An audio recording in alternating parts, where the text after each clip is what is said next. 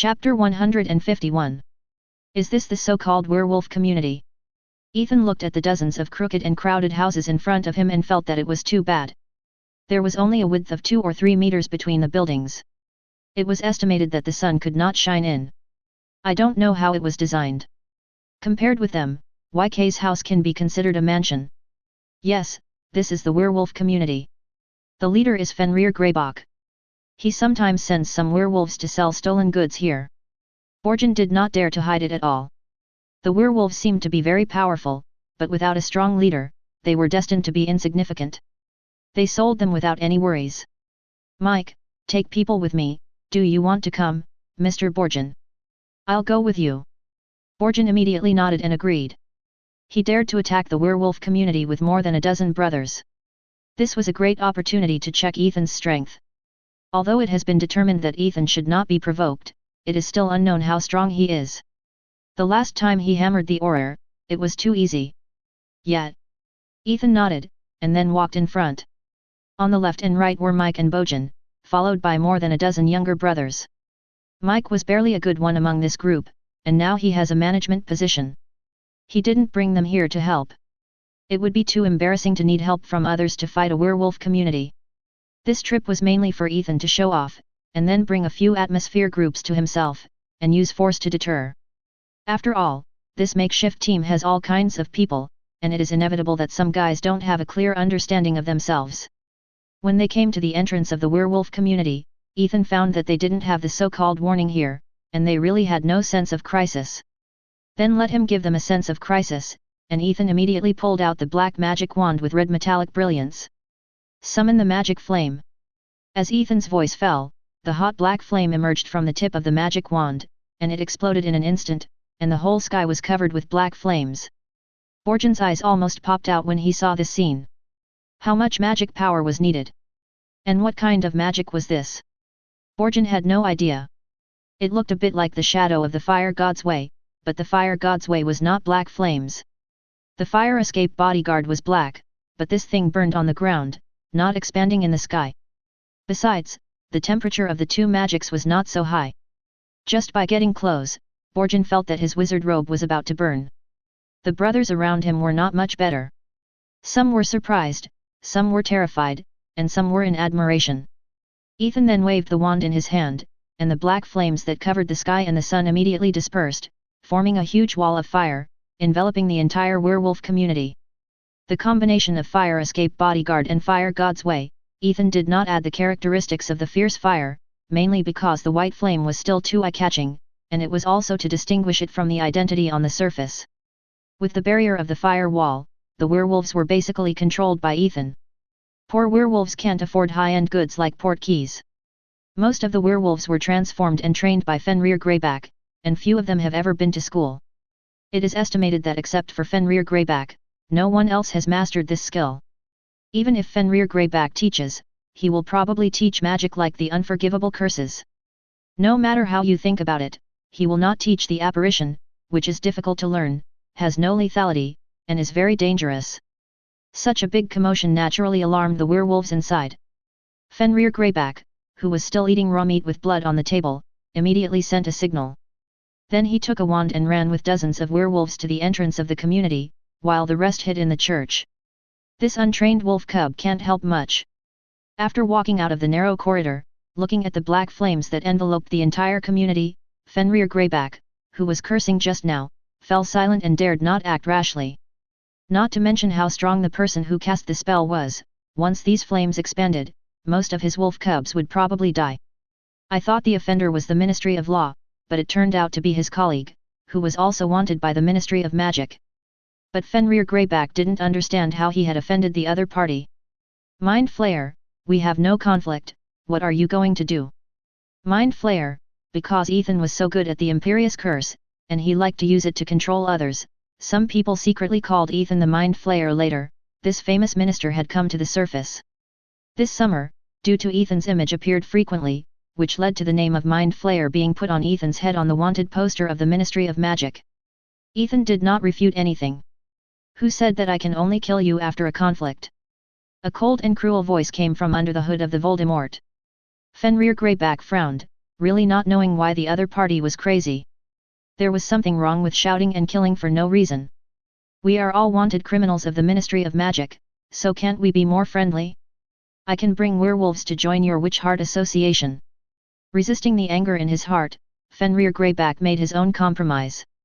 No one has ever spoken to him like this, but now he can only bear it. And this is his biggest bargaining chip, and he can also think of the other party's only purpose for coming this time. Fenrir Greyback also has his own ideas. He has always wanted to build a society where werewolves are supreme, and he has done so much for this, but he still can't see any hope. If he joins the Witch Heart Society and causes conflicts between them and the Ministry of Magic, then when they fight, he may be able to find a chance to fish. But I don't need you trash. The moment the voice fell, a thick dark green light was thrown out by Ethan. Avada Kedavra. After Fenrir Greyback screamed, he grabbed a wolf cub he brought with his right hand to block himself. Looking at the green light that was completely blocked, Fenrir Greyback breathed a sigh of relief, and then threw the wolf cub who had closed his eyes. Avada Kedavra. Krusha. Shatter to pieces. Listening to the constant sounds of spells, explosions, and screams coming from behind, Fenrir Greyback turned back quickly as if he had thought of something. He found that more than half of the more than 30 elite wolf cubs he brought with him were waving their wands at his own people. The Mind Flayer is worthy of being a Mind Flayer, and it did all this silently. Looking at this scene, Fenrir Greyback felt cold hands and feet. This was to destroy his werewolf community. As long as he was alive, there was still a future for werewolves, and the werewolf community could be established again in other places. Krusha. Fenrir Greyback, who was halfway through the apparition, suddenly fell to the ground, covered his chest and shrank into a ball. His mouth kept emitting heart-wrenching wails, his entire right arm had disappeared, and blood gushed out from the broken end. When talking with Fenrir Greyback just now, Ethan used the Imperious Curse to control his subordinates. The reason why he didn't use it on Fenrir Greyback was to let him die in the most painful way. Avada Kedavra. Green lights were thrown out by Ethan. No matter whether they were controlled by his Imperious Curse or not, Ethan didn't let them go. This scene made Borjan sweat coldly. Fortunately, he knew the situation and didn't offend him. Instead, he tried to please him. Otherwise, with this method that was more cruel than Voldemort, his fate could be imagined. At the beginning, Borjan also thought that Ethan was here to subdue the werewolves. But now he was wrong. He was here to eradicate the werewolves and had no intention of taking them in at all. Moreover, is that a ghost floating up? Why? Fenrir Greyback, who was lying on the ground wailing, let out a hoarse and angry roar. All the elites were dead, decades of hard work were destroyed, and he couldn't escape. He was the nightmare of many people, but the Mind Flayer was even more evil and cruel than himself. He didn't understand why he was treated like this, and where he had offended the other party. Ethan walked a little closer and cast a small spell. Remember those girls in the afternoon? Are they your people? Fenrir Greyback, who knew the original, widened his eyes and looked at Ethan in disbelief. Crucio. Take him with me. After adding another Crucio to make him lose the ability to speak for a short time, Ethan ordered Mike. Yes, boss. Mike responded loudly immediately, his hands trembling with excitement. He was the kind of person who was born cruel. He joined the Wuxenhui just to be able to do whatever he wanted and show his nature. Now that he saw Ethan's operation, he directly put him in the position of an idol. And he looked forward to such a day for himself. The group came directly to the church, which was the place where Ethan perceived the most concentrated magic power. Thunder explosion. Ethan lightly tapped his magic wand, and the orange-red flames quickly expanded, wrapping the entire church. The endless explosions, along with the sound of a large number of rocks falling, rang in everyone's ears. When everything calmed down, only the ruins were left for everyone, exposing the 70 or 80 werewolves inside to everyone's eyes. Among them, there were more than a dozen children around 10 years old, and now they all looked at Ethan and others with a look of horror. Ethan had no need to be soft on them. After a brief gaze, everyone lined up one by one to receive their own Yatiengua. Every person who fell had a satisfied smile on his face. No matter how they became werewolves, joining Fenrir Greyback's camp was a death sentence for Ethan. Now it's your turn. After Fenrir Greyback saw all the werewolves in his werewolf community die, Ethan walked over. At this moment, Fenrir Greyback's eyes were already dead, and he didn't hear Ethan's words. Heartbreaking. He said he would die the most painful way, so he died the most painful way. After taking away all the spirits, Ethan took everyone away and let the firewall fall down, turning everything here into ashes. From then on, there was no werewolf community. As for the exposure of Helheim's spirit, outsiders didn't know the specific effect, so what was the use of just seeing the spirit? Returning to the base of the Witch Heart Society in Nocturne Alley, Ethan focused his attention on the panel. Just now, when he was chewing the big melon, he also completed an achievement. It wasn't that Ethan deliberately brushed it, but the standard configuration of that identity was the 3 unforgivable curses, and the most lethal of them was the Kedavra. Big Melon Lover. The green light suddenly appeared, fear filled the heart, the fire of life was extinguished, the light of hope gradually faded, and the soul fell in trembling. Achievement goal, kill the wizard with Avada Kedavra, 100/100, achievement reward, advanced Kedavra. After receiving it, Ethan finally understood what this so-called advanced Kedavra was. Just like a certain game he played before, his big mouth can be chained, relying on curses. And Ethan used magic power. If he hit the opponent and took his life, he could find a target around the hit person and eject it. This ejection will last until there are no hostile targets nearby, or the magic in the Kedavra used by Ethan is used up, and the team will end it all. If this advanced version of the Kedavra was used just now, the dozens of people in the church could be solved by one Kedavra with enough magic power, instead of one by one. Also, Fenrir Greyback's method of using others as a killing curse has lost its effect. Chapter 152. Mid-August. Ethan brought Penelope and Cassandra to Diagon Alley. Today they were here to buy books for this semester. Both Batons also started school in September. Fleur and Gabrielle went back the day before yesterday at the request of their father, using a porte-clés. Ethan, this calendar. Hermione and Cho Chang stood on the side of the road and waved to Ethan from a distance. Both of them held the new ice cream cones launched by Flo's ice cream shop this year. After giving the ice cream cones to Ethan and the others one by one, Hermione took out the 2 newspapers under her armpits and showed them to Ethan. Is there still communication between the wizarding world and the Muggles? Look, he's on the Muggle newspapers. The first page of both newspapers published a large photo of a man with a haggard face and long and messy hair. The Daily Prophet reported that the Ministry of Magic confirmed today that Sirius Black is still at large. He is probably the most evil prisoner ever imprisoned in Azkaban. The Muggle newspapers recorded that Sirius Black had shot and killed 13 people 12 years ago. There was communication. We Muggle-born wizards went to Hogwarts to study, which was the result of communication from above. The Malfoy family used to serve the British royal family, and now they still have Muggle titles. It's just that because of the International Statute of Secrecy, the connection is now broken, but the Ministry of Magic's top leaders are still 093 and Muggle high-level contacts frequently. This is not something that cannot be said, Ethan told Hermione directly. I thought wizards and Muggles were 2 completely unrelated worlds.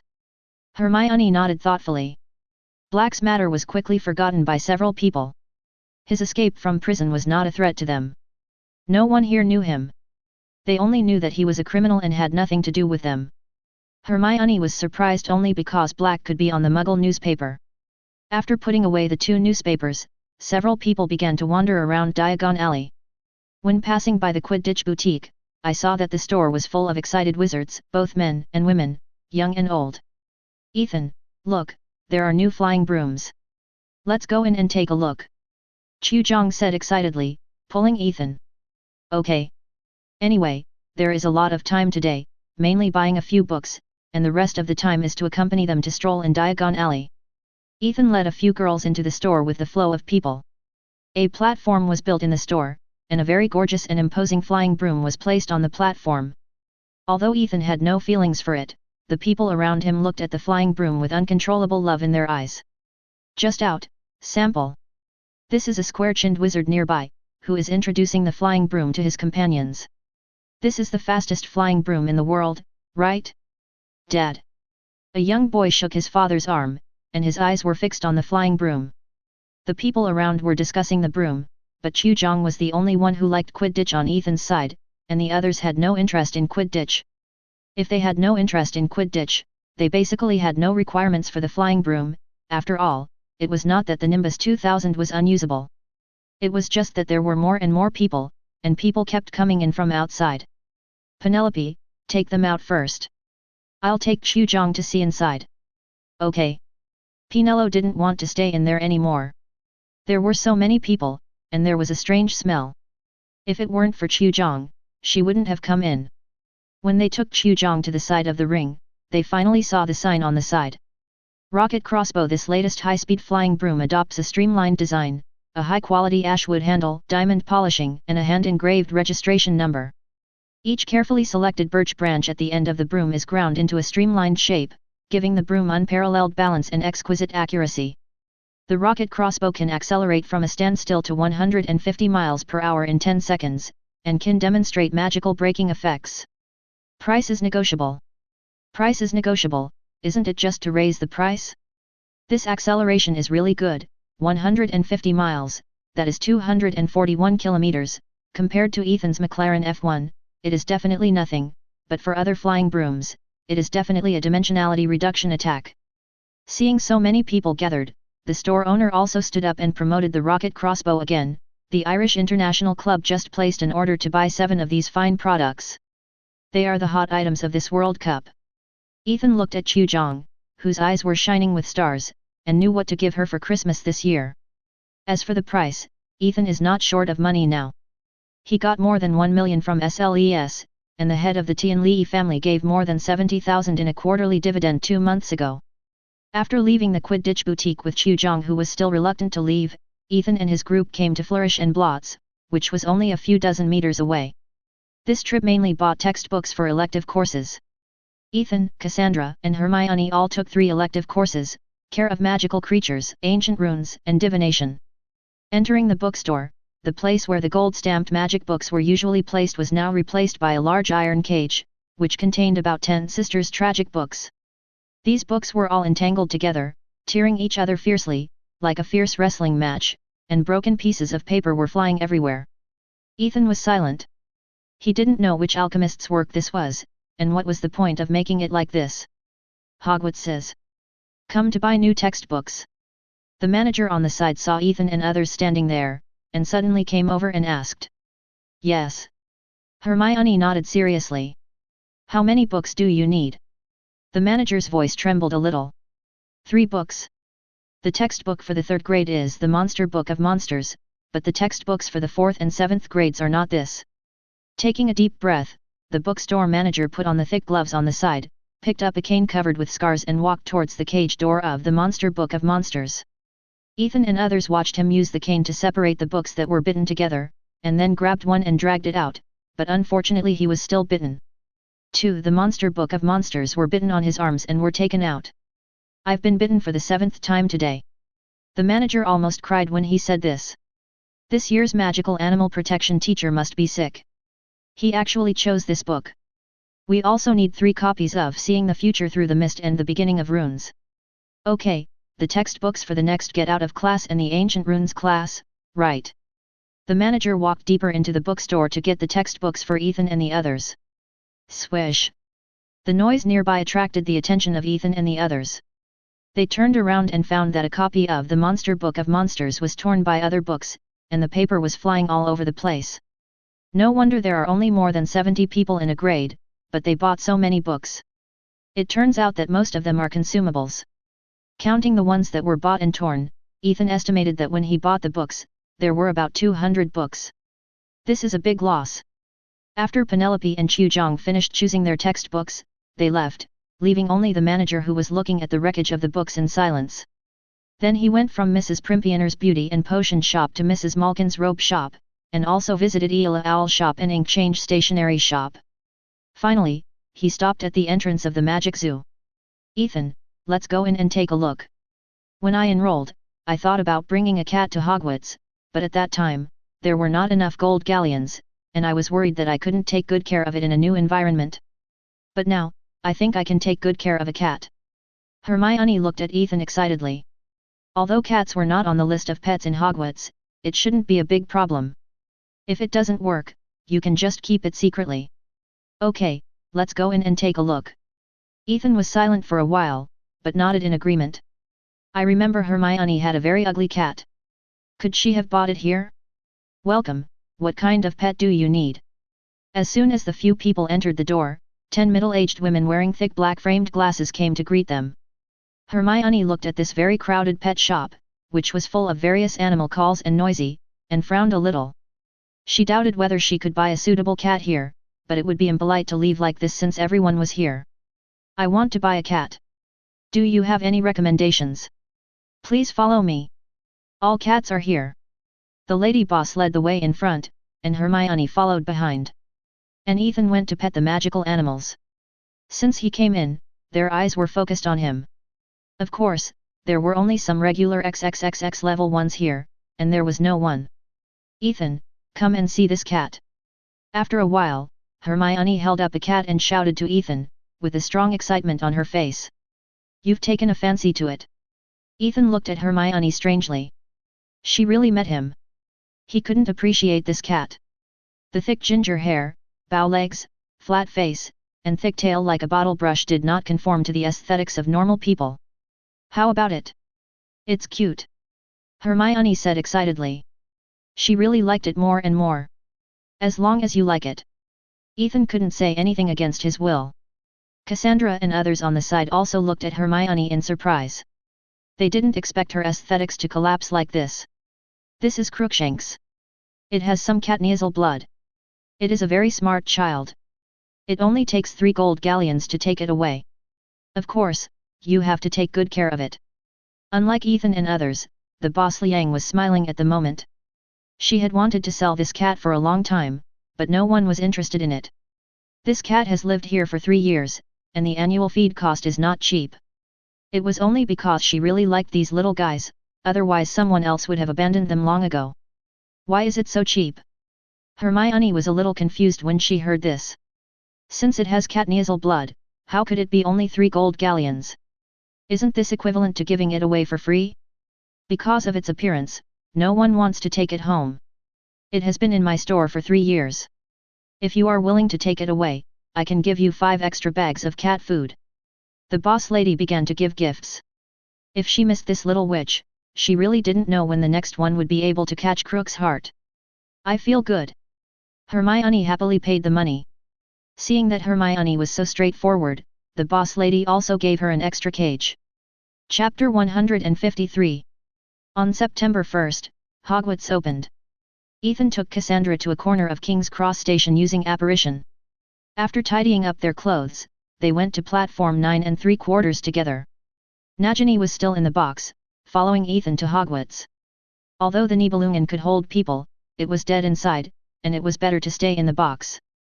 Penelope went home a few days before school started, and she would use apparition to come here by herself later. After the Christmas holiday, Penelope applied for the apparition class, and now she has mastered it and passed the assessment of the Department of Magical Transportation. Coming to the pillar leading to platform 9 3/4, the patrol intensity of the Ministry of Magic today was obviously much greater than in previous years. Ethan, how was your summer vacation? Fred whistled at Ethan next to the red train. Not bad, I made a little money. Is Egypt fun? Ethan walked over with Cassandra. To be honest, it's not that fun. It was a sunny day, but before we even got to the scenic spot, a sandstorm started. We were covered in sand when we went out. Fred sighed. This trip was really not fun. Okay. Now that I know the situation, I will pay more attention next time I go. Ethan is still very interested in Egypt. The magic civilization there should be relatively developed. Many magical animals are produced there, and there are books like the Emerald Record. 25 if he has time, Ethan will still go there. To be honest, I don't recommend you to go. Even if we enter the pyramid, we won't see anything. George shrugged. He was originally looking forward to it. Recently, a pharaoh's tomb has just been discovered. Under the leadership of Bill, George, and Fred are also preparing to explore it to see if there are any magic or props left over from ancient times. The result is naturally that they didn't find a single hair, which made them quite disappointed. What else can be found in the open pyramids? If you want to find something, go to the pyramids that have not been opened or discovered yet. That's the only thing that is valuable. The fact that it is open to the public proves that everything inside has been taken away. Unless there is a hidden secret room or something, the incense collectors can find it. Yet, why didn't I think of it at the beginning? Fred slapped his forehead. He should have explored the deep desert when he was in Egypt. Fred, George, did you take my rat tonic? Just when Ethan was talking to the twins, Ronald came over with Harry in anger. The rat tonic that I spent a lot of money to buy in Diagon Alley a few days ago disappeared from the table. The only ones in the family who could do such a thing were the twins. Originally, Percy was also within Ronald's suspicion, but he didn't dare to jump in front of Percy now. On the way here, he was getting angrier and angrier, until now he couldn't help it anymore, so he confronted the twins. Why do we need your rat poison? We don't raise rats. That's right, don't you go find it yourself. Fred and George felt puzzled. They liked to play pranks, but they would not deny it if they did it. Besides you, who else in our family could do such a thing? Ronald didn't want to listen to their explanation. Maybe you should have looked for it at home before going out, instead of shouting. What reason do we have to take your rat tonic? Fred glanced at Ronald and sighed. His temper was really getting weirder and weirder. Ethan, what are you all doing here? Hermione came over dragging a suitcase with Crookshank's cage on it, but the cage door was not closed. Ronald's rat tonic is missing, and I think Fred and George took it away. Is that so? Let's go in first. Hermione didn't want to bother with Ronald's troubles at all. It can be said that no one in Gryffindor had a good impression of him. Okay. Ethan was about to take the two girls on the train. Gurgle. Suddenly, a strange sound came from behind Hermione, attracting everyone's attention. Looking in the direction of the sound, Hermione's cat was crawling, staring at Ronald with sharp eyes, or to be more precise, the rat on Ronald's body. Suddenly, Crookshanks moved, rushed out of the cage, and pounced directly on Ronald's chest. Stop! Crookshanks, stop! Hermione screamed directly. She didn't know what was wrong with Crookshanks and why he suddenly attacked Ronald. Scabbers, who had poked his mouse out of Ronald's pocket, also saw this scene. He knew that the cat was definitely targeting him. He immediately slipped out of Ronald's pocket and fled madly the moment he landed, while Crookshanks chased him closely. Scabbers! Ronald was also confused by this sudden scene. He shouted and hurriedly chased after him. But how could Ronald catch up with a cat and a mouse? In the blink of an eye, the cat and the mouse ran under the track, and Ronald couldn't get down. Granger, hurry up and catch your cat back. Scabbers is already very old and can't run faster than a cat. Ronald ran back in a rage. Harry was the only friend left, but there were some things that even Harry couldn't say, so he could only confide in Scabbers. This also made Ronald pay special attention to this mouse at this moment. Hermione ignored Ronald. She was also anxious. She didn't know what happened to Crookshanks suddenly. Finally, Scabbers was forced to the wall by Crookshanks. The legs of both of them were not at the same level. How could Scabbers run without taking advantage of the terrain? A claw stretched out like lightning and pressed Scabbers under his feet. The store bit the mouse's head and shook it left and right. No, Scabbers! Ronald made a sad voice and looked at the scene in disbelief. Ever since Scabbers went to Egypt, he has not been in good spirits and even his color has changed. It is hard to say whether he can survive this year. How could he bear being treated like this by a cat? Get out of my way! Ronald picked up his package and slammed it at Crookshanks. He had to save Scabbers no matter what. But with the reaction speed of a cat, how could Ronald hit it, not to mention that Crookshanks also has catkin blood? Crookshanks jumped to the side to avoid the package, put Scabbers in his mouth, stepped on it with his feet, crawled on the ground and looked at Ronald and growled threateningly. Seeing that Scabbers was cornered, in order to prevent him from being exposed, Ethan had to take action. With his hands stretched out in the air, Scabbers and Crookshanks flew uncontrollably towards Ethan, one in each hand. One was placed in Hermione's arms, and the other was thrown to Ronald. Hermione took Crookshanks, who was still trying to jump forward, and stuffed him directly into the cage and locked the door. Ronald looked at Scabbers, who had lost a lot of hair all over his body, and looked at Hermione angrily. Watch your monster, don't let it get close to Scabbers again, you'd better pray that Scabbers is okay. After yelling, Ronald carefully put Scabbers back into his pocket. It's its nature to catch mice, and Crookshanks doesn't know that this mouse can't be caught. I will teach it a lesson. Hermione was also annoyed by Ronald's attitude towards her cat, but after all, it was her cat who provoked it first, and she was a little lacking in confidence at the moment. Okay, I'll give you this bottle of magical animal tonic. Isn't your rat tonic missing? This is the kind used by animals in Hagrid. This bottle of potion is worth 100 of your rats. Ethan said, throwing a bottle of red potion to Ronald. I hope your potion can work. After taking the potion, Ronald left with HARRY 737 without looking back. He didn't dare to argue with Ethan. You can't win by fighting, and you can't win by talking. Hey, was that really the magical animal tonic you just now? Fred asked Ethan in a low voice. He knew that Ethan didn't have such a good temper. How could he give the potion to Ronald when Ronald was so jumpy? It does have a certain tonic effect, but it is more of a Q-promoting effect, mainly for forcing magical animals to mate. Hagrid wants to cultivate a new type of magical animal. He needs to cross a fire crab with a man-headed lion body manticore, so he asked me to prepare this potion. Hagrid told Ethan this when he wrote to him some time ago. He originally wanted to buy it in Diagon Alley, but it was not available. He asked Ethan where to buy it. If it still doesn't work, he is ready to go to the black market. If everything goes well, Hagrid should cultivate a blasting-tailed screw-it. Will it be a problem? It's eaten by mice, and Ronald won't eat it himself, so what can go wrong? Scabbers is just a mouse. It's very old and probably doesn't have any abilities. Even if it has, it can only find some wild mice outside. Ethan waved his hand and said indifferently. Okay, I also want to see what the consequences of Scabbers estrus will be. After hearing what Ethan said, Fred didn't have any objection. It was just a mouse. Then several people got on the car. When passing a carriage, the twins were called in by Jordan. Ethan and the others continued to move forward. When they passed a carriage, they saw Ronald, who kept talking. Next to him, there was a middle-aged man sleeping against the wall of the train. His clothes looked quite worn out.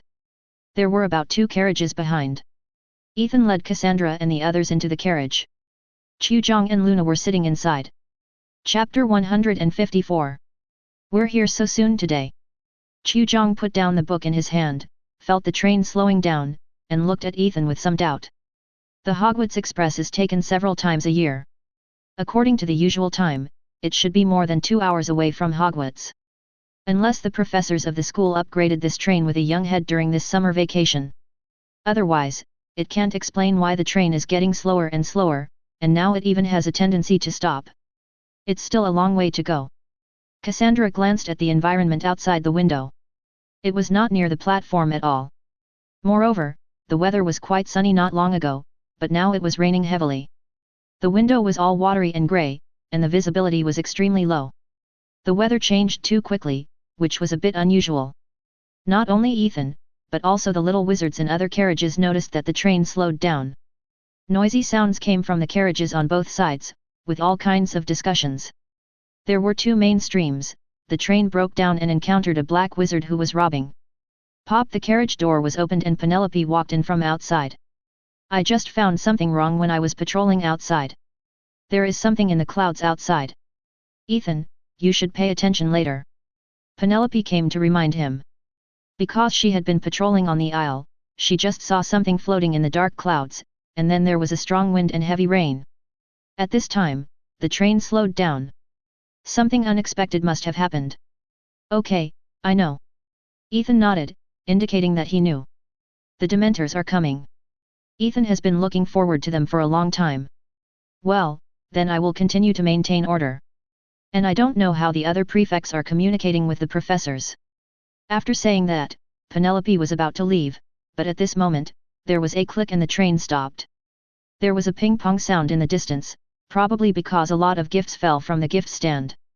Then all the lights went out, and outside it was cloudy and heavy rain fell. There was no light at all, and the whole train was plunged into darkness. Penelope immediately cast a loud spell on her throat and walked out of the car. I am the female president of the student union. Everyone go back to the car. Don't run around or panic. It's just that the effect is not very good. Not many people listen to Penelope's words at all, and the whole scene is still in chaos. There is no way, Penelope can only find other class leaders to help maintain order together.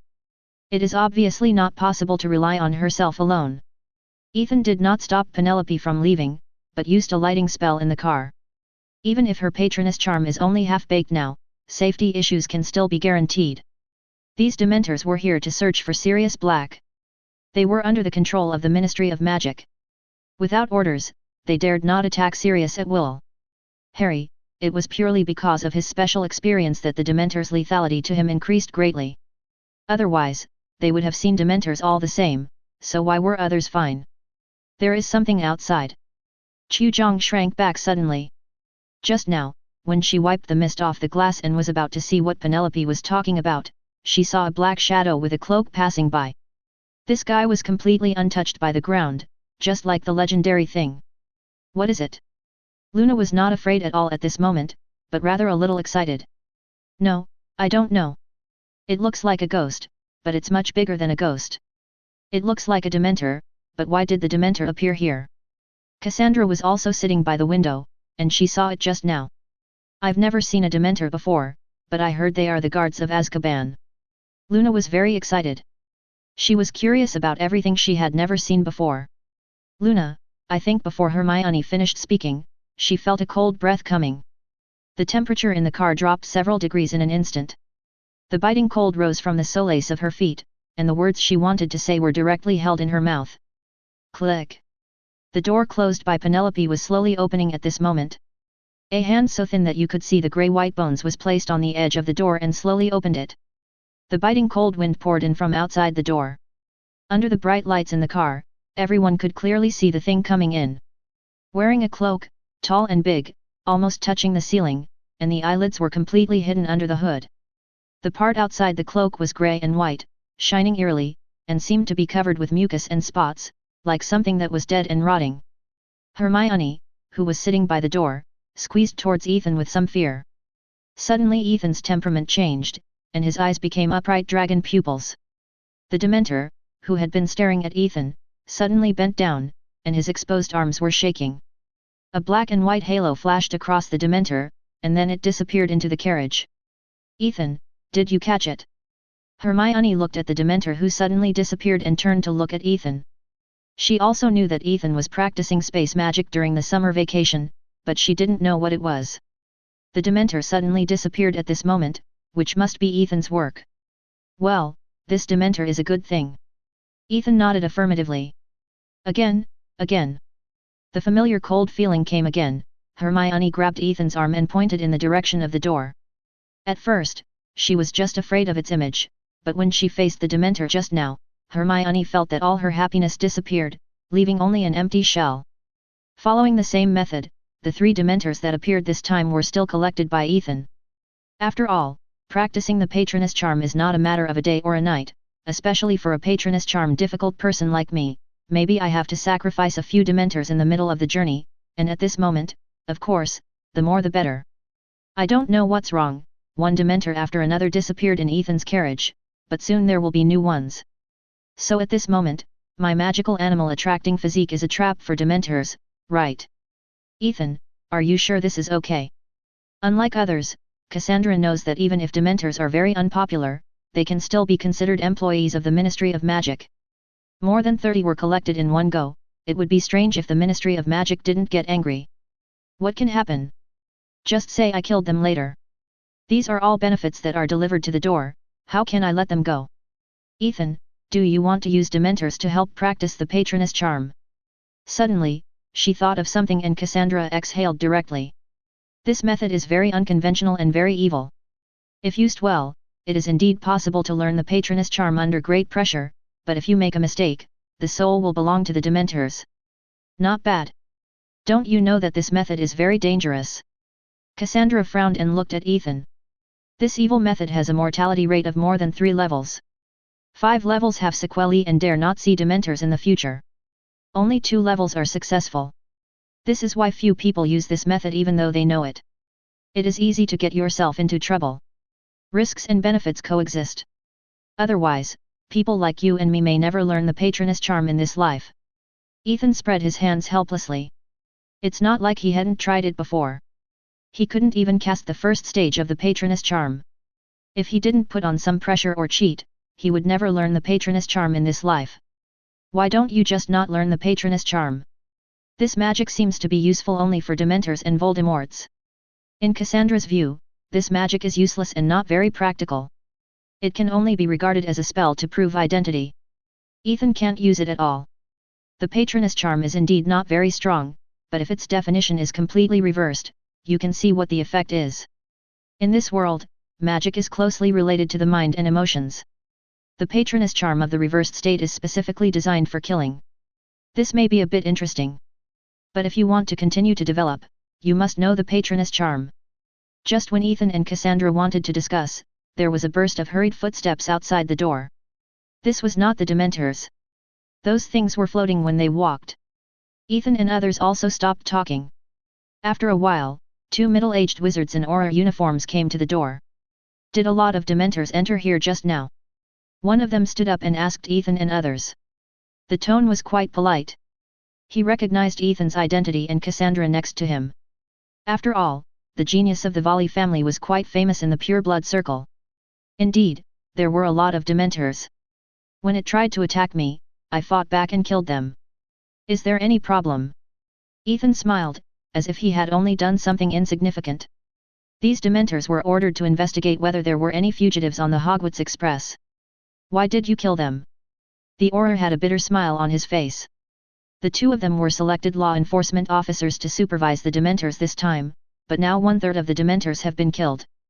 Punishment will definitely be inevitable. There was no doubt that Ethan could kill the Dementors. At the duel competition, many wizards saw Ethan's control over Fiend Fire and later publicized it. And Fiend Fire is the magic that can easily burn Dementors to death. Now there is no trace of fire, so we can only imagine it.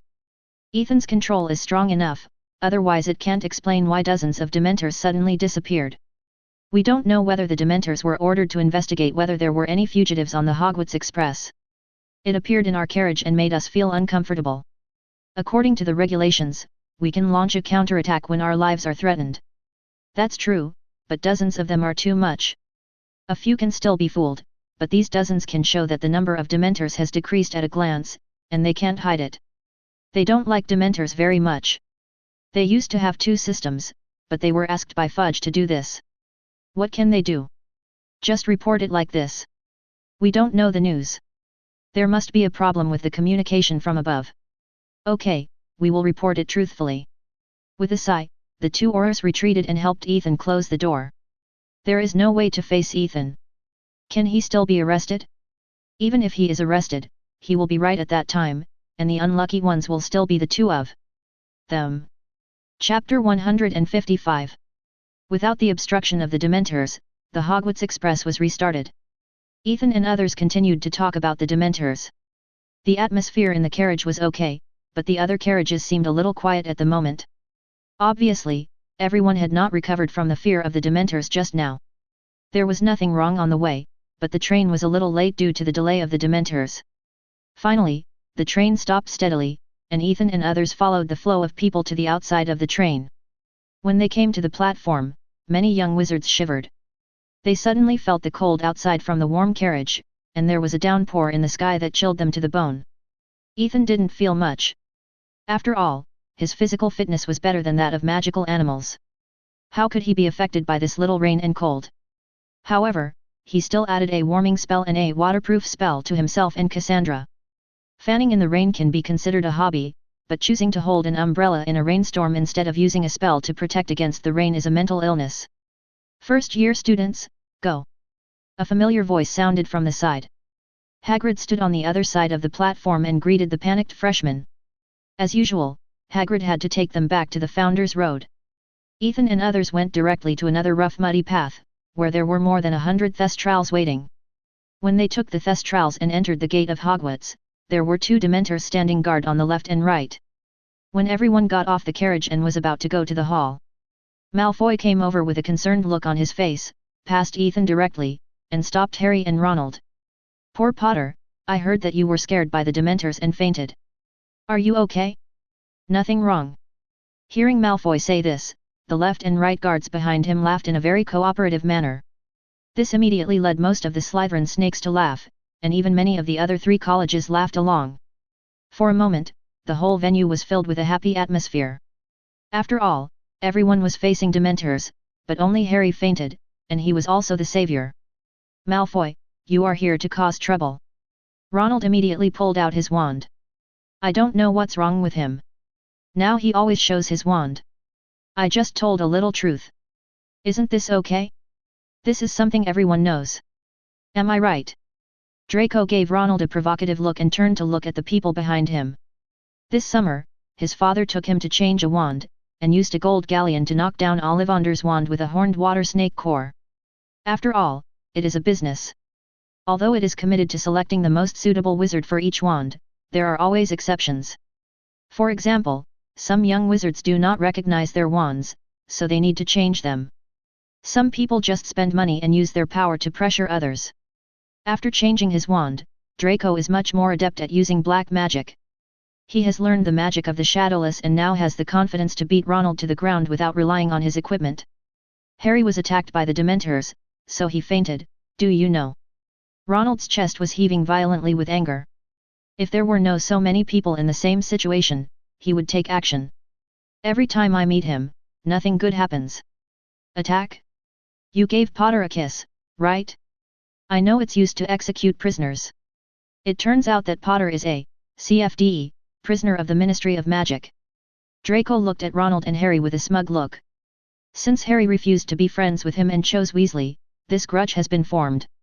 The little wizards around were not in a hurry to go to the auditorium. After all, the opening ceremony every year was the same. It was not as fun as watching the excitement here. VR. Ronald's face turned red with anger, and his hand holding the wand began to tremble. He was not very good at speaking, and at this moment he could not find any good way to refute. What are you all doing here? A somewhat gentle voice came from behind the crowd. Everyone turned their heads and saw a thin wizard with grey hair coming out of the thestral carriage, holding a tattered box in his hand, and his robe was full of patches. Lupin originally wanted to wait until the students left before coming out, but at this moment Harry was in trouble. After all, he was James' son, and he could not help him. Professor, we have nothing to do, just chatting. Draco looked at Lupin arrogantly, and walked towards the auditorium without looking back. He knew that it was not a good choice to conflict with a professor. This defense against the dark arts professor, how long do you think he can live? Turning around, Draco started talking to his two followers about Lupin, his tone full of malice. Following the flow of people, Ethan and others came to the auditorium. Today, the ceiling of the auditorium was a dark and cloudy sky, which was quite in line with the theme of the next few years. After all, it was accompanied by Dementors. Potter, I want to see you. Standing at the front, Professor McGonagall shouted to Harry through the crowd. This was just a small episode and did not affect others. Everyone sat down at their own college table skillfully. Soon Dumbledore also came in with the professors. This year's sorting ceremony was still hosted by Professor McGonagall.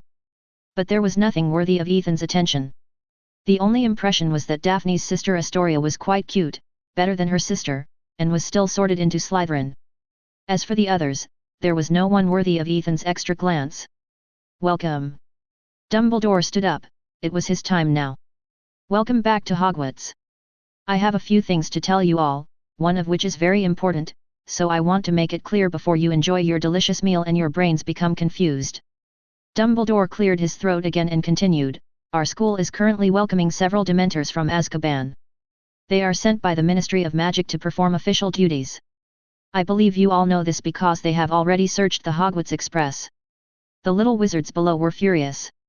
Although they were happy to laugh at Harry just now, they were not happy about the Dementors coming to Hogwarts. Just facing them just now, I felt suffocated. If I were to live with them every day, would I be able to bear it? Quiet. They are stationed at every entrance of the school. I must make it clear that when they are here, no one is allowed to leave the school without permission. No tricks, gimmicks, or disguises can deceive Dementors, even the invisibility cloak. Now most of the eyes in the hall were focused on Ethan. They knew there was a box where Dementors could not return, and that box was where Ethan sat. Is it true that all means could not reach Dementors? No one believed it. Maybe Ethan was not lying, but killed Dementors directly. Then they could ask him if there was any way to deal with Dementors. There was no expression before because he was numb. He had done too many things. He could not be treated as a student. He would be autistic. Dumbledore also noticed the actions of the little wizards below, took a deep breath, and then said, Dementors do not understand excuses and begging for mercy by nature, so I remind everyone here not to let them find reasons to hurt you. I hope that the prefects and our newly elected male and female students will pay attention to ensure that no student will conflict with Dementors." After that, Dumbledore looked around the hall very seriously. He didn't want the Dementors to come to Hogwarts, but now that they are here, he can only try to reduce the harm caused by the Dementors as much as possible. Let's end this topic and change to something lighter. I am very happy to welcome 2 new teachers to join our team this semester. Speaking of this, Dumbledore changed his serious face and turned into a smiling face. First, it is Professor Lupin, who has happily agreed to fill the vacancy of the Defense Against the Dark Arts class. But the young wizards below were quite disrespectful, and only a few scattered applause broke out, and only Harry and his friends applauded. After all, Lupin's appearance was too bad, wearing a patched wizard robe, sitting on the professor's chair seemed a bit out of place. But Ethan noticed the twisted expression on Snape's thin and yellow face, that was not anger, but hatred. As one of the 4 predators, Lupin, Snape's hatred for him was definitely second only to James. After all, one of their pranks almost made Chanping bite him to death. As for our second new teacher, Rubeus Hagrid, he agreed to take this teaching position in addition to the position of gamekeeper. Another round of sparse applause rang out, only a few Gryffindors and Hufflepuffs were clapping. After all, most wizards discriminate against half-bloods. Although Hagrid has worked at Hogwarts for so many years, except for welcoming new students every year, he has no intersection with most other young wizards and is a transparent person. But after seeing Ethan start to applaud, many young wizards also spontaneously applauded. From Ravenclaw to Slytherin, then Hufflepuff and Gryffindor, everyone applauded, and the atmosphere seemed particularly warm. Hagrid looked at the scene below, his face flushed with excitement. "Okay, that's all the important things. Now, the banquet begins." As Dumbledore finished speaking, the 4 headmasters' tables were filled with delicious food and drinks. Only now did everyone's fear of Dementors fade. Until the end of the banquet, everyone walked towards their respective dormitories under the leadership of the prefects. "Ethan, stay for a while," Dumbledore said to Ethan with a smile while standing on the stage. Chapter 156. At this moment, only Ethan and Dumbledore were left in the hall. "Ethan, you did a good job on the train." Dumbledore first gave his affirmation. After all, he didn't like Dementors either. If it weren't for the Ministry of Magic's strong request, he wouldn't have let Dementors in. "But don't do this kind of thing again. Fudge has communicated with me. He is very angry about your voluntary behavior." Ethan knew it was about the Dementors. After all, the school had just started. Even if he wanted to cause trouble, he couldn't do it at this moment. "Principal, I only found out afterwards that Dementors are employees of the Ministry of Magic, responsible for tracking down fugitives on the Hogwarts Express. You know, I was born a Muggle, and I didn't know about these things at all. According to the regulations, even if a young wizard is in danger, he can cast a spell outside the school. Facing the Dementors, I felt my life was in danger. I think I did the right thing." Ethan certainly couldn't admit it at this moment. "I told Fudge the same thing, but whether your life is threatened or not, you know it yourself. I'm just telling you not to hurt the Dementors anymore, otherwise it will be difficult to explain later." Dumbledore could tell Ethan's strength from the surface. It was strange that he could feel the threat of life from the Dementors. He was definitely not careful on purpose. Fudge was very angry when he talked to him. If he couldn't find a reason, he would have to come to Hogwarts. It would be bad for Ethan to offend the Minister of Magic for no reason. "I know. If the Dementors don't provoke me later, I won't provoke them." "Explain, who should I explain to? If I want to kill the Dementors, who can find out? But now there must be enough Dementors, and there is no need to kidnap them." "I hope so." Dumbledore shook his head. He could see that Ethan was not an honest person. He kept looking for trouble since he entered school. "By the way, Headmaster, why did you let Dementors into Hogwarts? Just now I heard a little wizard say that you don't want Dementors to enter the school." Ethan was quite speechless about Dumbledore's character. He is the first person in the current magic world and also the one with the greatest reputation. He was able to compromise under the pressure of the Minister of Magic. I really don't know what he was thinking. And later Umbridge came to Hogwarts, which was the result of compromise. Even if he doesn't want to be the Minister of Magic, it's okay to support a wizard close to him to be the minister. There is no need for Dumbledore to operate. As long as he publicly expresses his support for who to be elected as the Minister of Magic, it will probably be done. I am just the headmaster of Hogwarts, and Fudge is the minister. Dumbledore was also a little helpless. He didn't want to be like this, but the creed he set for himself at the beginning was not to participate in any politics. He was also afraid of participating in politics and interfering in the Ministry of Magic. Once his ambitions expanded, he would be the biggest trouble in the world. The time he spent with Grindelwald still echoes in his mind, and he still hasn't forgotten the words "for the greater good." If he gets in touch with power, Dumbledore can't guarantee that he can restrain himself again for the second time. You are the headmaster of Hogwarts, so you have to be responsible for the students and professors. Ethan didn't want to care what Dumbledore thought, but he could see that he was constantly compromising. You are right. Dumbledore sighed, and he also knew this truth. But compared with the two, he still chose to continue to restrain himself. Hogwarts is a cage. Once you break free, everything will become uncontrollable. Maybe he will join hands with Grindelwald and find a way to return to the top and fight again for the greater good. This is all possible. If it really comes to that time, Voldemort has not been solved, and there will be two bigger troubles in the wizarding world, and they will not be limited to Britain. Thinking of this, Dumbledore has a headache. Voldemort is indeed left with only a wisp of his soul, and the loyal Death Eaters are now imprisoned in Azkaban. But now there is another illegal organization that gathers dark wizards. After all, they are rampant in Nocturne Alley, and the Ministry of Magic dare not act rashly. According to the news received, the destruction of the werewolf community is also related to this new organization, the Witch Heart Society. It is really a troubled time, and everything has come together. If Voldemort is resurrected and unites with this organization, can Harry still be the savior? Dumbledore himself is not sure about this. According to the description of the Aurors, this Mind Flayer is proficient in the 3 unforgivable curses. Even if his strength is not as good as his and Voldemort, he is definitely at the top level of the wizarding world, selected to surpass the professors of Hogwarts. After separating from Dumbledore, Ethan returned directly to Ravenclaw's tower. Dumbledore was unwilling to make changes, and he wanted to see what would happen if he and Fudge had a conflict. After all, the bigger the waves, the more expensive the fish. How can Ethan fish without thoroughly muddying the water? Ethan, tell me, how do you deal with Dementors? As soon as he returned to the dormitory, the 3 silly sons rushed over and surrounded Ethan with excitement. On the Hogwarts Express, the 3 of them were also in the same carriage, although they were not as scared as Harry to faint. But when facing the Dementors, they felt extreme fear, as if their heartbeats were about to stop.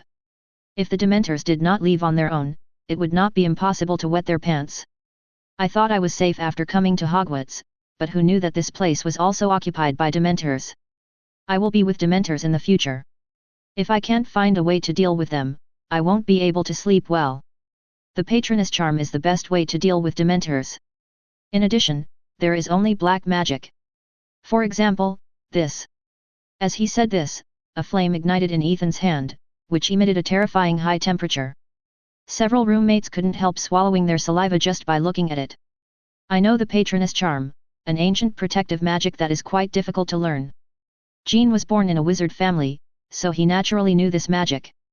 Unfortunately, even his parents didn't know it, let alone himself. At the beginning, he just heard them say, if I had learned the Patronus charm, maybe my position could be promoted now, so I asked them. I have the learning method here, but I haven't learned it yet, so I can't teach you. Ethan threw a piece of parchment over. This kind of magic is not a secret. It is available in the Hogwarts library, but not many people learn it, and even fewer people are rich. Please give me flowers. And Ethan had already memorized these materials in his mind, so he didn't need them at all. Thank you. Terry hurriedly reached out to catch it, and then looked through it with the other 2 people. Ethan didn't pay attention to it, after all, he didn't understand it yet. The moment he pushed open the door and walked out of the dormitory, a blue light door appeared in front of Ethan, and Ethan stepped in without stopping. Then Ethan disappeared into the corridor with the blue light door. First, he restored the shrunk suitcase to its original size and released Nagini. Later, she wanted to move around in Hogwarts, so she could only take the polyjuice potion and transform into Cassandra and the others to go out. After a while, Ethan's wizard address book flashed. Ethan looked through it and found that Cassandra had already arrived at the Ravenclaw Tower. Ethan directly used his authority to bring her in. Cassandra was the first one, and soon Ethan's wizard mailbox flashed again. He did the same thing and brought everyone in. Their entry methods were the same, first contacting the wizard mailbox, and then Ethan used his authority to pick people up. While still on the Hogwarts Express, Cassandra gave Chuzhong and others a popular science on the dangers of learning the Patroness charm with Dementors. They asked that they could not practice alone, and they had to be present. Now that you are all here, I can start. Ethan looked at Cassandra and the others and said helplessly. Okay, we'll watch you. Penelope came to Ethan's side. If Ethan failed, she would be the one to expel the Dementors. Although she was still in the first stage and could do nothing when facing multiple Dementors, this silver-white mist was still quite useful when there was only one. Penelope tried it on the Hogwarts Express opening a corner of the Nibelungen. Ethan directly pulled out a Dementor. Under the gaze of the women, Ethan raised his head and looked at the face of the Dementor, while approaching it. But to everyone's surprise, the Dementor actually trembled and retreated. Use your power to absorb my happiness, understand? Ethan lit a ball of fire in his hand and threatened the Dementor in front of him. Seeing the flame that could burn the soul, the Dementor nodded hurriedly. It had never seen such a request in its life, threatening itself to absorb its happiness. With the cooperation of the Dementors, Ethan only felt that the temperature around him dropped a little and began to become gloomy. But the happiness was not absorbed, and he did not feel sadness or pain, which was no different from when he faced the Dementors on the Hogwarts Express. Is it because his magic resistance is a bit high? After all, Ethan has the characteristics of magic resistance, which increases with the improvement of physical fitness, and he has sublimated it once after taking magic blood. Now Ethan's magic resistance is higher than that of a fire dragon, so it is normal that the Dementors have no effect. With a sigh, Ethan immediately ignored the disgusting appearance of the Dementors and took 2 steps forward and came directly under the Dementors. At this time Ethan did have a feeling, and began to feel a little lost and depressed. And with the cold air from the Dementor's mouth hitting his face, this feeling became more obvious, and brought Ethan a dead and lonely feeling. Chapter 157. The feeling is finally here. Ethan began to recall happy things, which were of course the times he had with Penelope and Nagini. The happiness brought by this is the kind that cannot be described. Expecto Patronus. With happy memories, Ethan began to call for his own patroness. A silver-white mist began to appear in the slightly dim Ravenclaw chamber, although this mist was only a very thin layer, far less than Penelope's thick mist that was enough to block the vision. But Ethan finally stepped out of this scene and found a little clue, which is a good thing. You succeeded just now. Cassandra said excitedly. She knew that the patroness charm that Ethan had released before had no reaction. It seems that the method of using Dementors is weird, but it is really useful. It can really be considered as an entry. Ethan waved his wand, and a trace of silver-white seasonal air was dispersed. I just took the time to look at the panel, which has been marked with the patroness charm, level 1, which means that I have learned it. But this little bit is useless. To reach the entity, Ethan estimates that at least the patroness charm of level 5 or above must be used. We have to continue. The pressure of this Dementor is not enough. At least 3 or 5 will be needed. After all, I was not desperate just now. 60-90 How can a person exert his potential without great pressure? I plan to add a few more Dementors together. You just saw that a single Dementor has no effect on me at all. Ethan said his thoughts to Cassandra and others. I can't expel multiple Dementors. Are you sure you want to do this? Penelope frowned and looked at Ethan. For a magic, this is not necessary. It doesn't matter. Isn't Cassandra here? If you can't expel them, let her use the backfire. Hearing Ethan's words, the Dementor beside him trembled noticeably. This wizard's heart is darker than his own, he is simply a demon. Why did he go to that carriage in the first place? He really regretted it. Okay, let me do it. She was sure that when Ethan was in danger, she would burn the Dementors. After Cassandra was ready, Ethan pulled out 4 Dementors in one breath, and there were 5 Dementors with the one just now. Fortunately, he had prepared enough stocks when he was on the Hogwarts Express, otherwise it would be really troublesome at this moment. The 5 Dementors lined up in a row, and after being threatened by Ethan, they were all willing to obey Ethan's orders. Let the 5 of them form a circle, and Ethan stood in the middle. It is worthy of 5 times the number of Dementors, and it is really 5 times the despair.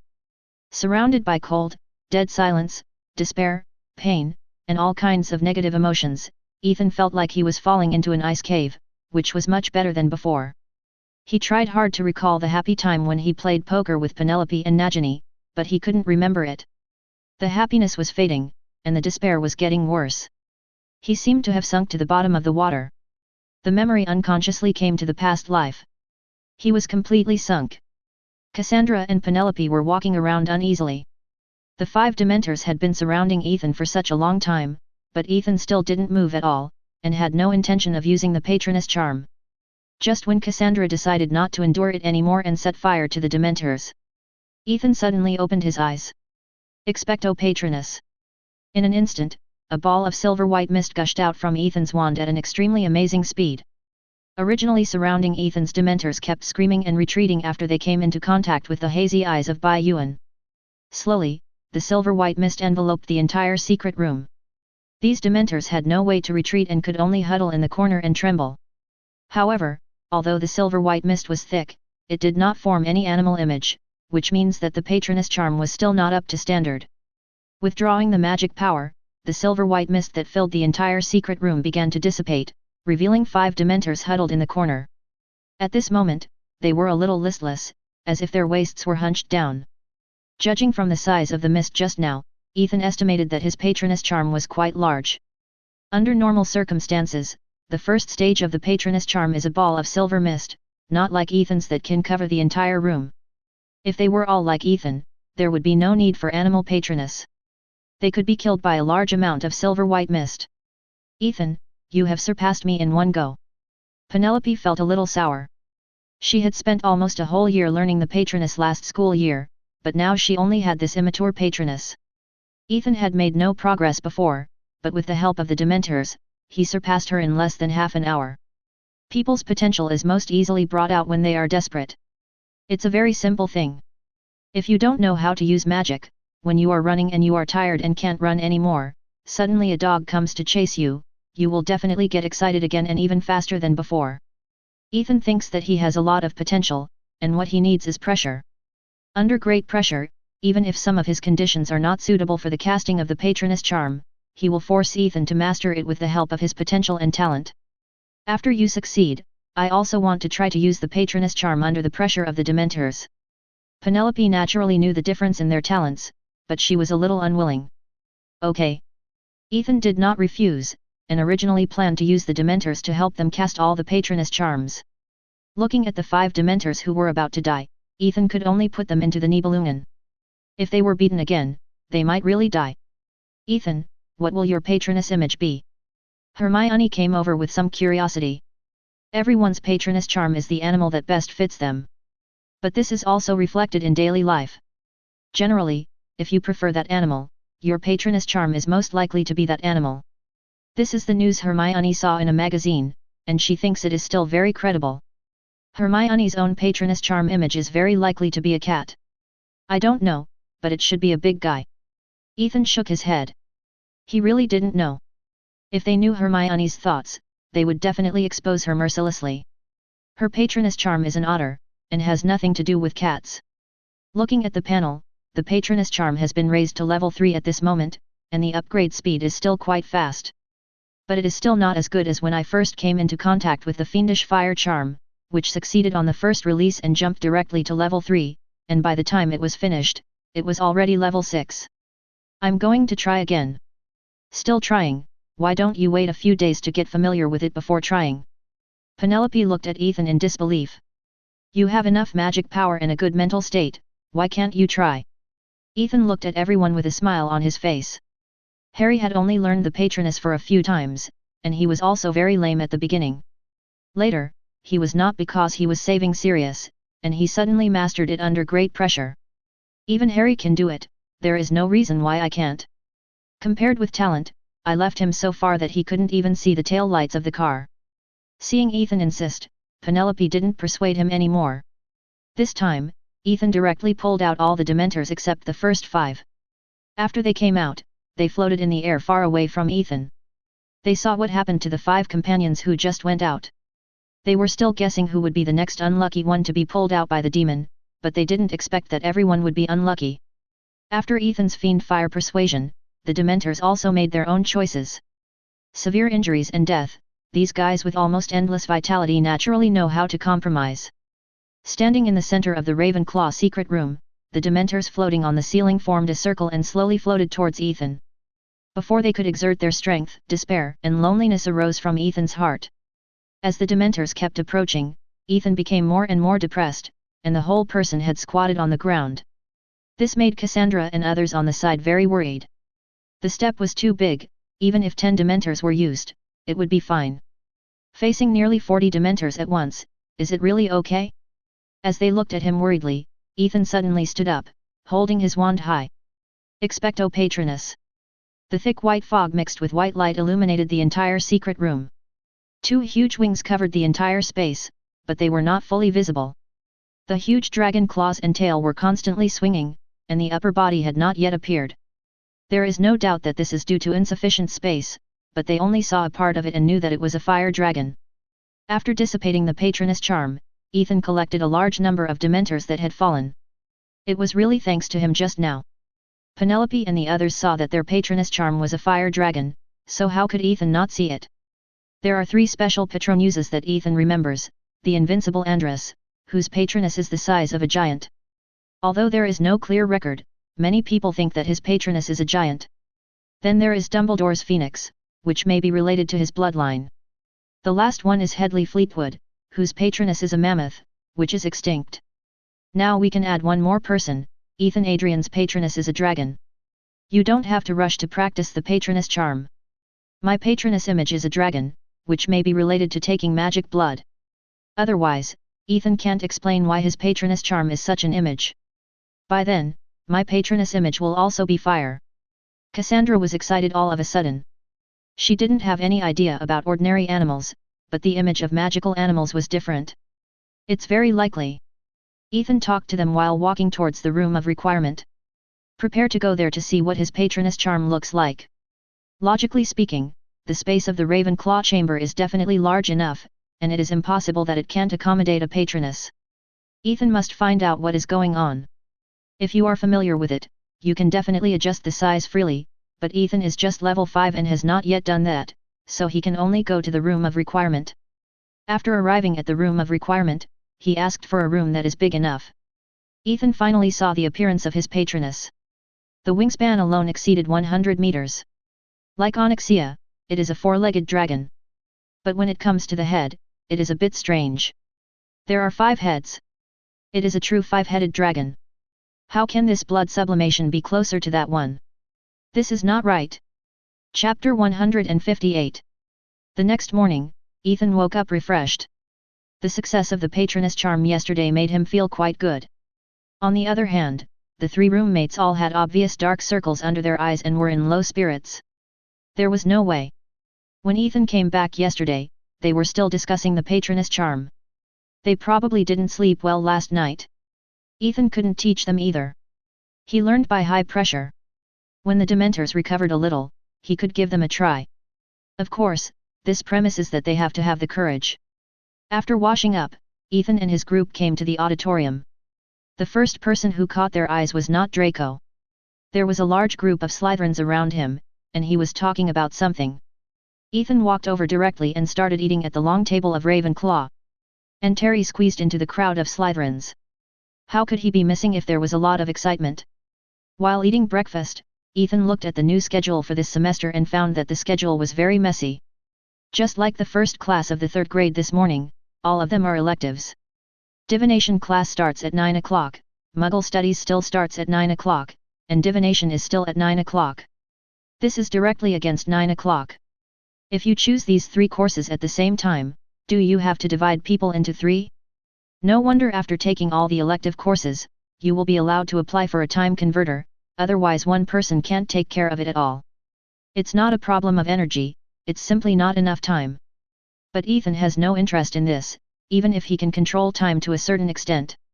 The rules of this world, the past cannot be changed, and what has happened is an established fact. Just like Harry thought that his father used the Patronus charm to save himself and Sirius, but when he used the time converter to go back to the past, he found that his father didn't have the ability to run back from the spirit world. It was his own sudden outburst that saved his past self. If it were me, someone wanted to go back to the past to kill me, even if his strength was stronger than Ethan in the past, he would fail due to various factors. Since we are already living in the present, the past cannot kill us. After all, this is not a world where timelines can be adjusted at will. Knowing this, Ethan was indifferent to the time twister, otherwise he would have failed all the subjects and applied for the time twister. Ethan, who put down the timetable, suddenly heard a burst of laughter from the side. Turning his head, he saw Draco fainted on the ground, making funny faces at Harry. Apparently, he started to make funny faces again after seeing Harry coming. It must be said that Draco really loves Harry. "Hey, Potter!" Pansy Parkinson screamed when she saw Harry walking towards Gryffindor without stopping. "Potter!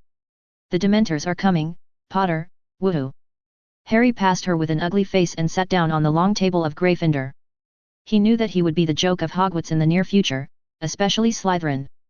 At this time, Hagrid also walked into the auditorium, still wearing the moleskin coat he wore yesterday, and holding a dead polecat in his hand. He came to have breakfast. In the past, he cooked his own food in his own cabin, but now, as a professor, he could eat in the professor's chair.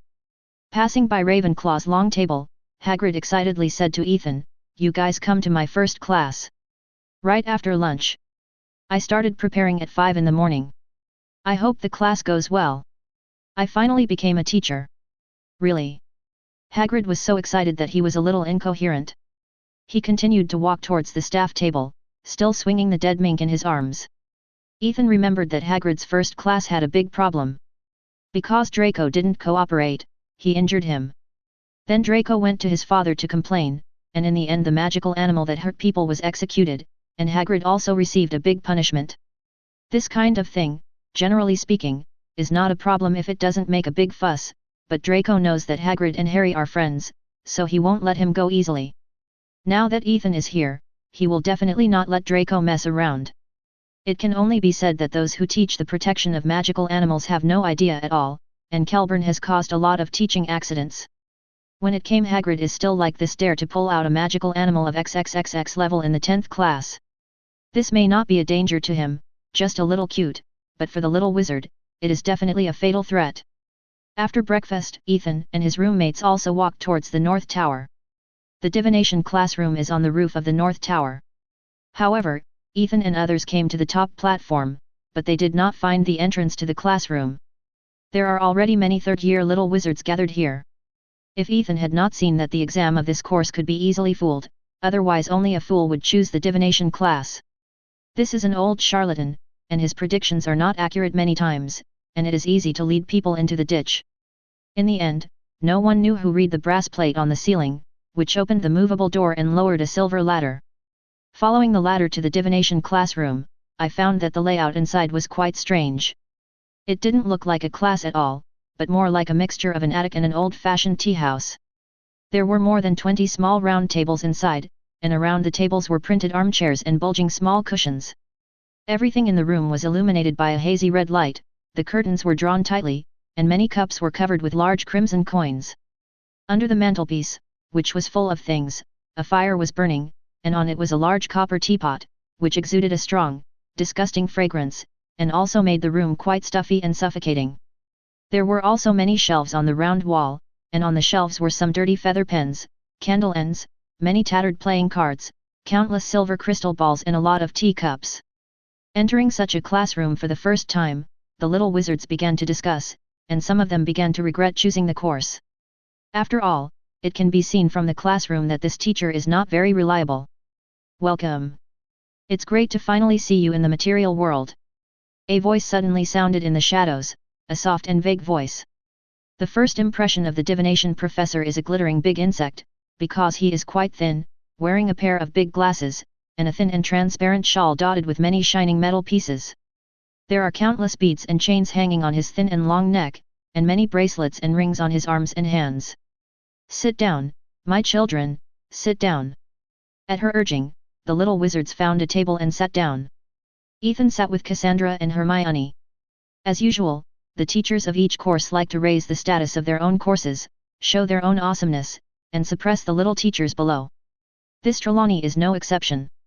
In front of all the young wizards, she predicted that classes would be suspended in February due to a severe flu, but she didn't say which February it would be. She also threatened Gryffindor Lavender, saying that her worst event would happen on Friday, October 16th. This frightened all the young wizards below. Soon the formal class began. She asked everyone to take a cup from the shelf, in groups of 2, and then try and interpret according to her instructions. In groups of 2, Hermione directly pulled Lavender over. The little girl was still shivering at this moment, just because of Trelawney's prediction to her just now. After Ethan and Cassandra filled their teacups, they returned to the small table and drank the boiling hot tea in a few gulps. According to Trelawney's instructions just now, they shook the tea leaves a few times, drained the tea 303 water, and then exchanged the tea leaves. Ethan took Cassandra's cup and looked at it. It was just some scattered tea leaves, and nothing could be seen. Turned to the 4th and 5th pages of the book, Seeing the Future Through the Mist. At this moment, Trelawney walked behind Ethan and took a look at Ethan's cup. He immediately exclaimed, "Oh my God, this is an ominous sign." As he spoke, Trelawney stepped back in fear. Now most of the little wizards looked at Ethan with doubtful expressions on their faces. Ethan looked down at the teacup and couldn't see a thing. "What exactly is it?" Ethan frowned. He had caused a lot of killings and played with a lot of souls this summer, but what would happen next? "I can only see these. I can only see these," Trelawney said and turned to the other little wizards, without any intention of explaining. "He's a liar. You can tell by shaking the tea leaves a few times. And don't be afraid, Lavender. Her predictions must be false." Hermione looked at the somewhat tangled Ethan and the frightened Lavender, and comforted them. Then it was Trelawney's performance time. Everyone had bad omens and everyone had good luck. Especially Harry, who said he had a premonition of death. This made Harry silent. After class, walking on the spiral staircase, the little wizards began to complain about Trelawney. They thought his predictions were not accurate at all. How could they all be omens? "Ethan, are you still thinking about the prediction just now?" "Well, I don't know if her predictions are accurate or not." Ethan had a headache. Trelawney's predictions were sometimes accurate and sometimes not, just as unreliable as her appearance. Ethan could understand killing, blood, and souls, but what did hell represent? Chapter 159. In the afternoon, after lunch, there was the Care of Magical Creatures class. The class was held near the Forbidden Forest, but we had to meet at Hagrid's hut first and be led by Hagrid. The rain stopped at midnight yesterday, and the sky was a refreshing light grey. There was wet grass underfoot, which was very elastic. I said the Professor of Divination was a liar. Professor McGonagall said so in the last class. Hermione, who was following behind Ethan, puffed her cheeks, not understanding why Dumbledore would let such a professor teach in Hogwarts. He simply had no teacher ethics. If it were normal, which teacher would predict the death of a student every year? Trelawney was like this, she was not worthy of being a teacher. Don't think about her anymore. The future is still in your hands. Whatever happens, it will be what it will be. Anyway, Trelawney couldn't explain her own prediction. It was even hard to say whether Harry's prediction was really predicted by Trelawney, or whether it was a trap set by Dumbledore for Voldemort. As long as you are strong enough, these prophecies will be useless. If Voldemort does not believe in this prophecy, and if every step is not calculated by old Dumbledore, Harry, the savior, will be completely useless. "Harry, what happened to Ronald today? He seems a little abnormal again." On the grass, Ethan looked at Harry with some strangeness. Ronald was not with Harry today, whether on the way to class or at other times, they only sat together in class. And Ronald in class seemed to be unable to sit still, as if there was a nail under his buttocks. "I don't know either. Ronald almost fell down when he got up this morning. He said that it was because he practiced spells too late last night. I don't know whether it is true or not." Harry was still very worried, fearing that Ronald would go astray again. But when he asked Ronald, Ronald didn't tell him the reason, which was very annoying, and he couldn't talk to others. So Harry was a little out of shape all morning, and even didn't want to pay attention to Malfoy's provocation. "Pay attention, it seems that he is not feeling well, go to Madame Pomfrey if he is not well." Ethan seemed to have thought of something, and ran away immediately after he finished speaking. Could it be that the bottle of veterinary medicine I gave him yesterday took effect? I originally planned to play a trick on Peter Pettigrew, and let him find the mouse to be happy, which might leave him with a psychological trauma. Although his image is a mouse, his thinking is that of a human being, and he has lived as a human for decades. It is probably a bit difficult for him to accept being happy with a mouse.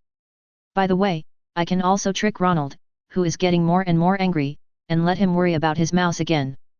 After all, after venting this super strong veterinary medicine, Ban will only be more depressed.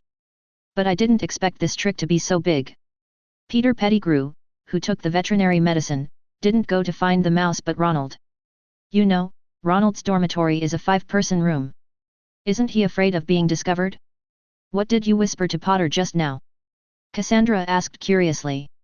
Looking at Harry's look around, I knew it must be something bad. Nothing. Ethan shook his head. It would be shameful to tell this matter. Even though such things are not uncommon in this country, Ethan can't accept it.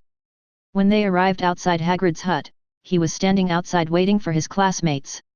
He was still wearing the moleskin coat he saw in the morning, and Yaya was still squatting at his feet, but after seeing Ethan arrive, Yaya quickly abandoned Hagrid and ran to Ethan's side.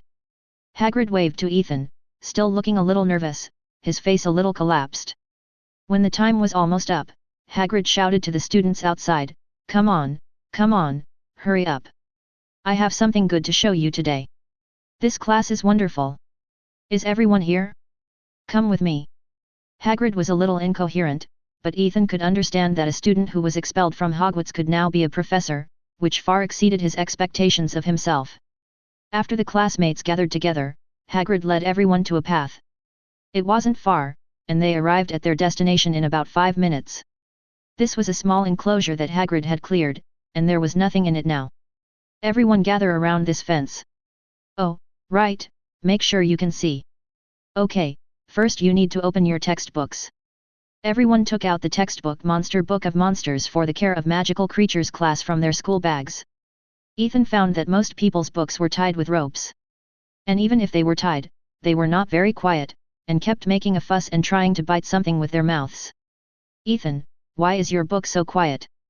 Terry, who was standing by, looked at the book in his arms that was tied up by a rope and had to be held tightly to control it, as well as the quiet books in Ethan's hands, and seemed quite confused. Suddenly, Terry's eyes widened. Ethan, you won't kill it, will you? This time, Ethan became the focus, and everyone was looking at him. Some little wizards were a little eager to move after hearing this.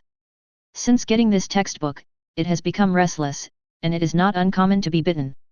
If this book can be quieter after it dies, they are willing to be the executioner. My book is not dead, you see.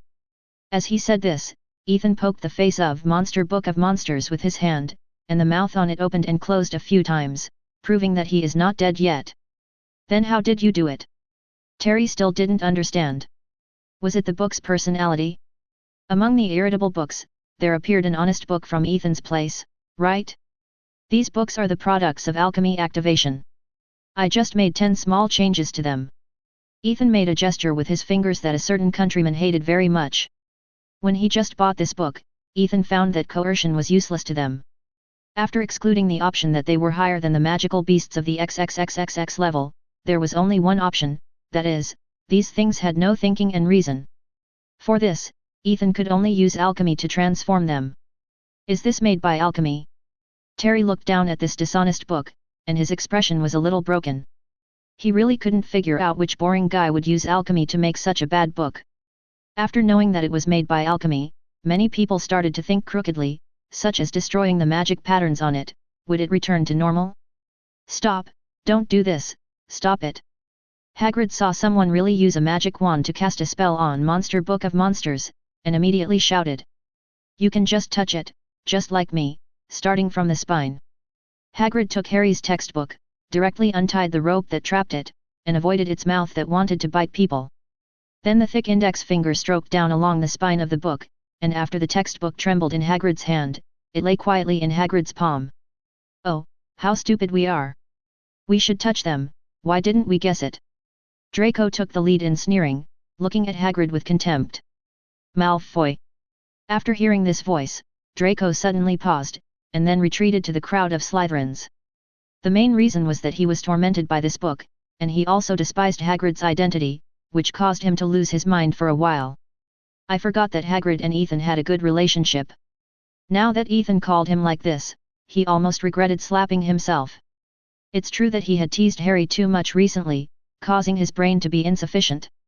You all have textbooks, and now you need magical creatures. I will go and bring them here. Wait for a moment. Hagrid left everyone with a bit of disappointment and walked into the Forbidden Forest.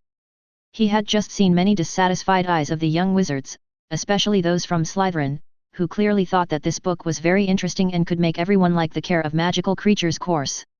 Why did it turn out like this? Ethan looked at Hagrid, who left like that, and shook his head speechlessly. He was indeed not ready to be a professor. But it was not a big problem. Hogwarts had a large number of abnormal professors, including the Defense Against the Dark Arts professor who changed every year, the Divination professor who was an old liar and predicted someone's death every year, the Potions professor who was so biased that he didn't even wash his hair, and the Flying professor who was nominally a professor but was actually a Quidditch referee. This is still those who had met Ethan, and those who had not met him in the elective course did not know what was abnormal. Ah! That's... Lavender Brown suddenly pointed to the opposite side of the paddock and screamed. Everyone looked in the direction she pointed, and more than a dozen animals trotted over. Most people had never seen such strange-looking guys. They had the body, hind legs and tail of a horse, but the front legs, wings and head were like eagles, the beak was the color of steel, the pair of bright big eyes were orange, and each eagle claw on the front leg was half a foot long, which looked intimidating. And each of them had a thick leather collar around its neck, tied by a long chain. All the chains were held in Hagrid's hands, and he and these monsters slowly walked into the paddock. Hurry up, over there! Hagrid, while pulling the chain, urged these monsters to go to the fence where all the students were standing. When they got there, Hagrid tied all the monsters to the fence, and the students pushed back. After all, no one could guarantee that the beaks and claws of these big guys would not fall on them. Chapter 160. Hippogriffs. Hagrid waved at the students and shouted happily, "How beautiful!" This is what Hagrid specially selected for his first class. It is rare enough and has a relatively docile personality.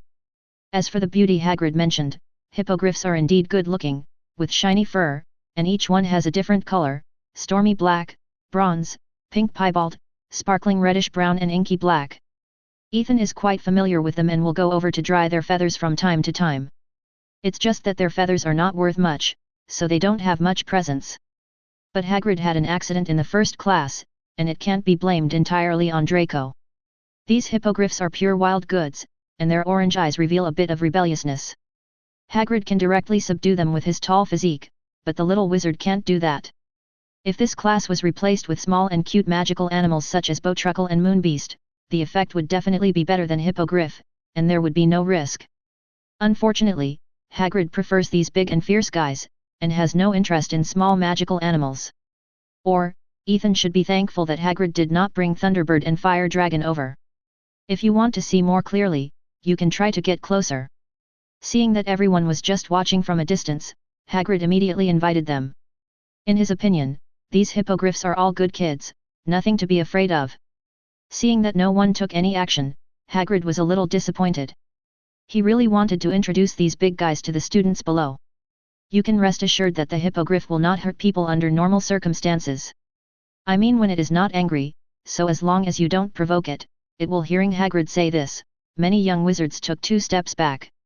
Many young wizards are thinking that I will not hurt people even if I am not angry.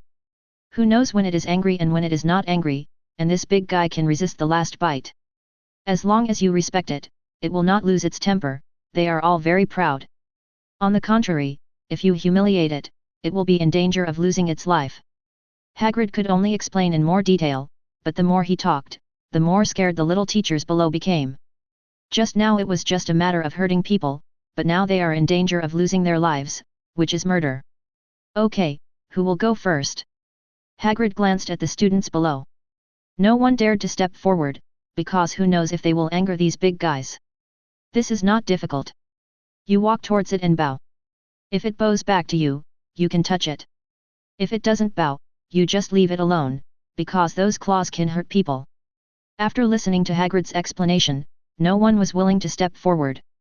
Looking at these hippogriffs shaking their heads and stretching their powerful wings, they seemed very reluctant to be tied up like this. Who dares to take the risk? Harry hesitated whether to go up to help Hagrid, but Trelawney had just said in the morning that he would be attacked and his life would be in danger. Although Professor McGonagall said that Trelawney's words were not credible, what if it was true? And she also knew that she had encountered a big black dog, which meant that he was not a bit capable. Ethan simply thought that it was useless to go up. He could ride any time he wanted. He didn't need any extra movements at all, and he couldn't set an example. No one. Hagrid looked at the indifferent people below, with a little begging on his face. Since the beginning of the class, Hagrid felt that everything was out of his control. This professor failed too much. Ethan kicked Terry on the butt. The hippogriffs were indeed good-tempered. As long as they followed the instructions, they would be able to ride. Hagrid taught me that even if I failed, there would be no danger. I know you, Terry Butte. Hagrid looked at Terry, who was standing out, and immediately went to meet him excitedly. He had made a lot of preparations for this day, and at least he could accurately call out the names of every little wizard. Me. Terry looked around in a daze, then turned back and looked at Yelin. Based on the feeling just now, he could determine the direction of the person who kicked him, and that position was Ethan. Ethan gave Terry a look that said, "You should be assured." "I'll do it." Terry turned around and took a deep breath and shouted loudly. Ethan should not let him down, so he could only comfort himself in this way. Of course, if his legs were not shaking at this moment, the effect would be much better. "Come on, let's see how you deal with Buckbeak." Hagrid untied a chain, pulled the hippogriff named Buckbeak away from its companions, and removed the leather necklace around its neck. "Look into its eyes, Boot. It's easy now, you've made eye contact with it, don't blink. If you blink too often, the hippogriff won't believe you." Hagrid looked at Terry and Buckbeak nervously, as this was related to whether he could continue with his first class. Terry's eyes were sore at the moment, and tears kept flowing down his eyes, but he didn't dare to close his eyes.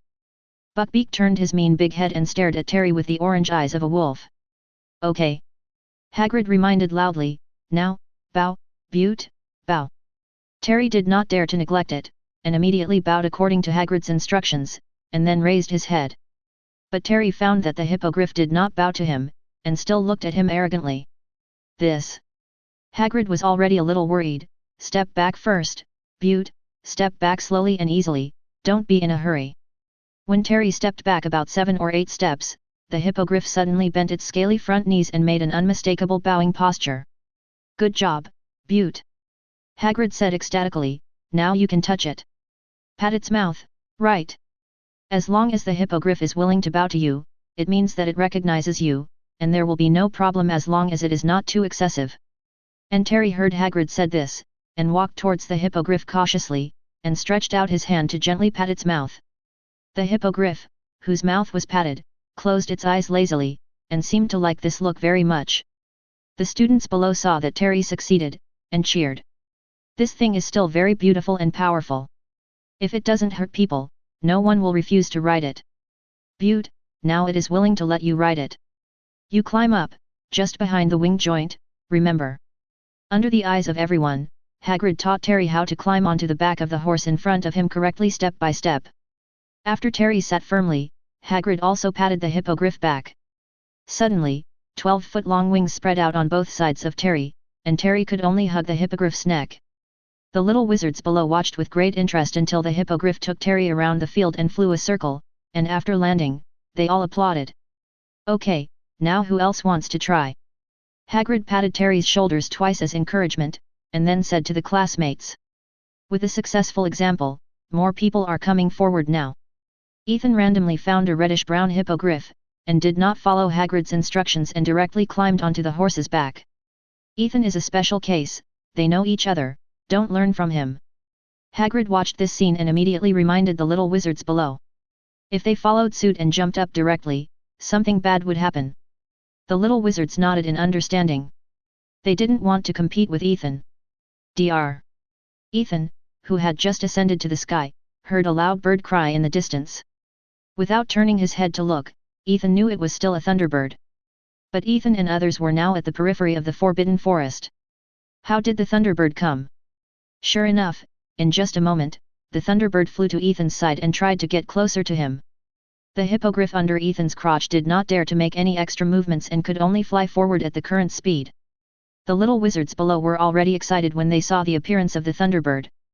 Compared with the hippogriff, everyone obviously wanted to try riding the thunderbird. Some students even asked directly whether they could ride the thunderbird. Hagrid was sweating profusely when he heard this. He couldn't even ride it, so if these little wizards went up, they would probably be torn apart by the Thunderbird in a matter of minutes. He immediately made a clear explanation, the Thunderbird is not within the scope of teaching.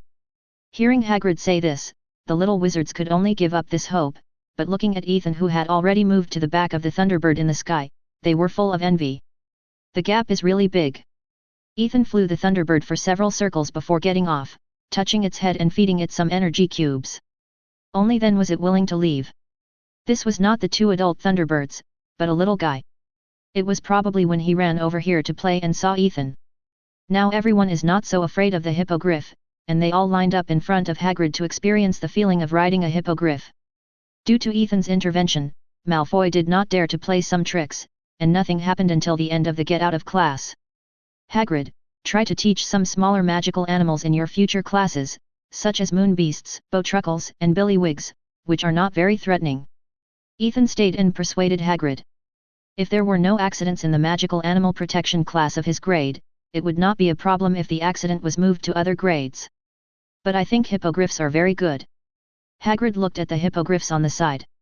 It was indeed a failure at the beginning, but it was very popular later. That was because I pushed Terry to help you and stopped Malfoy from making trouble. Think about those pure-blood nobles. If they were hurt by magical animals, they would definitely ask the Ministry of Magic to kill them. Ethan could only persuade him in this way. These magical animals are Hagrid's lifeblood.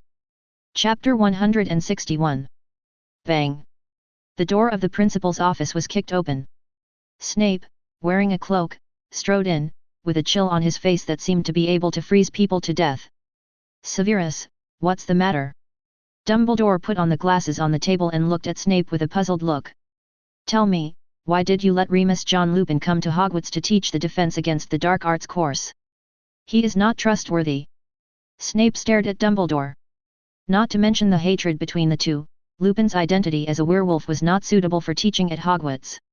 What's more, the relationship between the four people at the time was known to everyone who had experienced that era. It is not impossible for the two to get together at this moment. And Dumbledore just found Lupin to be a professor at this moment when Sirius escaped from prison. Who knows what he was thinking? What's more, he just received a message that made Snape a little unbearable. Lockhart stayed for a year, but he also resigned. Now there is no suitable candidate for the Defense Against the Dark Arts professor. Who doesn't know the curse on the Defense Against the Dark Arts professor at Hogwarts now? Besides, Remus John is trustworthy. I trust him just as I trust you. Dumbledore was helpless. Every summer vacation, he had to be busy looking for a professor of Defense Against the Dark Arts. If anyone is a little normal and knows a little bit, they will not agree to teach this course at Hogwarts. There was really no other way. Dumbledore went to Azkaban and proposed a sentence that was not too heavy, as long as he was willing to come to Hogwarts to teach Defense Against the Dark Arts. The remaining 3 years of the sentence can be waived. The criminal agreed at that time, but he also died before he could last a year. It was really a blood loss. Later, when they went to Azkaban, these criminals would rather continue to stay in prison than come to Hogwarts to teach Defense Against the Dark Arts. After all, it was better to suffer for a few years than to live. As for those criminals sentenced to life imprisonment, the Ministry of Magic was unwilling to release them, and Dumbledore did not dare to take them in. This year, he had no choice but to find Lupin, who was still wandering around, and he invited him personally. Dumbledore saw what Lupin had done over the years and refused any help, wandering around the wizarding world alone. He only did odd jobs on weekdays to barely make ends meet. With Lupin's strength, if he had any evil thoughts, he would not have lived so miserably. Dumbledore believed that Lupin would never be in cahoots with Voldemort. And Lupin's coming might help him figure out what happened in the end. Logically speaking, Sirius would never betray James. They were so good that they slept in the same bed. If he is really a pure-blood supremacist on Voldemort's side, Sirius will go back to be the eldest son of his black family. Isn't that great? It's just that I asked Sirius at the beginning, but he didn't want to say anything, as if his heart was dead. Now that Sirius has escaped from prison, this is a chance to find out everything. Just like trusting me, you really trust me? Snape looked at Dumbledore with a sneer on his face. The two of them are just a pure exchange of interests. Dumbledore doesn't know how many things he is hiding from him.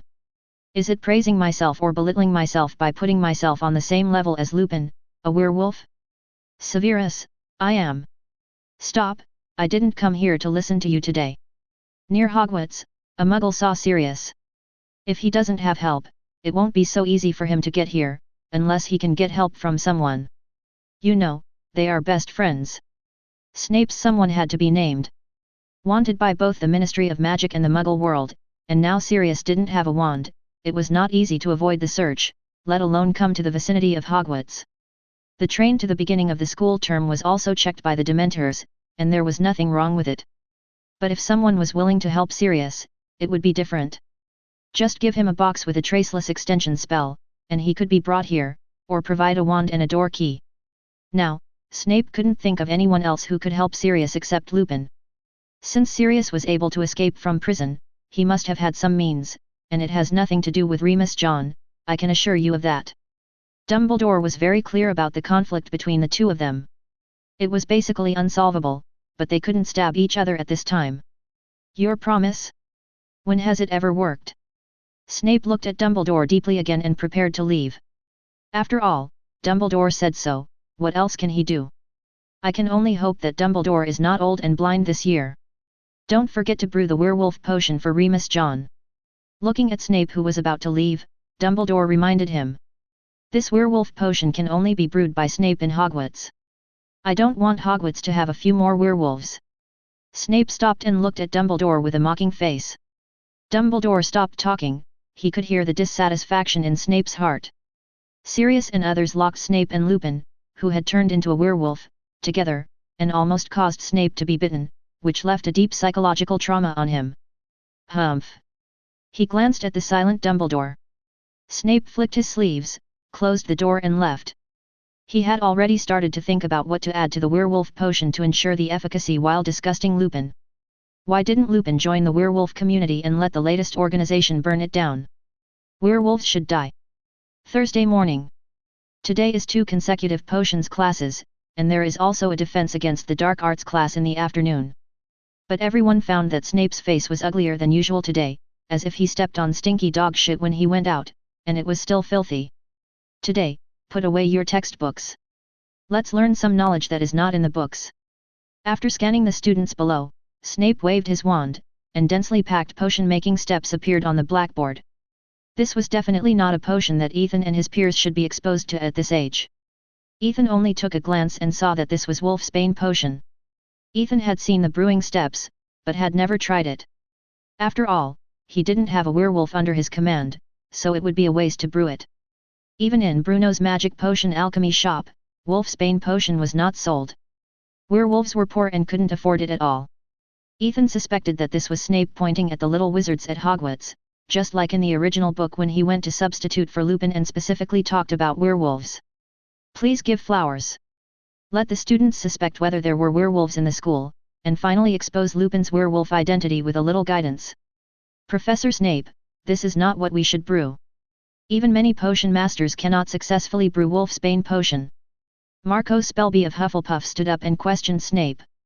His uncle, Alex Spelby, was the inventor of the Wolfsbane potion, so he was not unfamiliar with it. Did I ask you to speak? 5 points deducted from Hufflepuff. If you have a little bit of the Belby family's potion talent, you will know that Wolfsbane potion is not difficult to brew. Do you have anything else to say now? Marcos, who stood up, has been deducted points, and the other little wizards dare not raise any opinions at this moment. Since you have no objections, let's start the class. Before making the Wolfsbane potion, you need to know what the conditions are for a wizard to turn into a werewolf. Does anyone know? Snape looked around the classroom, expecting someone to stand up and answer him. 0. However, he was disappointed. Everyone who dared to speak up, even Slytherin, did the same. Ethan was speechless. This was another private matter. If nothing unexpected happened, he would bring the topic to Lupin later. No one knows. If you were bitten by a werewolf in Hogwarts, wouldn't you know whether you turned into a werewolf? In this way, you can ask Professor Remus John. Lupin in class in the afternoon. As the Professor of Defense against the Dark Arts, he has the obligation to teach you this knowledge. Besides, he knows a lot about werewolves. You can definitely ask him. Snape looked at the little wizards below and said slowly with a gloomy look. No one in the class took it seriously. Everyone knew that Snape wanted to be the Professor of Defense Against the Dark Arts, so he was not very friendly to the Professor of Defense Against the Dark Arts every year. This year, it just continued to Professor Lupin, so there's nothing to be surprised about. The topic ends here. Next term, Snape will teach everyone how to brew Wolfsbane potion. Ethan found that some of the steps were different from what was written in the book he had read before. It should be said that Snape is really talented in potions. The bell rang. Naturally, no one in this class could successfully brew Wolfsbane potion. Let's not talk about the difficulty. There was not enough time. Moreover, Snape also assigned a paper on how to add something to make the werewolf who took the Wolfsbane potion suffer without destroying the Wolfsbane potion. In the corridor, quite a few people began to talk about the reason why Snape was so abnormal at the moment. There were various speculations, and the most convincing one was that Snape was bitten by a werewolf this summer, so he wanted to teach everyone to learn Wolfsbane potion. Then he could use the potion made by everyone, which would leave him a lot of money to buy Wolfsbane potion. Some people were discussing the contents of the Daily Prophet that was delivered by Owl this morning. It clearly stated that a Muggle saw Sirius in a village not far from Hogwarts, but when the Muggle called the hotline, the Ministry of Magic Horrors arrived at the scene. Sirius had already escaped. Chapter 162. There was only one Defense Against the Dark Arts class on Thursday afternoon. When the young wizards gathered in the Defense Against the Dark Arts classroom, Professor Lupin had not arrived yet. Everyone took out the textbooks, quills, and parchment they brought with them and placed them on the desks. This has become a habit. Anyway, Defense Against the Dark Arts class involves reading books or something. After doing all this, everyone gathered in groups of 3 or 4 to discuss. The main question was whether Lupin would be a teaching waste like Lockhart and Quirrell. Although Lockhart proved his strength with the alchemical props he bought from Ethan and held a duel club, he really didn't teach the young wizards anything. He was busy with his drama in class, not to mention Quirrell, who was reading from the textbook the whole time. It can be said that the class that entered with Harry was the worst. Although there was a curse in the Defense Against the Dark Arts class in the past, the professor could at least teach something. In this class, the first 2 years were directly scrapped, and there are still a few years of scrap time in the back. 3 minutes before class, Professor Biping finally walked into the classroom. With a faint smile on his face, he placed the tattered old box on the podium. His clothes were still full of patches, but his complexion was much better than when he first entered Hogwarts, probably because he had eaten a few full meals. Looking at Lupin's appearance, most people didn't think Lupin could escape the curse of the Defense Against the Dark Arts class, and they were even more cautious about him. Good afternoon, please put your textbooks back into your school bags first. Today's class is a practical class, and you only need to use your wand. Standing on the podium, Lupin looked at the little wizards below with a smile on his face. Lupin could naturally see what the students below were thinking. He had been through this stage, but he would change this impression. Not to mention whether he could escape the curse of the Defense Against the Dark Arts class, at least he had to really teach something to prove that he was not a waste. The little wizards put away their textbooks and looked at each other for a few times, and they could see the surprise in each other's eyes. This Defense Against the Dark Arts professor who looks the most inconspicuous actually wants to take them to a practical class? You know, there have only been 2 practical classes since the enrollment. The first one was the one when Snape substituted for the class, and the second one was a disaster. Lockhart released the Cornish elf and put himself in the school infirmary. Now this unreliable Defense Against the Dark Arts professor will not cause any more accidents. Okay. Seeing that everyone was ready, Lupin immediately said, "Everyone follow me." Then he took the lead and walked out of the classroom. The classmates were confused and interested, and they all stood up and followed him. Anyway, there is a professor in front of him if the situation is not right. If he is really good, it will be great. Ethan, he will not be another Lockhart. Terry whispered on the side. Although Lockhart and Snape had washed away a lot of shame, Terry still firmly believed that he was a fake. Lupin is still quite capable, don't worry. It can be said that Lupin is the most reliable Defense Against the Dark Arts professor in Hogwarts in the past 7 years. Really? Terry still didn't believe it. Lupin was really too shabby. If he had some real skills, he wouldn't be so miserable. Under the leadership of Lupin, the little wizards walked through the empty corridor and turned a corner. What came into view was Peeves, who loved to play pranks the most, hanging upside down in the air, stuffing gum into the keyhole closest to him. No one knew where he got the gum. It was just that Peeves, who was concentrating on playing pranks, raised his head belatedly when Lupin was only 2 steps away from him. Then he twisted his feet with bent toes and suddenly sang a song. Lupin, you crazy fool, Lupin, you crazy fool, Lupin, you crazy fool. Although Peeves is always rude and likes to play pranks, he is still respectful to students when facing professors. Everyone looked at Professor Lupin, wondering how he would solve it. But Lupin didn't say anything at this moment, and he still didn't look smiling. If I were you, Peeves, I would take the gum out of the keyhole. Otherwise, Mr. Filch, you can't go in and get the broom. Pa! Peeves spat in front of Lupin, not taking Lupin seriously at all. It had teased Lupin a lot in the past, so why would it be afraid of his threats? Isn't he just a professor of defense against the dark arts? And Filch had been picking on Peeves a lot, so how could he get the gum out? He was just dreaming. Lupin sighed at Peeves, then turned to the students and said, "This is a very useful little spell, please pay attention." Lupin raised his wand to the height of his shoulder, pointed the tip of the wand at Peeves, and chanted Wei Wei Sai.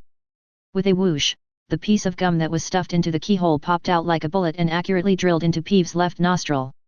"You can try it too." Hearing what Lupin said, everyone became interested, and raised their magic materials to Peeves' mouth and shouted Wei Wei Sai. At once, a large number of small objects were shot at Peeves, such as the snacks that the little wizards carried with them, and the small stones on the ground.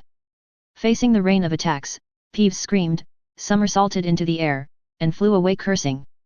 It would definitely be a disadvantage for a ghost to face so many little wizards.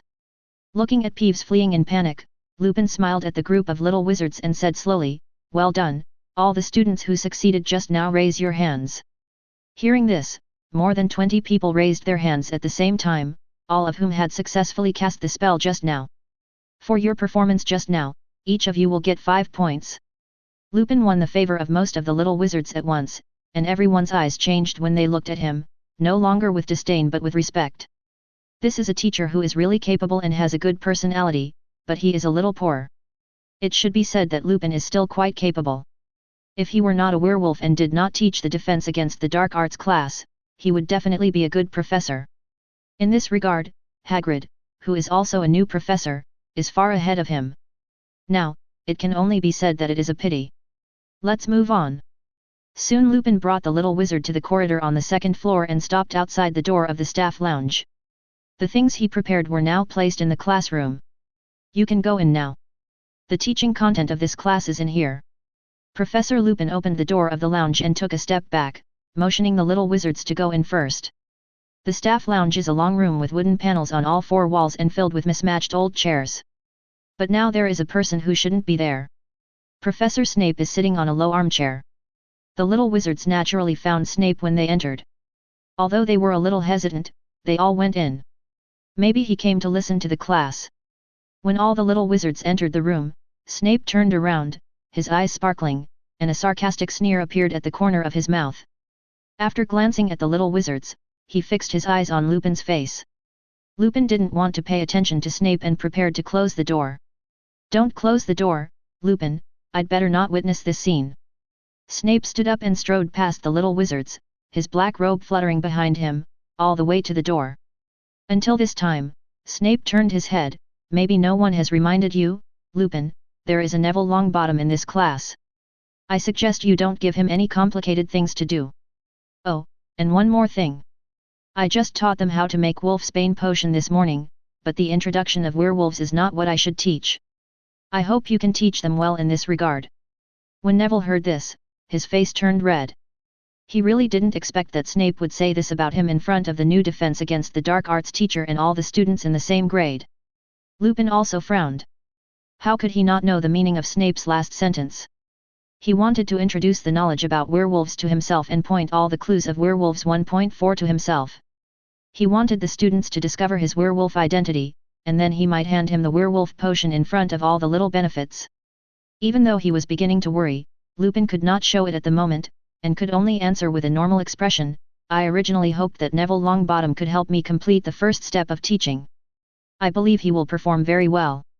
Hearing this, Neville's face turned red, and he was a little scared, afraid that he would not be able to complete it well and live up to the trust of this new professor. "As for the second thing you mentioned, I will explain it. Follow my steps." This is the content of the 3rd grade. You, the potions professor, don't need to worry about it here. Snape looked at Lupin's mouth twitching, but he didn't say it after all. He closed the door with a bang and turned away. He was getting more and more concerned about adding some small things to Lupin's werewolf potion. Okay, now that the irrelevant people have left, we can start this defense against the dark arts class. Lupin put a smile on his face again and came to the cabinet in the front. Chapter 163. Bang! Bang! The wardrobe suddenly began to shake and hit the wall, attracting everyone's attention. It was obvious that there was something inside. The few young wizards who were closer were shocked and jumped back. There is only a boggart inside, which is what I need to explain in this class. Professor Lupin immediately comforted him. The boggart is basically not dangerous and is quite suitable as the content of the 1st class. But the young wizards didn't think so. Most of them still looked at the wardrobe with horror. Neville was the most terrified. He just heard that Professor Lupin wanted to cooperate with the first step of teaching. Boggarts like dark enclosed spaces, such as wardrobes, gaps under beds, and cupboards under sinks. Once I even met a boggart living in a grandpa's house. Professor Lupin could only patiently explain to the young wizards, and then continued, this boggart just moved in yesterday afternoon. I asked the principal to let the professors keep it for us to use in class. Then Lupin looked around at everyone, and then asked, now, we want to ask, do you know what a boggart is? Ethan raised his hand immediately. There was no way, and he didn't want to do this, but if he wanted to win the college cup, college points were a must. This year, whether there was Lockhart to give him extra points, and there was no competition, the college points could only be accumulated bit by bit. Adrian, you answer. There were several people who raised their hands, but Jean-Ping finally chose Yulin. I heard of Ethan's name before I entered Hogwarts. When Dumbledore introduced himself and Hagrid as 2 new professors, it was Ethan who changed the whole situation and made Hagrid receive a lot of applause. Okay Professor, boggart is a magical animal that can transform. It can see through people's hearts and become what you fear the most. Of course, it has no ability to hurt people and can only intimidate others. The only way to deal with it is the boggart expelling spell. The spell is funny. This spell can make boggart change into the most funny appearance you think. If there are many people, the boggart does not know what shape it will become.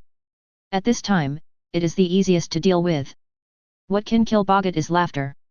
It will explode into a square of green smoke in laughter. The answer is very good and detailed. Ravenclaw plus 10 points. Lupin clapped his hands and was very satisfied with Ethan's answer.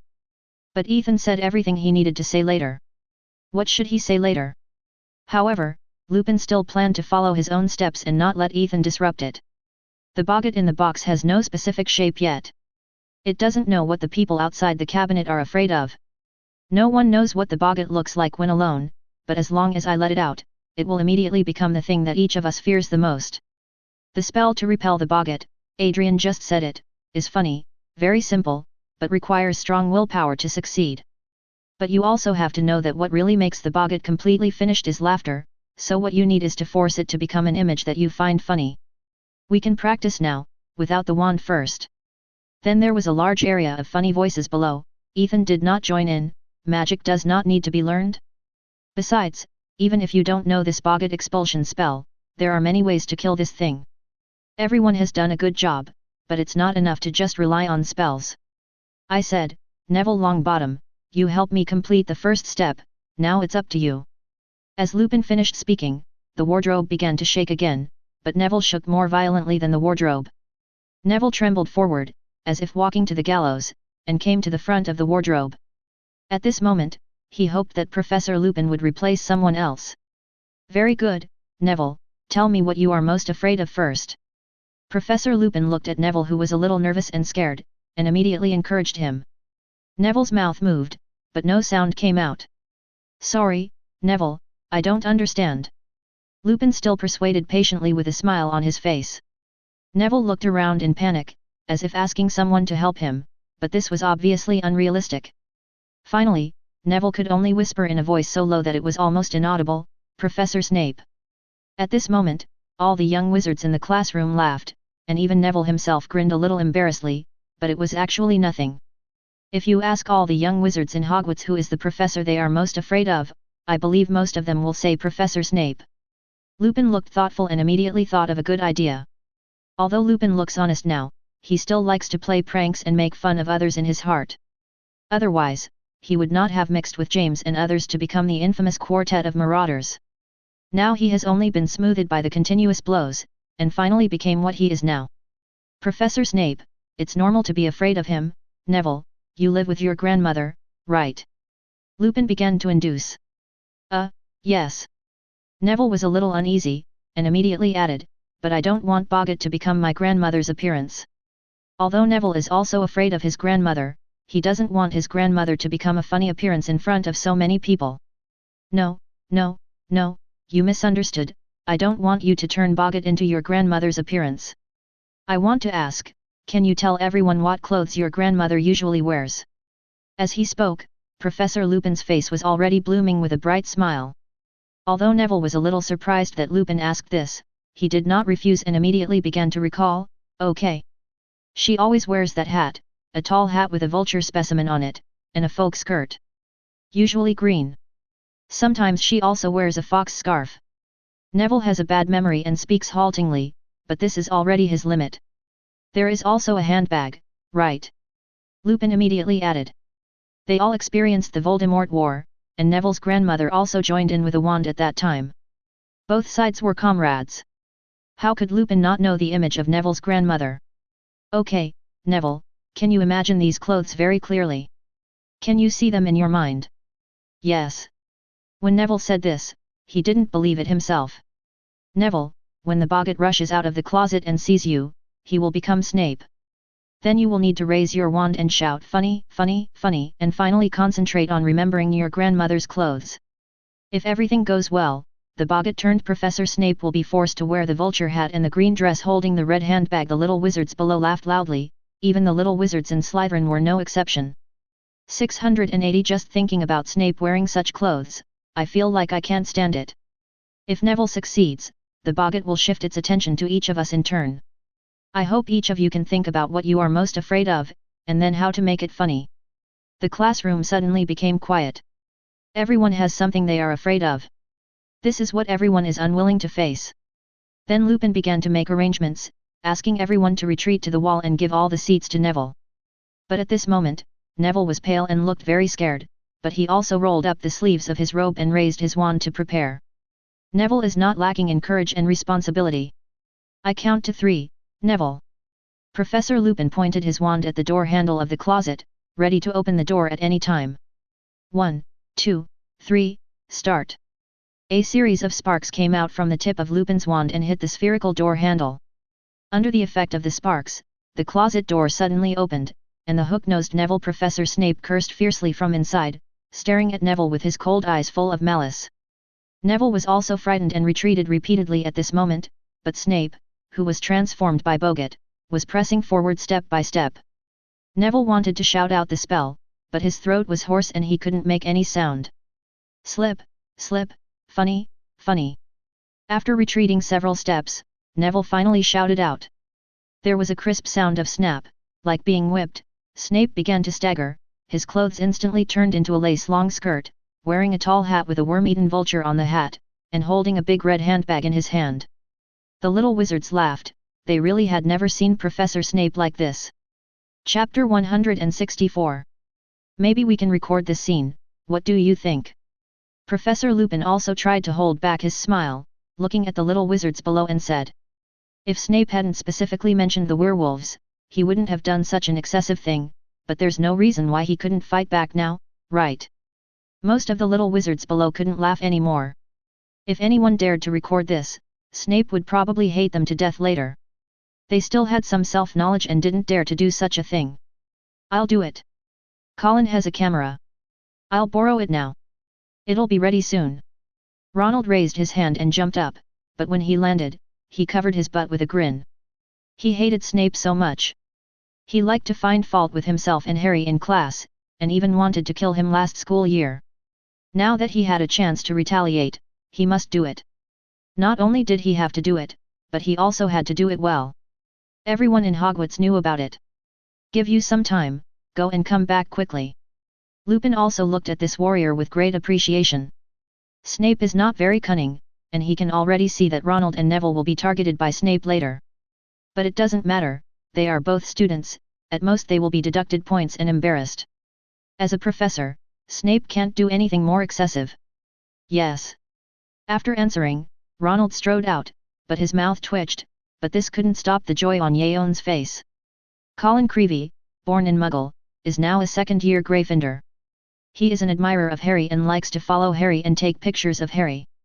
He often carries a camera with him. This is a magically modified camera that can be used in Hogwarts, and after soaking the photos in developing potion, the characters in the photos will move. Ronald saw Colin during lunch and knew that they didn't have classes at this time in the afternoon. Ronald ran out, but Snape, who had transformed into a boggart, was still here. Because of the boggart repelling spell, there were a lot of laughter around, causing Snape to fall flat on his face with a bang, unable to get up even with his hands on the ground. The little wizards who had just managed to hold back their laughter burst into laughter again. At first, it was just because of the funny clothes. Now this action on Snape was too ridiculous. But while laughing, everyone looked at Neville with admiration. Neville didn't realize what was happening yet. Looking at Snape like this, there was no fear in his heart, and he immediately laughed with everyone. It was only a few minutes before and after Ronald strode back, still holding Colin's camera. He had just asked Colin how to operate the camera. He didn't take Neville's C position. He was just beside him, shooting wildly with the camera from all angles. For the admiring, encouraging and admiring eyes of the little wizards around him, Ronald was quite pleased. How long had he not seen such a look? On the way here, he had thought about it. He would print out more photos when he got back. Maybe he could even sell them for some money. There were so many little wizards in Hogwarts who hated Snape. There must be a lot of people willing to buy one for collection. Okay, let's continue the class. After Ronald took the photo, Lupin came forward and pointed out a little witch from Gryffindor. Then there was a riot of demons. Mummies and female ghosts were common. Until Ronald came on stage, the boggart turned into a mouse in front of him, and it was a mouse with one claw. Now everyone in Gryffindor looked at him in surprise. Isn't this Ronald's pet mouse, Scabbers? Why was Ronald afraid of Scabbers? He loved this mouse the most, especially after the start of the school year. If you are afraid of mice, why do you keep mice as pets? Slytherin had already laughed, especially Draco and his two followers. Harry's eyes also revealed disbelief. He knew Ronald was afraid of mice, and he was definitely not afraid. On the contrary, Harry, who had lived in the Weasley family for quite a while, knew that Ronald was really afraid of spiders, so what was going on now? Ronald was also stunned on the spot, not knowing why. But seeing that the mouse was about to run to his feet, Ronald could only raise his wand. Funny. The mouse under the spell immediately swelled up and became a fat mouse, with its limbs invisible, and could only roll on the ground. Hermione Granger, come on up. Harry, who was about to take over Ronald's class, stopped immediately. Was he skipping over him? Lupin didn't even look at Harry. He knew that if Harry met a boggart, he would most likely become a Dementor. On the Hogwarts Express that day, he was in the same compartment with Harry and Ronald. Now that he has encountered the Dementors, Harry will inevitably faint again, and he will be the one who will be embarrassed. Hermione stepped forward nervously, and she didn't know what she was afraid of. The boggart turned into a piece of parchment and floated into Hermione's hands. Many people are quite familiar with this thing. Because every summer vacation, an owl will send a copy to the little wizard's home. Hermione's hands were shaking as she held the parchment. It was written on it that her achievements in various subjects were all T. This level is a troll, which is the lowest level. It means that your brain is the same as a troll, only the size of a booger, which is the greatest insult to the little wizard. Funny. Hermione yelled angrily, and then all the grades on the screen turned into 0, and then she breathed a sigh of relief. Ronald, why are you most afraid of Scabbers? What's going on? Although Lupin didn't let him go up, which made Harry a little dissatisfied, Ronald's matter was the most important now. Ronald has been abnormal since the beginning of this semester. He is still afraid of Scabbers now. Don't let him happen again. Asterisk. Ronald stammered and couldn't speak. He didn't understand why he was afraid of Scabbers, when it was obviously spiders. It was the day he returned to school that he felt that Scabbers seemed to have done something to him, but he couldn't remember it. And the next day, I felt sore all over, very tired as if I hadn't slept all night, and my butt was a little painful, and my pooping became smoother. I have had this feeling every morning these days, but I don't know what's going on. Now Ronald is almost used to it.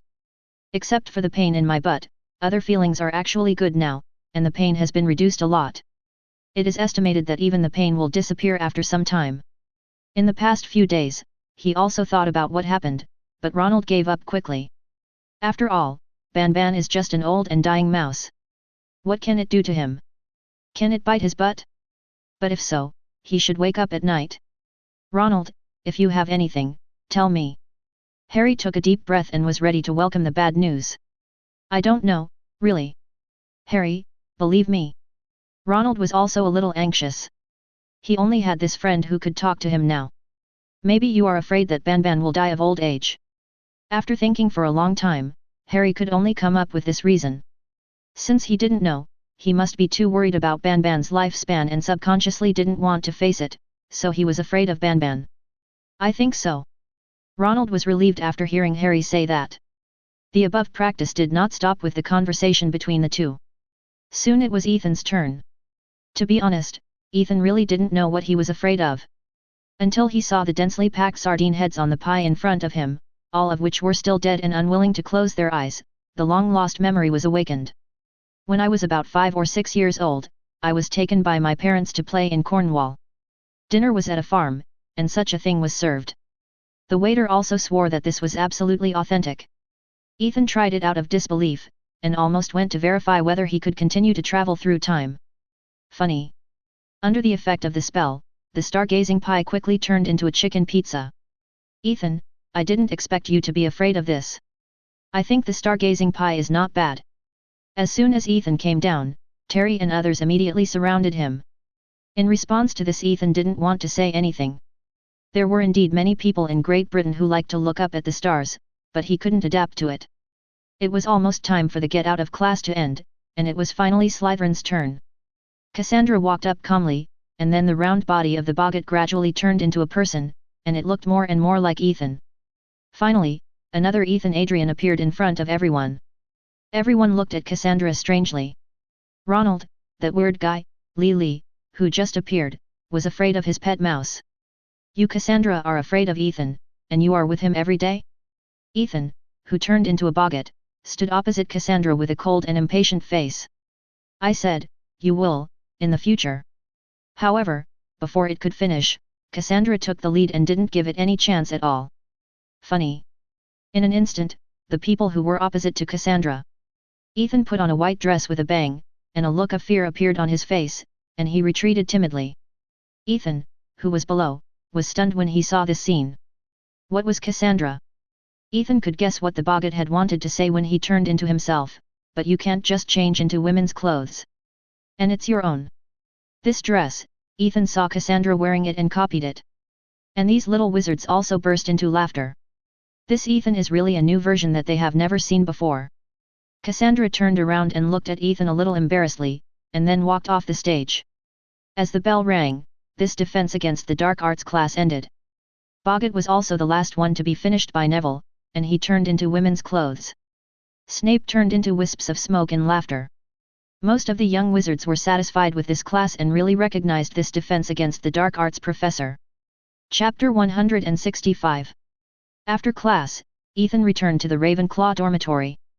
He took out the wizard mailbox and started to communicate with Dennis, mainly to acquire enough boggarts. This kind of strange magical animal is not small in number, but it is not easy to be discovered. Even if someone sees it, they will be expelled directly. This thing has no use in potions and is not qualified as a collection. I really can't think of what it is used for. For useless things, naturally no one will capture them, after all, there is no profit to gain.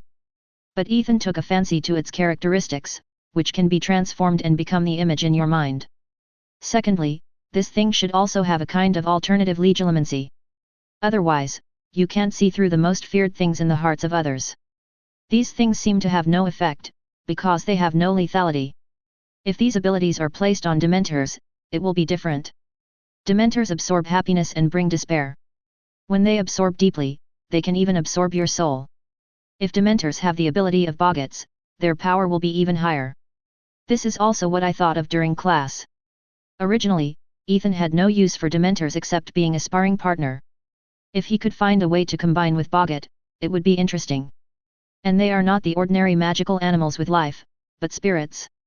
If he could combine the spirit created by Ethan's ancient magic Helheim with them, it would be even better. Last time, after I went to the werewolf community, I harvested more than 100 spirits, of which about half were sacrificed to Nibelungen, and the ones under my body were all in Nibelungen, together with Dementors. Ethan couldn't find any suitable use for these spirits, so he could only use the human wave tactics when there were more of them. Now they are useless, and I really don't feel bad about using them for experiments. 560 Dennis Gall, got it, I'll prepare it for you soon. Seeing Dennis's reply, Ethan put down the district mailbox. After the goods are delivered, Ethan can do soul experiments on these 3 things together. In Ravenclaw's secret room, there are many books related to this and Ravenclaw's own experimental logs, hoping to make himself successful. Pulling out a Dementor from the Nibelung class, I found that its spirit was still a little sluggish. It seems that it will take a few days to recover. Whether it is doing experiments or letting them assist in practicing the Patronus charm, it is not possible now. In fact, it is also very simple to want them to recover quickly. Just give them enough happy emotions to absorb, but Ethan cannot satisfy this. The spirits created by Ethan in the Nibelung have no extra emotions, so the Dementors naturally cannot absorb them, and can only rely on themselves to recover slowly. Ethan, I heard that you are wearing women's clothes. Ethan, who had just walked into the hall and was about to have dinner, was stopped by Fred and George. Both of them had a malicious smile on their faces. In the first defense against the dark arts class this afternoon, the news that the Boggart changed into Ethan and Snape and dressed in women's clothes has spread throughout Hogwarts. The former is a well-deserved genius, the strongest of the new generation of young wizards in Hogwarts. The latter is the Dean of Slytherin, and has attracted the hatred of almost all students in the other 3 colleges. The rumors about these 2 people spread very quickly. For example, Ronald is afraid of his pet mouse, but no one mentions it now. No, be careful or I will sue you for defamation. Ethan, Kfa, glanced at the twins. This kind of reputation is definitely not something he can bear. I don't know why Cassandra's Boggart repelling spell is to dress herself in women's clothes. You can even dress up as a clown. But everyone says you are wearing women's clothes. This is not what I said. It's a pity that Ronald didn't record it for you, otherwise I would have kept a copy. Fred spread his hands and looked regretful. Do you still want to collect it? Ethan took 2 steps back and looked deeply at Fred and George. Don't get me wrong. I'm planning to collect it and sell it later. It may not be worth much now, but when you become the Minister of Magic, this photo will be valuable. Fred naturally saw what Ethan wanted to say, and was immediately a little furious. It's a pity that your idea can't be realized. The Boggart has been blown to ashes. It won't work even if you change a Boggart. If this is something you are really afraid of, it is still quite difficult to change this subjectively. And if Ronald dared to record it, Ethan would definitely break all his limbs and burn the camera he borrowed. That's why I said it's a pity. Do you know what price Ronald sold the photo of Snape for? Fred looked around and seemed quite cautious. No, Ronald also sold the photo of Snape in women's clothing. Is he going to die? Ethan's eyes widened at once. He had never expected this rich Shaiju. As long as the price is not too outrageous, it is conservatively estimated that selling 200 copies will not be a problem. If you can take it to Hogwarts to buy, this number will definitely be 5 times more easily. Snape is so annoying in Hogwarts. Why would I lie to you? After your get out of class this afternoon, he secretly sold it in the Gryffindor dormitory. Someone told us. Fred and his classmates had a full class in the afternoon. This matter was also told to them by a 6th-year senior after class, and he showed them a photo of Snape wearing women's clothing. Looking at the photo of Snape wearing a lace-long skirt, a tall hat with a worm-eaten vulture on the hat, and a big red handbag in his hand, he fell to the ground and couldn't get up. He kept struggling, and his face was full of fear. The 2 laughed so hard that they couldn't straighten their backs. They didn't like Snape, so they decided to collect 1 photo each. When Snape bothers them in the future, they can look at this more. What's the price? How many galleons did he make this time? Ronald recorded Snape's photo in women's clothing, which offended him. Even if there was no record this time, Ronald and Harry were on Snape's blacklist and were often targeted. The situation was not much better. It was like this anyway, so they might as well make a fortune with Snape. He really had some brains. 1 gold galleon per photo, more than 30 have been sold so far, and this is only in Gryffindor. I guess more will be bought later in the evening. What a pity, it would be better if we were taking this class. Even if I teach you, you can't turn it into a house in the period. Ethan ruthlessly broke their fantasy. That's not necessarily true. Aren't there many little wizards in Hogwarts who are afraid of Snape? But if it were us, the one most likely to become Snape would be our mother. Fred and George looked at each other. They were most afraid of their own mother. Since they were young, they had been punished for their pranks. Percy also liked to complain. He would write letters back from time to time about what the twins did at school, which made them suffer every few days before going home for vacation. You are a little self-aware. By the way, do you know what happened to Ronald's mouse? Ethan still wanted to test the two of them. After all, Ronald was really in trouble. I don't know. I haven't seen Scabbers in the past few days, but I think he is not dead yet, otherwise Ronald would have screamed. Fred spread his hands and said indifferently. They are not Ronald. How can they pay attention to a mouse all the time? Okay. It seems that they really don't know what happened to Ronald, and they probably don't even know that Ronald's bogot transformation today. When leaving, George also stuffed a photo into Ethan's hand. This is what we brought for you, it is quite collectible. Ethan did not refuse, and took a look at it and put it in his pocket. After separating from the two, Ethan went directly to the long table of Ravenclaw. But after coming here, many people were still discussing the defense against the dark arts class for the 3rd grade in the afternoon, and Ethan was the focus of their discussion. After finishing dinner in silence, Ethan went directly to the long table of Slytherin, called Cassandra out, and took her to the open space outside Hogwarts Castle. Holding Cassandra's hand, the two walked together on the path outside. Couples coming here for dates are not uncommon, and it is not abrupt for Ethan and his partner to walk here. If it were later, the small woods next to it would be more lively. What you worry about won't happen.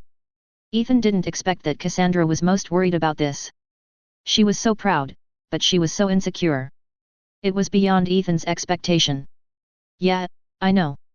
Cassandra was worried sometimes, especially when she was free, she tended to think too much. Who made Ethan so fickle? Even before today, she didn't know that what she was most afraid of was it's good to know.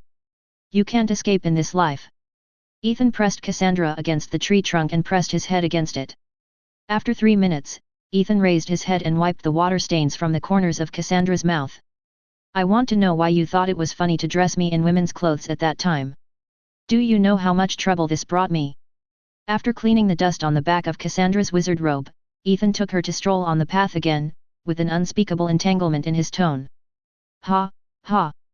Cassandra laughed out loud, I think it's very suitable. At that time, he was anxious to stop the boggart from turning into Ethan. He said the following words, and then he cast the spell in a hurry, without realizing what he was thinking.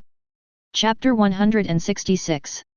The next day, all the students who took the potion class were trembling with fear. Snape was in a low-pressure state from the moment he entered the class to the end of the class. How could he not know about the spread of such fierce messages? While adding a sentence to Lupin in his heart, he also quarreled with Gryffindor again. After 2 classes in one day, Gryffindor was deducted more than 60 points, which directly made Gryffindor's scoring hourglass reach the bottom. After class that day, many Gryffindor students were discussing that this year's house score would be lower than the previous year. And in the second week, everyone realized that Professor Snape was particularly gentle during the potion class last Friday. This week, Snape went crazy and did not let go of any of the 4 houses. Yes, including Slytherin. It's just that Gryffindor is still the main target of attack, that's all. The reason is naturally that he found that his photos of women's clothing were spread everywhere, and even Slytherin students bought this. As the culprits, Neville and Ronald were naturally the ones that Snape paid special attention to. In the potions class, Snape criticized them for nothing. They had to stand for the whole class. If they made a slight mistake, they would be scolded. In this class, even Harry could not attract the attention of the two, which made Harry have a relatively comfortable potions class. In addition, the two of them deducted all the points of Gryffindor's house that day. To be precise, they didn't have enough points to deduct. They were gone in less than half a class, and they were just scolded afterwards. This time, Snape didn't think of saving face for Professor McGonagall. He had lost his own face, so who else could he save face for? At the same time, Lupin, who had already been punished several times, was punished again. It is estimated that until the graduation of these two people, as long as Snape was still in Hogwarts, their life would not be easy. However, even when Ronald was scolded, there was no frustrated expression on his face. This time he made a lot of money. He had never had so many gold galleons since he was born. If he could choose again, Ronald would still choose to record Snape in women's clothing and sell his photos. Only Neville had a bitter face, and he seemed to be a little bit sexless. The second week's defense against the dark arts class was also good. The third graders talked about how to deal with ghouls. It was also a practical class. Professor Lupin brought the ghouls himself. In his class, he was never stingy with extra points. All 4 colleges were adding extra points, but he still preferred Gryffindor. This also made many young wizards look forward to his class. In just 2 weeks, Lupin made a big change in his reputation. He became the most popular professor of defense against the dark arts in recent years. Hagrid, who was also a new professor in this school year, was much worse. In the care of magical creatures class last week, he was still introducing hippogriffs to everyone, and there was also a writing project. Although it caused a lot of problems at the beginning, it turned around later. But this week, the care of magical creatures class went from exciting to boring. Hagrid actually taught the little wizards how to take care of flobberworms. I don't know who will like this kind of caterpillar. Anyway, Hagrid's reputation has taken a sharp turn for the worse. Everyone basically has no expectations for the care of magical creatures class later. Taking care of a caterpillar, this thing is common in potion class. Some potions require flobberworms, and they have to be sliced before adding them to the potion. You ask them to kill and slice them, and they can take care of them one by one, but they really don't know how to take care of them, and they don't want to learn. After the class, Ethan went to talk to Hagrid again and told him directly that XXX and XX level magical animals are fine, and don't do weird things. If it really doesn't work, cancel the contact teaching method, pull the magical animals over and introduce them and then let them go, so you can take care of magical animals of XXXXX level. The premise is that you have to be sure that you can control it and not let it go crazy. As for whether Hagrid listened, Ethan didn't know, and he could only judge it during the class next week. Except for the Ancient Runes class, which made Ethan a little sleepy, the other courses were basically the same as the previous 2 school years for Ethan. The third week of September, at night, Ethan walked out of Hogwarts Castle and looked up at the sky. Today was a full moon. Put the prepared mandrake leaf in your mouth, which is a necessary step in practicing animagus. For a whole month, you must keep a mandrake leaf in your mouth. This 1 month is from the full moon to the next full moon. It must be this time period. It is not possible to do it directly from the beginning of the month to the end of the month. In addition, the mandrake leaf must be held in the mouth and must not be swallowed or spit out at any time. If this happens, you can only start this step again. 1 month later, when the moon is full, take the leaf out of the mouth, fill a crystal vial with saliva, and soak the leaf in it to receive pure light. If it is cloudy that night, the leaf will be scrapped, a month's time will be wasted, and everything will have to start from the beginning. If there is moonlight, you need to add a hair and a teaspoon of dew to the crystal vial illuminated by the moonlight. This dew must also be collected from a place where there is no sunlight or human contact for 7 days. And after completing this step, add a pupa of the ghost face moth. After completing this step, the rest is left to time.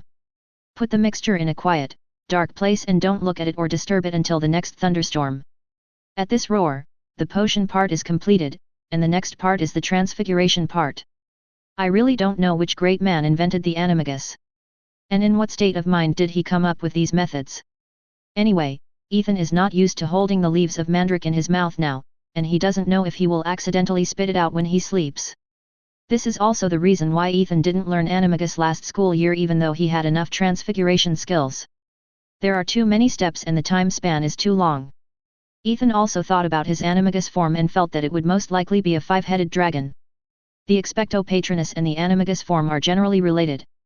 For example, Professor McGonagall's animagus form and the Patronus image of the Expecto Patronus are both cats. James Potter's 2 forms are deer.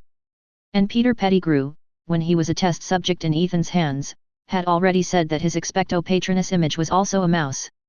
That's all Ethan knew. Rita Skeeter's animagus form was a beetle, and she didn't know how to cast the patroness charm. The animal image of the patroness charm is usually the animal that best matches oneself. And this image can be explained as an animagus. Combined with the previous examples, Ethan can basically determine his idea this time. I just don't know if Dumbledore's animagus form is a phoenix. He was a transfiguration professor. If he said he couldn't cast an animagus, Ethan would definitely not believe it. But Ethan couldn't ask this question. Suddenly, Ethan turned into a shadow and disappeared on the spot.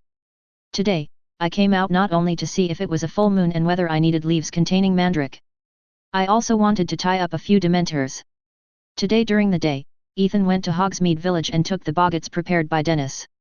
There were only more than 30 in the time storage, and they would need to be contacted later. Now that the boggets were available, Ethan didn't want to use the ones under his command for the remaining dementors. After all, they needed to accompany Penelope and the others to practice the patroness charm. In addition, since they helped him successfully release the patroness last time, these dementors had some hard work, so he would not use them for the experiment, and would work on them after the results were achieved. When he came to an intersection and saw several dementors, Ethan continued to maintain the shadow stealth state and directly pulled them in with the Nibelungen. After going to 3 intersections in a row and tying up 17 dementors, Ethan was ready to retreat. As for the reaction of the Ministry of Magic, Ethan couldn't control it. Anyway, there was no surveillance outside Hogwarts, and Ethan himself had the ability to cast spells without being seen by his own eyes, so that he would not be detected by any means. Even if the Ministry of Magic turned the world upside down, they would not be able to find that it was Ethan who did it. As for suspicion, there is no grudge. Why would I, Ethan, go looking for trouble with the Dementors? It cannot be said that ability is the target of suspicion. In this case, the first person to be suspected is Dumbledore, not Ethan. Today should be a full moon. Yeah, Ziddy. Ethan nodded affirmatively, but the way he spoke was a little strange, and he was still not used to speaking with a leaf in his mouth. Ethan, you are really funny now. Chujong covered his mouth and laughed. If you are still a little far away, you don't know what Ethan means at this moment. Ethan, if you don't want to declare animagus, you should make your words clear before speaking outside, otherwise don't speak if you can. You are now like this, others will definitely notice it, especially Professor McGonagall. Penelope made her own suggestion. Many animagus are illegal and do not want their image to be discovered.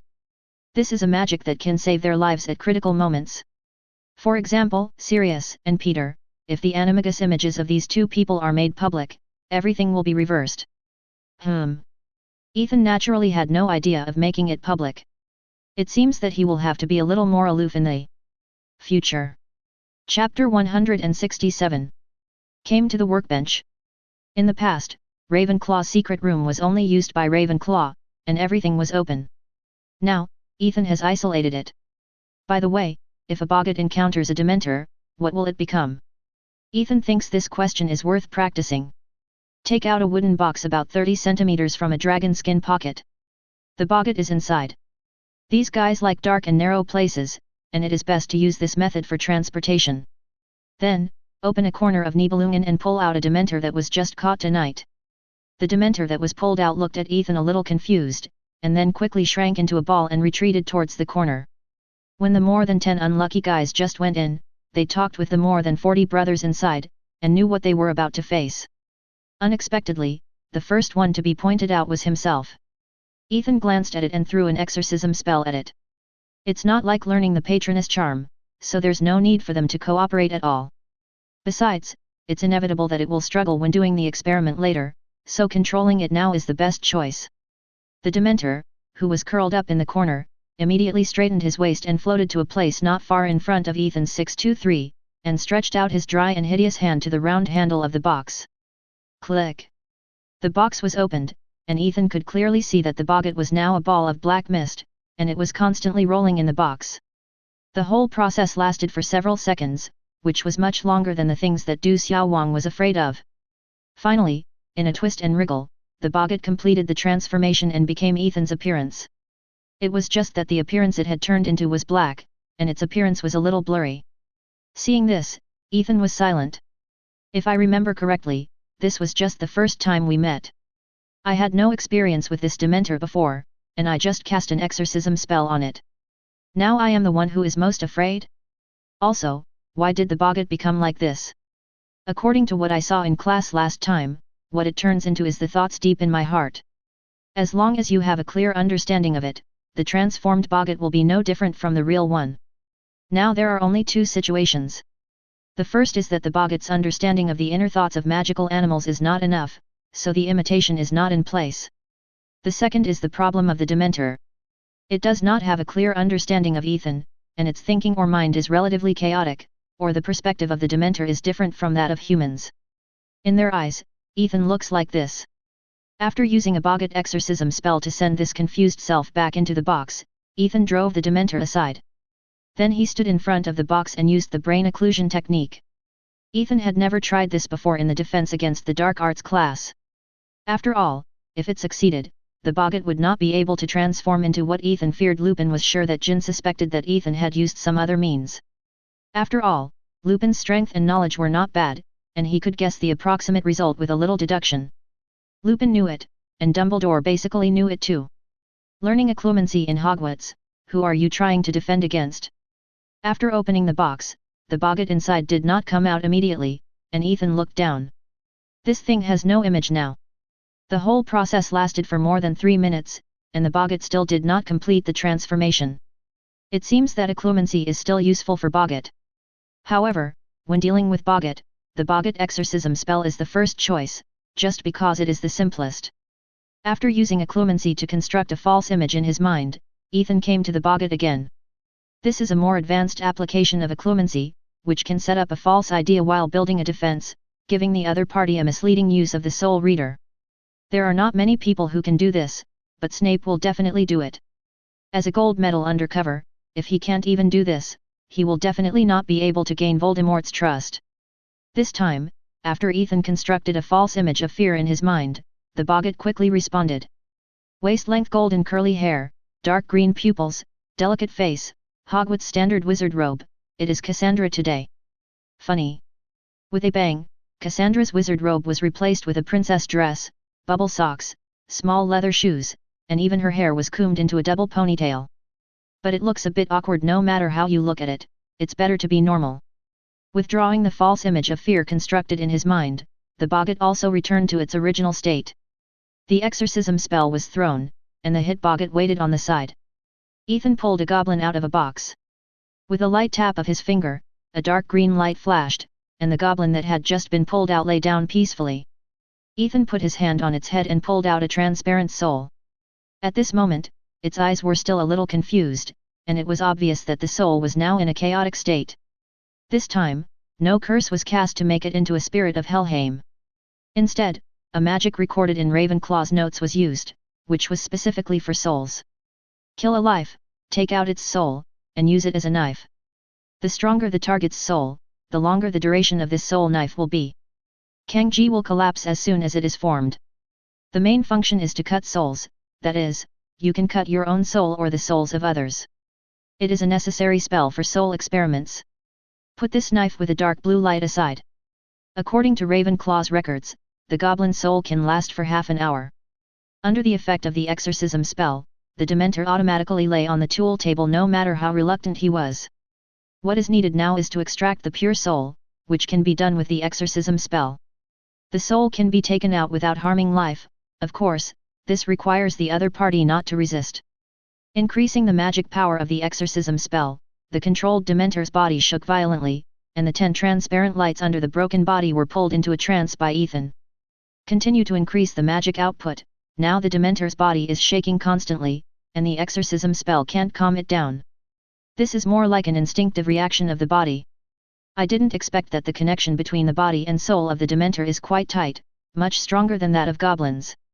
Although magical animals such as Dementors and boggarts are spirits, they are similar to things like peeves. They are not pure souls but a combination of emotions, magic, souls, and other messy things. Just like the spirit created by ancient magic in Helheim, this is a combination of soul, life, and magic. A pure soul cannot survive in this world. Except for Voldemort's residual soul, because he has a Horcrux as a demarcation point. As Ethan's magic power continues to increase, the Dementor's body seems to be torn in half. If Ethan wants to use a knife, he must start with a pure soul. Suddenly, a sound of nails scratching glass came out of the Dementor's mouth, which was quite harsh and noisy. Amid the noise, the Dementor's body stopped trembling, and the whole body turned into a puff of black smoke and dissipated on the workbench. There was really nothing left. Dead. Ethan was a little unbelievable that the pure soul of this thing could not be stripped out. Other normal creatures, the body is still there after the soul is extracted, and the soul will not die in a short time. But the spirit creatures will look like this. Ethan really didn't expect it, and he had never done experiments in this regard before. It seems that the connection between the soul of the Dementor and the substances that make up its body is deeper than he thought. Taking out the parchment, Ethan recorded everything about this experiment. If the Dementor doesn't work, then what about the boggart? Will it also dissipate the body and soul together at the moment when the soul is forcibly stripped out, just like the Dementor? Thinking of this, Ethan stared at the boggart on the side with ill intentions. According to the experimental process just now, on the body of the boggart, as expected, the boggart also turned into black smoke and dissipated. Sure enough, these experiments on the soul are not so easy to do. Just the first step has stuck himself. But this experiment is still not over.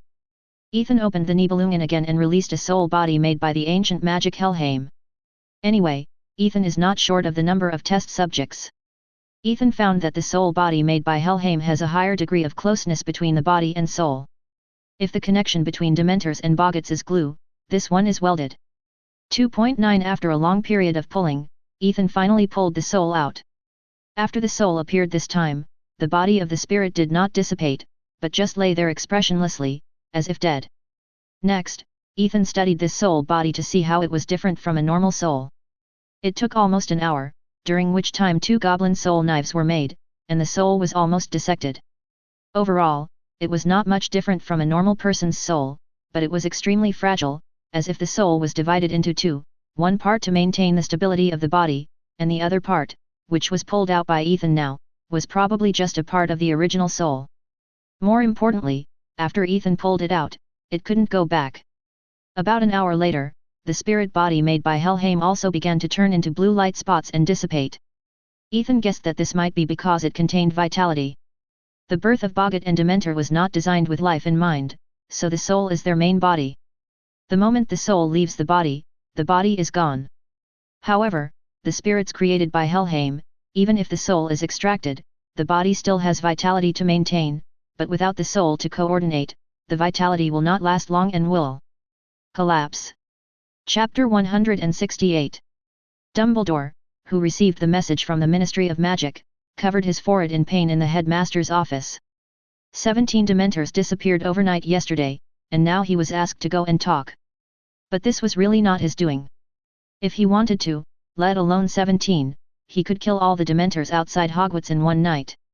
But the message from the Ministry of Magic had come, and he had to go. After a long sigh, Dumbledore stood up and looked at Fawkes on the bird stand. Amid the sound of birdsong, Fawkes swooped down, and a pair of claws firmly grasped Dumbledore's shoulders, and then a burst of fire appeared. Dumbledore appeared again, and now he was already in the Ministry of Magic. Along the way, he greeted the wizards coming and going, and Dumbledore went straight to Fudge's office. Bang! Bang! Hearing a knock on the door, a middle-aged fat woman in pink clothes opened the door from the inside and welcomed Dumbledore in. Then the pink toad retreated very discerningly and closed the office door. She is not as arrogant now as she was later. Cornely, I didn't cause the Dementors to disappear this time. Sitting on the chair, Dumbledore looked at Fudge, who was pot-bellied across from him, with a serious expression. Hearing this, Fudge adjusted his bowler hat and his expression became ugly. If it's not you, who else could it be?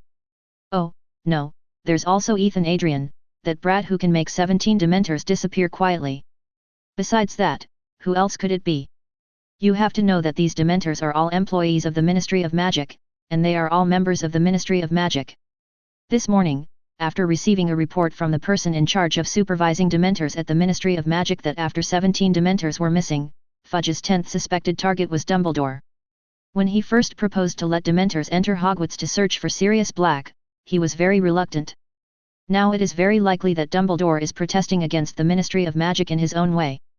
Besides, the relationship between Dementors and the Ministry of Magic cannot be considered as superiors and subordinates, but a cooperative relationship.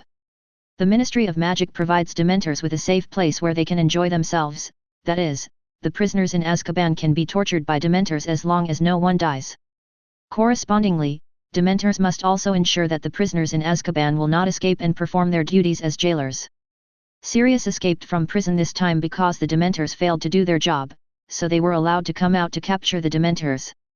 It is still difficult for the Master to command them. Originally, Ethan killed 1/3 of the total number of people taken out this time. Whether they stayed in Azkaban or went to Hogwarts, they all had a lot of opinions about the Ministry of Magic. Fudge had a hard time to appease them. As a result, it has only been half a month and something happened again. How can you let Fudge explain this to the Dementors? If the Dementors have opinions and cause a strike, and eventually there will be loopholes in the defense of Azkaban, allowing those criminals to find a loophole and escape. Not to mention what impact these criminals will have on the wizarding world after escaping, there has been no large-scale jailbreak since the establishment of the Ministry of Magic. If such a scandal occurs during his tenure, he, the Minister of Magic, will probably be recorded in history and be awarded the title of the worst Minister of Magic in history. Fudge will never allow such a thing to happen. Cornely, you have to know that we are not the only two who can deal with Dementors, and many magics can work on them. Adrian should have used the fiendish fire curse, but he controlled it better, so there was no trace left on the train, but some spells targeting the soul will be more restraining against Dementors. Dumbledore looked helpless. First of all, he definitely did not touch the Dementors, unless he was sleepwalking. As for whether Ethan did it, Dumbledore couldn't judge it. The main thing is that these Dementors are not in Hogwarts now, and the two sides can't see each other, so how can there be a conflict? If Ethan is unilaterally looking for trouble, it doesn't make sense. After all, it was the Dementors who suffered the loss last time, and Ethan and his group didn't suffer any losses at all. Dementors can't get any benefit anywhere, there's nothing worth Ethan's concern, so there's really no need to risk offending the Ministry of Magic to attack Dementors. But if it wasn't Ethan, who else in Hogwarts could quietly get rid of 17 Dementors? Severus and the others couldn't do it. If it was easy to expel them, they could easily do it with more Dementors. But without alerting the Ministry of Magic staff and other Dementors, it's not easy to quietly deal with 17 Dementors. The silver-white light of the Patronus can be transmitted far away, which can easily attract the attention of people around, especially in open areas. So far, Dumbledore has difficulty in determining who the real murderer is. After hearing what Dumbledore said, Fudge suddenly fell silent. This made him think of a possibility. Being proficient in the dark arts is still related to the soul. Who else could it be except that ugly BD without a nose? Instantly, Fudge could not hide the panic on his face, and could only comfort himself with words. No, this is impossible. Everyone knows that he is dead. This is impossible. Albus, you said it is absolutely impossible for him, right? Fudge looked at Dumbledore anxiously at the end, hoping that he could give him a positive answer. Voldemort. Fudge really couldn't imagine what he would do if he came back during his tenure. Can he deal with him? Fudge, who had experienced that era, knew very well that the Ministry of Magic had been overwhelmed. If the Savior had not appeared, it would be hard to say whether there would be a Ministry of Magic now. If he had taken office at that time, he would be just as helpless. It's not that he is back. I can tell you this very seriously. Dumbledore sighed and answered Fudge's question very seriously. Dumbledore was not sure where Voldemort was now, and he was not sure how many people had gathered around him, but what was certain was that he had not resurrected yet, otherwise he would have made some noise. Dumbledore knew Voldemort's character. The first thing he did after his resurrection was to protect Ethan and Harry. Now that neither of them had encountered any accidents, it could be judged. However, Dumbledore never expected that Fudge would degenerate so quickly. The Fudge who dared to fight and had ambitions in the past was really gone. The power of the Minister of Magic and the comfortable environment at the moment made him greedy for power and cowardly. In just 3 years, Fudge seemed to have completely changed into a different person. Power is really a delicious poison. At the same time, it also made Dumbledore more certain that he must never touch such power. Dumbledore knew that as long as he showed a little bit of such thoughts, whether it was his old friends, students who graduated from Hogwarts, or officials of the Ministry of Magic and members of the Wizengamot, the majority of them would definitely support him, and he would be able to ascend to the position of Minister of Magic in an instant. But I can't do this, and I can't even release any information about this. You're right, it can't be him, he didn't come back. That's Sirius Black, it must be him, he was hiding nearby and killed the Dementors. He must have learned some vicious black magic when he was at home, otherwise he couldn't have escaped from the heavily guarded Azkaban. Fudge's voice became louder and louder, as if in this case, what he said was true. Maybe. Dumbledore replied with some disappointment. There was no need to argue anymore. Fudge was scared by Voldemort, and he was not as good as a little wizard in this respect. If he waited until Voldemort was truly resurrected, Fudge might make some stupid moves. I will arrange a team of Aurors to go to Hogwarts. You won't refuse, will you? And the Dementors, I will also replenish them. This is all to catch Sirius Black. Fudge, who had already convinced himself in his heart, looked up at Dumbledore again. Originally, there were only 2 Aurors, who were responsible for supervising and controlling the Dementors, and the Dementors were stationed on various necessary roads in Hogwarts. But now it seems that such a small number of people is obviously not enough, otherwise such a thing would not have happened. As long as Sirius can be caught, all the difficulties he is facing now will be solved. Okay, but you still can't disturb the students' lives. After a moment of silence, Dumbledore compromised. Obviously, Fudge has made up his mind now. If he refuses, there will definitely be a conflict. The disappearance of the Dementors will also be blamed on him. Okay, I can assure you that the Dementors will never enter the Hogwarts castle. Fudge readily agreed immediately, since he only said that they could not enter the castle. If the little wizard is accidentally injured outside, it cannot be blamed on the Ministry of Magic. As for blaming the Dementors, they are also trying to maintain the stability of the wizarding world. They just have low IQs and made some mistakes. Why do you bother with these beasts? Dumbledore also heard the underlying meaning of Fudge, but at this moment he could only nod in agreement. Albus, you can leave first. I still have to appease the Dementors and then arrange for the Aurors. I don't have time to send you out. Chapter 169. It was October. The new Quidditch players for this school year had been selected and the training had begun. As usual, conflicts between the various colleges occurred from time to time in order to compete for the right to use the Quidditch field. Lupin had also completely established himself in Hogwarts. After more than a month of recuperation, he was no longer as thin as before, and he was much more energetic. He got his first month's salary and changed into a wizard robe. He was completely different from before. His courses were also quite popular among the young wizards. Taking Ethan's 3rd grade as an example, they later learned the red cap, which was an ugly little thing similar to a goblin. It lurked in places where blood had been shed, such as the dungeons of the castle and the abandoned battlefield tunnels. They liked to attack lost people with big sticks in these places. After the red cap, they learned the Kaba, a reptile that lives in water. It looks like a monkey with scales and webbed hands ready to attack people who wade through their ponds at any time. It can be said that every week's defense against the dark arts class is worth looking forward to. One theory class and one practical class have already caught the attention of the young wizards in Hogwarts. Hagrid is doing well now after being taught by Ethan. He pulled the bullied chimera over as a model to introduce its abilities, habits, living environment, etc. He also brought a fire crab later. This is a magical animal of XXX level. Although the name is crab, it actually looks more like a turtle. The shell on its back is inlaid with jewels, which is quite gorgeous and also has a high value. This is also an alien species. Hagrid also spent a lot of effort to get it. He originally planned to use it for breeding, but now he uses it to teach students first. These 2 magical animals also attracted the attention of the young wizards in Hogwarts, which made Hagrid feel much better. Only Snape's mood is still quite bad. Every time he teaches, it seems as if he is going to kill someone. Until now, the Gryffindor house score has never exceeded 30 points. After all, Neville and Ronald are the focus of attention in the 3rd grade potions class, and no matter how many points are deducted, it is not enough. The little wizards in Gryffindor know that they will not have a chance to participate in the House Cup this school year. There is also divination class, which most people don't like. They originally thought that Professor Trelawney was very mysterious, but after Professor McGonagall's explanation, everyone knows that she is an immortal liar. Only 2 Gryffindor girls trust her very much, one is Lavender Brown, and the other is Parvati Patil. These 2 are Hermione's roommates. Hermione has complained countless times, but no matter how she persuades them, they won't listen. And every lunchtime, the 2 of them like to go to Trelawney's classroom on the top floor of the tower. They always like to wear a mysterious smile on their faces. Many of the little wizards in Gryffindor think that these 2 are confused by Trelawney. In addition, Hermione also had a big quarrel with Ronald.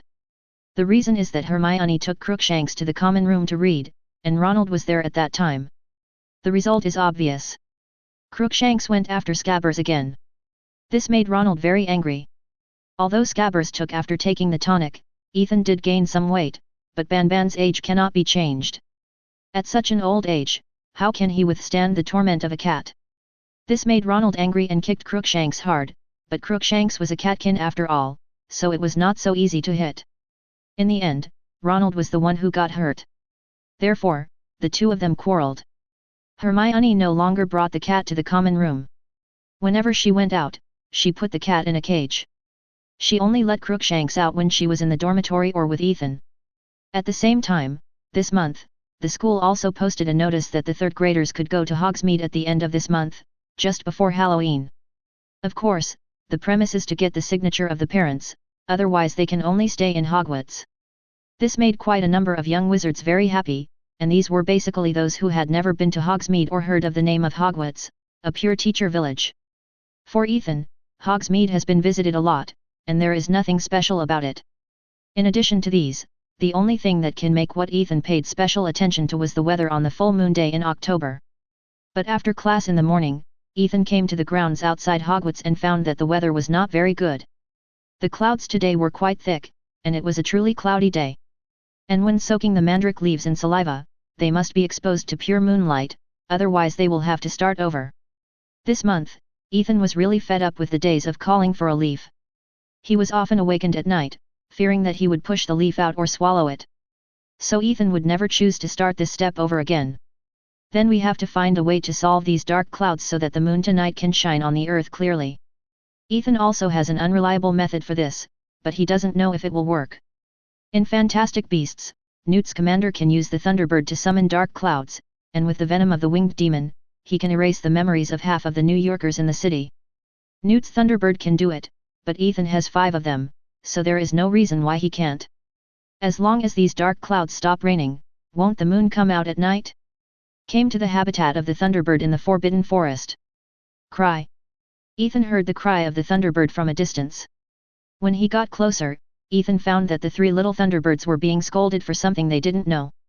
The big Thunderbird flapped its wings once every 2 calls, and the rain and dew were evenly distributed without falling on any of them. The mother Thunderbird found Ethan's arrival and immediately flew to Ethan and landed in front of him, making a cheerful cry.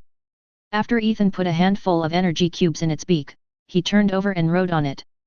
After joining the other 4 Thunderbirds, Ethan expressed his request. They naturally would not refuse this, and immediately carried Ethan into the air and came to the bottom of the clouds. Here they kept flying, circling, and chirping, and the clouds became darker and darker, and the elements began to flash in the clouds. At this moment, Ethan also used the weather spell and directly controlled a large area of dark clouds. The drifting rain fell with thunder, and the Thunderbird took Ethan to shuttle between lightning and dark clouds. Ethan found that he was becoming more and more proficient in controlling the weather spell, and his level was really soaring at a speed visible to the naked eye. Moreover, on the back of the Thunderbird, these lightnings also deliberately avoided him. Of course Ethan was not afraid of these lightnings. With the talent of lightning affinity, Ethan could use magic to control these lightnings the moment they came into contact, not to say that he rolled them into a circle in his hand, but to use the magic wand to command them to which direction to bombard. After the heavy rain fell in the whole area around him, Ethan asked the Thunderbird to send Ethan back. Ethan didn't need to worry about what happened next. According to the current trend, it would only take 1 or 2 hours for the dark clouds to disappear. I just don't know if the Thunderbird can be used to assist in the condition of waiting for a thunderstorm with lightning after burying the leaves and saliva of the mandrake. If it can, it will be very simple. We can start in 2 days when the clouds are thicker. However, Ethan gave up after just thinking about it. It is best to leave this step to nature. It is unknown whether there will be any mistakes in this environment that uses magic to change. Today's condition is moonlight, so it is natural to change the weather now. After all, the Thunderbird affects the layer, not the light. When it was night, Ethan went to the nest of the 8-eyed giant spider in the Forbidden Forest alone. Due to the heavy rain in the morning, the weather cleared up in the afternoon. Now the moonlight shines on the earth, and tomorrow will be another good day. Taking out a crystal medicine bottle, Ethan spitted saliva into it until it reached 2/3 of the bottle. Then he took out the leaves of the mandrake grass and soaked them in the crystal medicine bottle filled with saliva, and aimed at the moon, allowing it to fully receive the pure gaze. It should be said that it is worthy of the leaves of the mandrake grass. After a month, the appearance has not changed much. If it were an ordinary leaf, it would have rotted away long ago. After 10 minutes, Ethan added a strand of his own hair and a teaspoon of dew. This dew was collected by Ethan in the depths of the forbidden forest. It has never seen the sun, let alone a place where humans have never touched it. Finally, he added a pupa of a ghost-faced hawk moth, and buried the mixed liquid under 10 rocks not far from the nest of the 8-eyed minister spider. And he ordered the 8-eyed giant spider not to turn over this land, nor to pass by or eat there. Chapter 170. The last day of October is Halloween Eve, which is also Saturday. Everyone gathered in the hall early in the morning, excitedly discussing the matter of going to Hogsmeade Village. Mainly the third-year wizards surrounded the seniors, begging them to introduce some fun projects. There are only a few shops here, but as the only pure wizard village in Britain and the largest gathering place for wizards, you can only find what you want here if you have enough gold galleons. After breakfast, Ethan, Cassandra, and others gathered together, and Penelope and others were also there, and they went to the gate of Hogwarts together. Filch had been waiting here for a long time, holding a long piece of parchment in his hand. When the time came, Filch took the parchment and began to check everyone's name. Only those on the list could go to Hogsmeade. Harry, because he had reconciled with his aunt's family, naturally got the guardian's signature. At this moment, he was also standing in the crowd with uncontrollable excitement on his face. Ethan did not see Ronald's words. After taking Mrs. Norris to check everyone and make sure there were no fakes, Filch began to arrange people to take the night mule carriage to Hogwarts Village. Ethan and others got on a carriage. Originally, it was a standard 4-person carriage, but it could still fit if they squeezed. For example, now, Ethan held Penelope in his arms and let her sit on his legs. It was most comfortable when she held him. After the carriage started running, Ethan opened the box and let Nagini out, and sat between Cassandra and Hermione. It was impossible for Ethan and others to go out to play and leave her in Ravenclaw's secret room. Thestrals didn't care about the sudden extra weight. Not long after 983, the carriage began to slow down until it stopped on a small road. The little wizards who got off the car looked around curiously, and some of them were heading in one direction with a purpose. When they came to the commercial shops in Hogsmeade Village, beautifully dressed witches stood at the door of each shop to attract customers. Every time Hogwarts students came, the turnover of the commercial street in Hogsmeade Village would increase by times. Unlike Ethan, who didn't follow the rules at all, Hermione had never been to Hogsmeade Village, let alone Nagini. Pulling Ethan, Hermione first came to Honeyduke's candy store. After receiving the notice that she could come to Hogsmeade Village, Hermione asked the senior sister of Gryffindor about Hogsmeade Village. Among them, the most interesting one was Honeyduke's candy store. Although she was born in a dentist family, it did not mean that she did not like snacks. She just restrained herself before coming to Hogwarts. But after knowing that potions can completely solve the problem of tooth decay, Hermione no longer has this concern.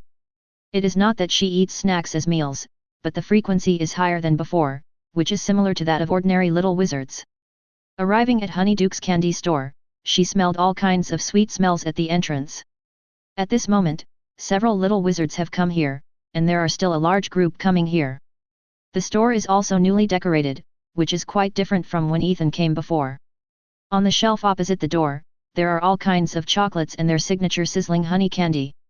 There were various advertisements on the walls of the shop, some for Lockhart, some for Fudge, and one for a beautiful witch in her 20s, dressed quite coolly, with her eyes closed and full of seductiveness, holding half a chocolate in her mouth and sending it forward. Of course, all of these were dynamic. Ethan didn't know who this witch was, though.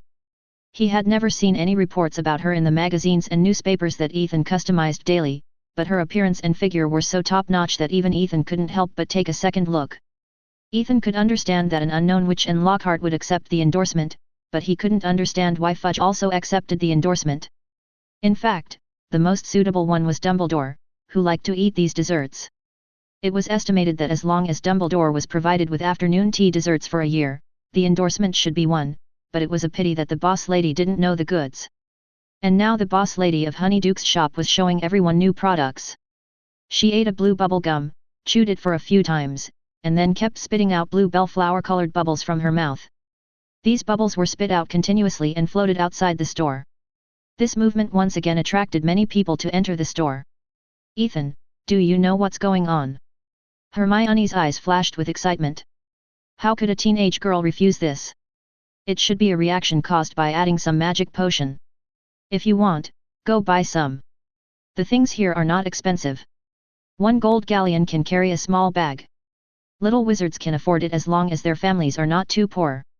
Seeing Hermione happily running to choose candy, Ethan said to Nagini on the side, take whatever you are interested in. I will pay the bill in the end. At this time, the proprietress who had finished her performance also came over with a smile on her face. Ethan, I will give you a 20% discount. She likes little wizards like Ethan, who spend a lot every time and don't bargain. Especially before Christmas, when one person's spending is higher than his daily turnover, he needs a better owl to deliver it. Thank you. Ethan nodded and thanked him. The two of them have known each other for quite some time. The passage that Ethan, Fred, and George took to Hogsmeade Village leads directly to the basement of Honeyduke's candy store. With the introduction of the two of them, they all have a good relationship. Generally, candies needed for gifts are purchased here. Their products are made of real ingredients and taste good. CFBB, by the way, there is this, which is also a new product this year. Do you want to try it? The proprietress handed over a bag of black bread slices. Isn't it a prank product? Ethan looked at the proprietress with some suspicion. Although this is just a candy store, some things are not to be eaten casually, such as the early product, sour lollipop, which can burn a hole in the tongue. The sandwich candy, the kind that explodes, although it will not hurt, but the pain is real, and the head is buzzing, and it takes several minutes to recover. Ethan hadn't tried these, but the twins had, and had used them to trick others. No, don't worry, I'm not Fred or George, I'll definitely tell you about the prank products in advance. The boss lady patted her chest to assure, but now she's over 50 and not very attractive. Those prank candies are just made to suit the hobbies of some wizards, and they can't be considered mainstream products in the store.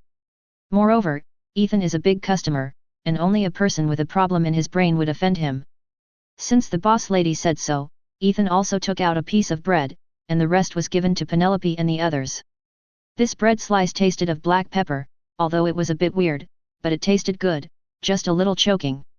As Chujong sneezed, a stream of red flames blew out of his nose. Ethan also took a deep breath, and then a stream of red flames suddenly blew out of his nose. Reaching out to feel it, it only looked like a flame, but it was actually red smoke, and Ethan felt something was wrong just now. As for what was added, Ethan would not explore it. This was all their own research and was considered a trade secret. Besides, these potions were not very effective, they were just fun. When the other little wizards saw the black bread slice that Ethan was eating, they immediately asked the proprietress. Compared with the bubbles just now, the little wizards still felt that the fire breathing was more interesting. Little black pepper urchin, this is its name, and there is absolutely enough here. The proprietress took the little wizards to a shelf to introduce it. Every year, Honeyduke's candy store launches 2 new products, and this year's is the little black pepper urchin and the blowing super bubble gum just now. Ethan did not squeeze over, but took Cassandra to stroll around the store. She had no interest in these snacks. Chujong and Penelope also went to Hermione's place. It can only be said that this year's Honeyduke's candy store was successful. The fire-breathing bread attracted little wizards, and the bubble hall that could spit out blue bubbles attracted little witches. After packing some cockroach piles, milk fudge, and sizzling honey candy, Ethan brought Cassandra out. There were already quite a lot of people in the store. Many little wizards used this place as their first stop to play Hogwarts. After coming out, Ethan immediately used transfiguration to turn the cockroach-shaped chocolates that were still crawling in the bag into normal chocolate balls. After trying the cockroach piles at Dumbledore's place, Ethan felt that the chocolate tasted really good. From time to time, he would buy some and then use transfiguration to make them look more normal, otherwise it would be a bit disgusting. After Hermione and others came out with large and small packages, Ethan and his group went to the second stop. The 3 Broomsticks Bar. When Ethan and others entered, there were already quite a few little wizards sitting in groups of 3 or 2. From time to time, some little wizards would peek at the proprietress, Ms. Rosmerta. This pretty widow is the most beautiful lady in Hogsmeade. She receives countless love letters every year, and many of them are from the young wizards of Hogwarts. Early in the morning, Ethan and his friends naturally did not order any drinks, but only some violet water and conch cherry syrup soda. It was mainly because Hermione wanted to see why this famous tavern was so attractive, otherwise Ethan would not have wanted to come. Although this Lady Rosmerta still has some charm, she is over 40 years old. She is not her cup of tea and I cannot appreciate her. Chapter 171. Lunch was also eaten at the Three Broomsticks. The regular food was available here. In the afternoon, Ethan and Cassandra were abandoned by Hermione and the other four. They were going to the Fenja brand wizard clothing store. This is a large clothing chain store in the wizarding world. Not only in Great Britain, but also in Paris, France. It mainly sells women's clothing, including luxurious clothing made of magical animal fur. Of course, the price is quite expensive. But Hermione and the others can be considered as wealthy women now. Last school year, they won thousands of gold galleons in the wizard duel competition held by Lockhart, and they can fully afford these consumptions. Ethan and Cassandra each held a cup of conch cherry syrup soda, and strolled around you on the road in Hogsmeade Village. When they saw a store they were interested in, they went in to visit it. The two seemed quite relaxed and comfortable. Passing by Zonko's joke shop, it was also crowded with little wizards. Everyone was waving gold galleons and silver sickles to spend money here, and the Gryffindor teachers were the most. Although Fred and George have invented many prank props, they are not as good as Zonko's joke shop in terms of style and quantity. Among them, the big dung eggs and burp candy are the most famous, especially the former, which is really common in Hogwarts pranks. Even Fred and George would come to Zonko's joke shop from time to time to spend money, which was often ridiculed by Ethan as a ministerial behavior. It's just that Ethan didn't find Fred and George here today, which is a bit strange. Didn't they come to Zonko's joke shop when they came to Hogsmeade Village? George. Ethan looked at the figure in front of him and shouted in confusion. Usually Fred and George acted together, and Ethan also distinguished the two based on their talking preferences and other small features. If it depended on appearance, their mother Molly couldn't tell who was Fred and who was George. Now, there was only one person standing alone on the road outside, and Ethan could only rely on his senses to guess. Ethan, can you tell me and Fred apart? George turned around in surprise and looked at Yulin in disbelief. Even his mother couldn't do it, but Ethan, a friend he had known for several years, did it. Whose problem is this? It's mainly based on guessing, but it seems that I guessed right. By the way, why are you here alone? Where is Fred? Twins have always been inseparable, and if one is here, the other is not far away. George is alone now, which seems very strange. Here, there. George pointed to a store not far ahead. Ethan looked in the direction of George's finger, and the sign read Madame Putafoot's Tea Shop. This is another signature shop of Hogwarts. The first choice for little wizards who are greedy for food is Honeyduke's Candy Shop, and the first choice for those who like to play pranks is Zonko's Joke Shop. If you want to taste some alcoholic beverages and other drinks, the first choice is the Three Broomsticks. If you like all kinds of strange alchemical props, especially if you want to cheat in exams, the first choice is Davis and Band's store. They launch new cheating products every year, but of course they still can't escape the eyes of professors. And this Madame Putafoot's Tea Shop is the first choice for couples to date. Everything in it is decorated with lace, even the small round table is no exception, and there are fat golden angels as waiters in the shop. This fat angel is similar to the dwarf that Lockhart invited on Valentine's Day, except that the fat angel has a better face and is not as ugly as the dwarf. What is Fred doing in Madame Putafoot's tea shop? Why don't you go in? Are you alone outside? Ethan couldn't figure out what the relationship between Mrs. Putafoot's tea house and Fred was. It can be said that no matter which store they entered, they could not enter Mrs. Putafoot's tea house. Well, you will know if you go and take a look. George sighed and didn't want to say anything more. Seeing this, Ethan didn't ask any more questions. He took Cassandra's hand and walked towards the location of Mrs. Putafoot's tea house. Hello, Senior Edwina. When he arrived at the door of Mrs. Putafoot's tea house, Ethan realized that the one who greeted him was Senior Ravenclaw who graduated last year. The two parties were not very familiar with each other, but they knew each other. It was natural to say hello when they met. It's been more than a year since graduation. I didn't expect to see him here today, and he was really miserable. Adrian, you are here. It seems that Penelope still lost. Edwina looked at Cassandra in surprise. When she graduated, the senior sisters who were about to graduate had many guesses about Ethan's final choice. They didn't expect that the winner would be the Slytherin one. You can't say that. Penelope hasn't lost yet. Ethan glanced at Cassandra, or to be more precise, Cassandra lost. How have you been recently? Edwina looked at Ethan meaningfully and didn't ask the previous question. After all, this is a harem, and she is not joining in, so why should she answer so clearly? Not bad, Ravenclaw won the college cup again last year. But you, senior sister, why are you working here now? You are a graduate of Ravenclaw, and your grades are pretty good, above average. But now you have become a receptionist, and I don't know what to say. You know, this is not a formal job, it can only be regarded as a temporary job.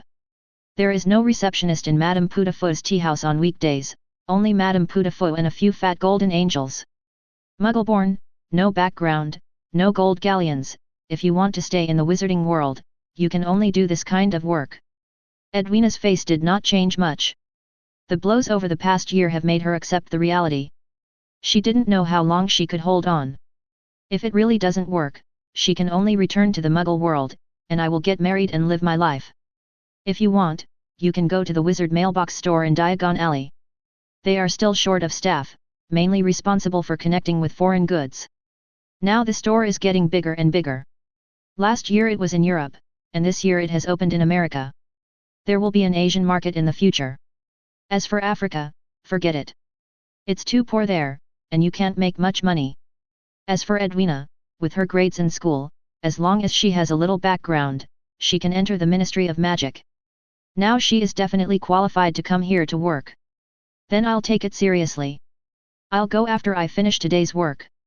Dash. The joy on Edwina's face flashed by. She didn't expect that she could get a job by coming here as a temporary worker. You know, it's hard for little wizards like them who were born in Muggles to get a formal job. Even the drivers of the night bus and the salespersons in major stores have to fight for such jobs. And it is not certain that they can grab it, because generally Hufflepuff graduates are given priority. After all, they can take care of the younger students of their own college who would choose other colleges. I will contact them after I go back tonight, you just need to go tomorrow. It's a pity that the secret identity is not easy to expose, otherwise it would be a considerable force to win over those who can't make it in the wizarding world. Thank you, boss. Edwina also quickly brought in her identity. Then, under the leadership of Edwina, Ethan and Cassandra came to a semi-open box, where many couples gathered. And Fred was also here. Across from him sat a strong-looking little witch with dark skin, and Ethan recognized her identity. 0, a member of the Gryffindor Quidditch team, named Angelina Johnson, is said to be quite popular in Gryffindor, but Ethan can't appreciate her. Unexpectedly, Fred is now mixed up with her. Ethan, who has read the original book, knows that Angelina Johnson eventually married George. This is really a rather bloody story. Originally, Angelina Johnson was Fred's Christmas dance partner. There was no need to say much about their relationship at that time. After graduation, the specific relationship was unknown. But after Fred died in the Battle of Hogwarts, Angelina Johnson married George. Then the son was born, and in memory of Fred, he was named Fred Weasley. But Ethan sat here for a long time, and Fred over there seemed to have not discovered him. He was now constantly talking to Angelina Johnson across from him. Just sitting here drinking tea without realizing it, after a few sips, Ethan took Cassandra away. This trip was originally to find out what Fred was doing here, anyway, the purpose has been achieved now. George, Fred has found a girlfriend, what about you? After Ethan came out, he found that George was still here, but his expression was even more sad. I want to, too. George's face fell instantly. Influenced by Ethan, Fred and George agreed at the beginning of this school year that they would be single together this school year, but Fred did it, and he is still single now. Even though they look similar, why can't he be single? This makes George quite sad. Then think about it more. Ignoring the lonely single dog behind him, Ethan continued to hang out with Cassandra. After all, even Ethan can't help with this kind of thing. It was dusk, and it was almost time to gather. There was a Halloween dinner waiting at Hogwarts tonight. Ethan and Cassandra also walked out of the Hog's Head bar, which was the only bar in Hogsmeade that dared to sell little wizard liquor. The environment inside was also relatively dirty, but some people liked it here, such as Hagrid, and some people engaged in illegal transactions. Now it has become a small market for illegal transactions. Chapter 172. By the time the young wizards were riding the Thestrals back to Hogwarts, the sky had already darkened. Ethan had taken Nagini back while he was in the carriage. Now was not the time for her to be exposed to Dumbledore. Even in Hogsmeade, Ethan asked her to stay away from the Hog's Head.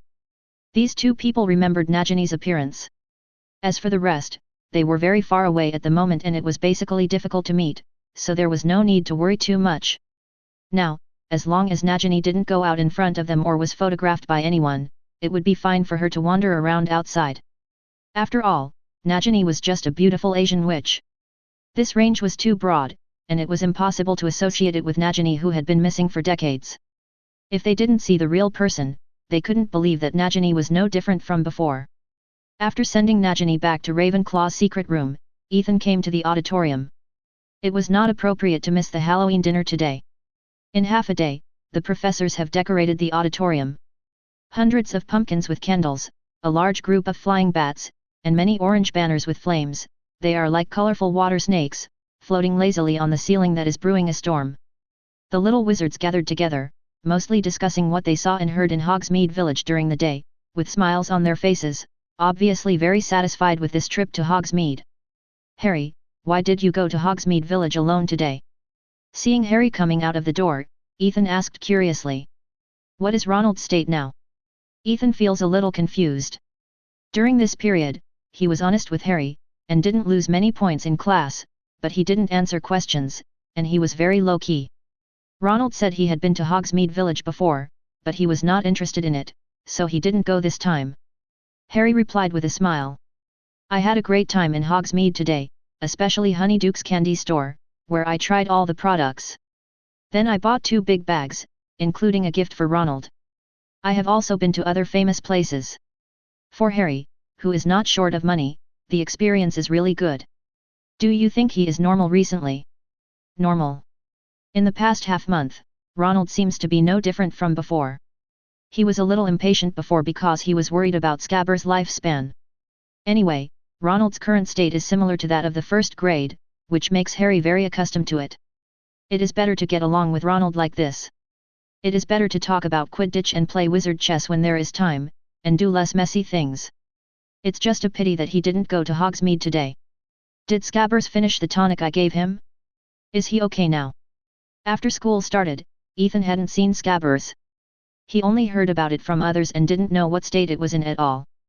Veterinary medicine has the effect of replenishing physical strength and spirit, and is rich in nutrients, and has a certain fattening effect. It's not bad now, a little chubby. Ronald drank the tonic you gave Banban half a month ago, and the effect is still very good. Ronald actually wanted to buy some from you earlier, but didn't know how to ask. I just feel that you gave Banban a little too much tonic. When I was sleeping at night, Banban ran to me and bit me several times. Speaking of this, Harry also sighed. He was listless some time ago, and his fur was dull, as if he was going to die at any time. But now it's not good to be too energetic, it disturbs his sleep. If Banban hadn't lost one claw, Harry would have felt that Ronald had changed into a mouse. Okay, just be normal. Hermione complained to me about Crookshanks and Scabbers several times. Ethan's mouth twitched, but he didn't voice his concerns in the end. There's something wrong with Ronald and Scabbers being normal. Ronald has money but he doesn't go to Hogsmeade, doesn't spend money, doesn't show off. His mother doesn't believe it. And Scabbers, knowing that Sirius escaped from prison, came to the vicinity of Hogwarts. His target is definitely his favorite. Now he can still be lively. That's weird. Both of them are not normal. Since Harry thinks they are normal, let them be normal. Ethan, you don't know how many interesting things there are in Hogsmeade. When they came to the Ravenclaw table, Terry pulled Ethan to talk. What did you find out? Ethan knew Terry's character. He liked gossiping and was very good at finding out. During this period, he had asked a lot about Hogsmeade. There is a black dance hall without a sign. Have you been there? Terry smiled. He had to ask a senior for a long time before he was willing to take him to see it. He believed that even Ethan would not be able to find the place without an acquaintance to lead the way. No. Ethan had long known that there were some shady industries in Hogsmeade Village, but he didn't pay attention to it. It had nothing to do with him. Tickets are 1 gold galleon. There are striptease by Vila, massage and backstepping services by centaurs, and foot washing services by murlocs. Terry lowered his voice and whispered in Ethan's ear. The striptease by Vila is still worth watching, but are you sure that the backstepping services by centaurs won't step on you to death? Can you enjoy the foot washing services of such an ugly murloc? Ethan looked at Terry with difficulty. If it's a striptease by Vila, Ethan also wanted to see it. After all, there are no ugly Vilas. Of course, the premise is not to make them angry. Seeing will scare you in a minute. Centaurs, once they grow up, weigh at least half a ton. It is estimated that except for creatures like trolls and giants, other creatures will be crippled if they are kicked by them. And the feet of centaurs are hooves. It must be a heavy taste for it to step on your back. As for mermaids, they are simply ugly. At least the mermaids in Hogwarts are like this. According to the book Fantastic Beasts and Where to Find Them, there are 3 types of mermaids, and the one in the Black Lake of Hogwarts is one of them, and it is also the ugliest one. No, I just watched the striptease of the Vila. There is a project later, but I didn't order it. Terry hurriedly distanced himself from the question. You didn't order any Vila items? Since there was a Vila striptease, there couldn't be no Vila service items. It was just a matter of whether you had enough gold galleons.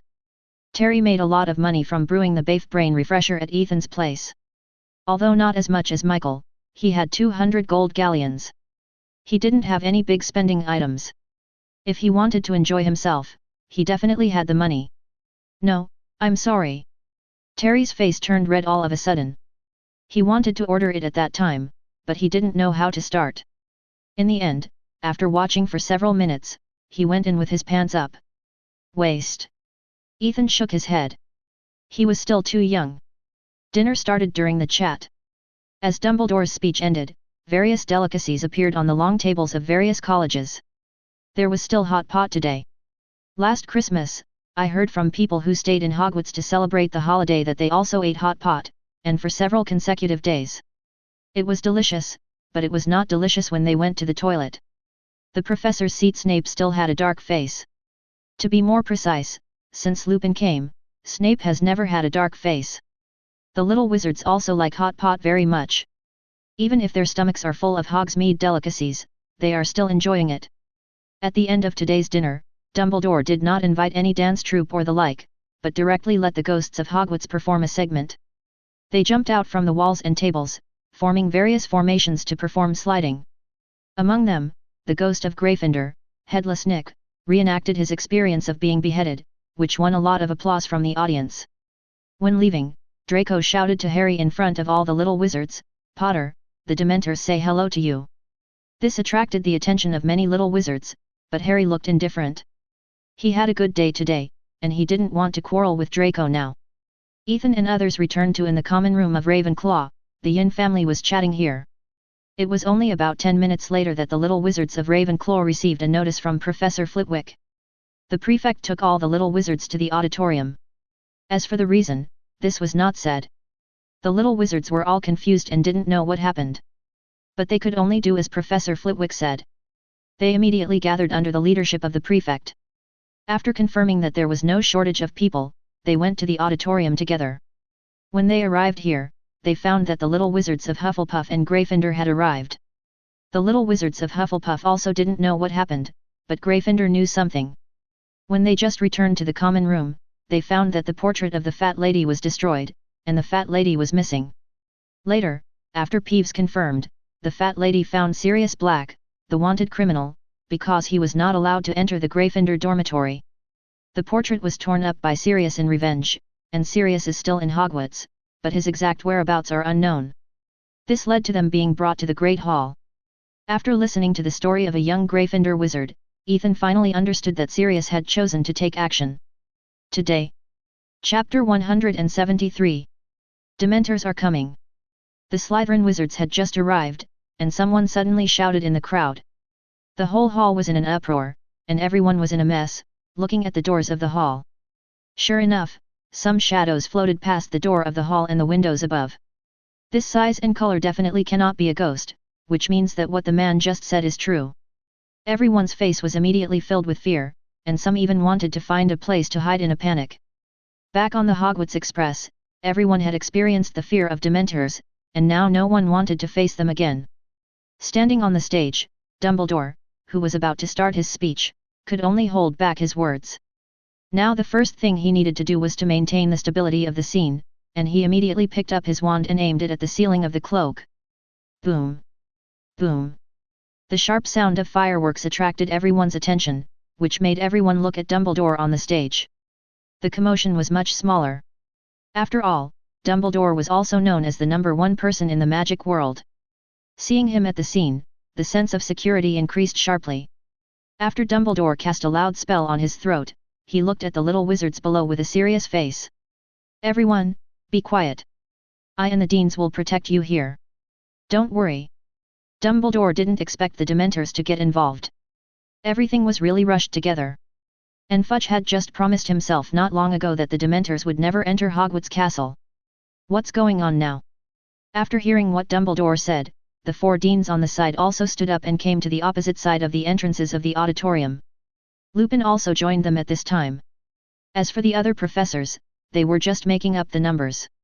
There shouldn't be the scene in the original book. Ethan didn't remember that the Dementors would enter Hogwarts on Halloween night. It was obviously Sirius who made a little noise. Sirius was able to enter Hogwarts, which should be the result of Dumbledore's indulgence. There is a passage under the Whomping Willow, and the Shrieking Shack can directly reach Hogwarts. This Whomping Willow was planted by Dumbledore for Lupin. Unless Dumbledore has lost his memory due to Alzheimer's disease, he must know this location. But he did not block this passage, nor did he tell others, and let Sirius go in and out freely, which is equivalent to the blockade of the Dementors on the ground being directly useless.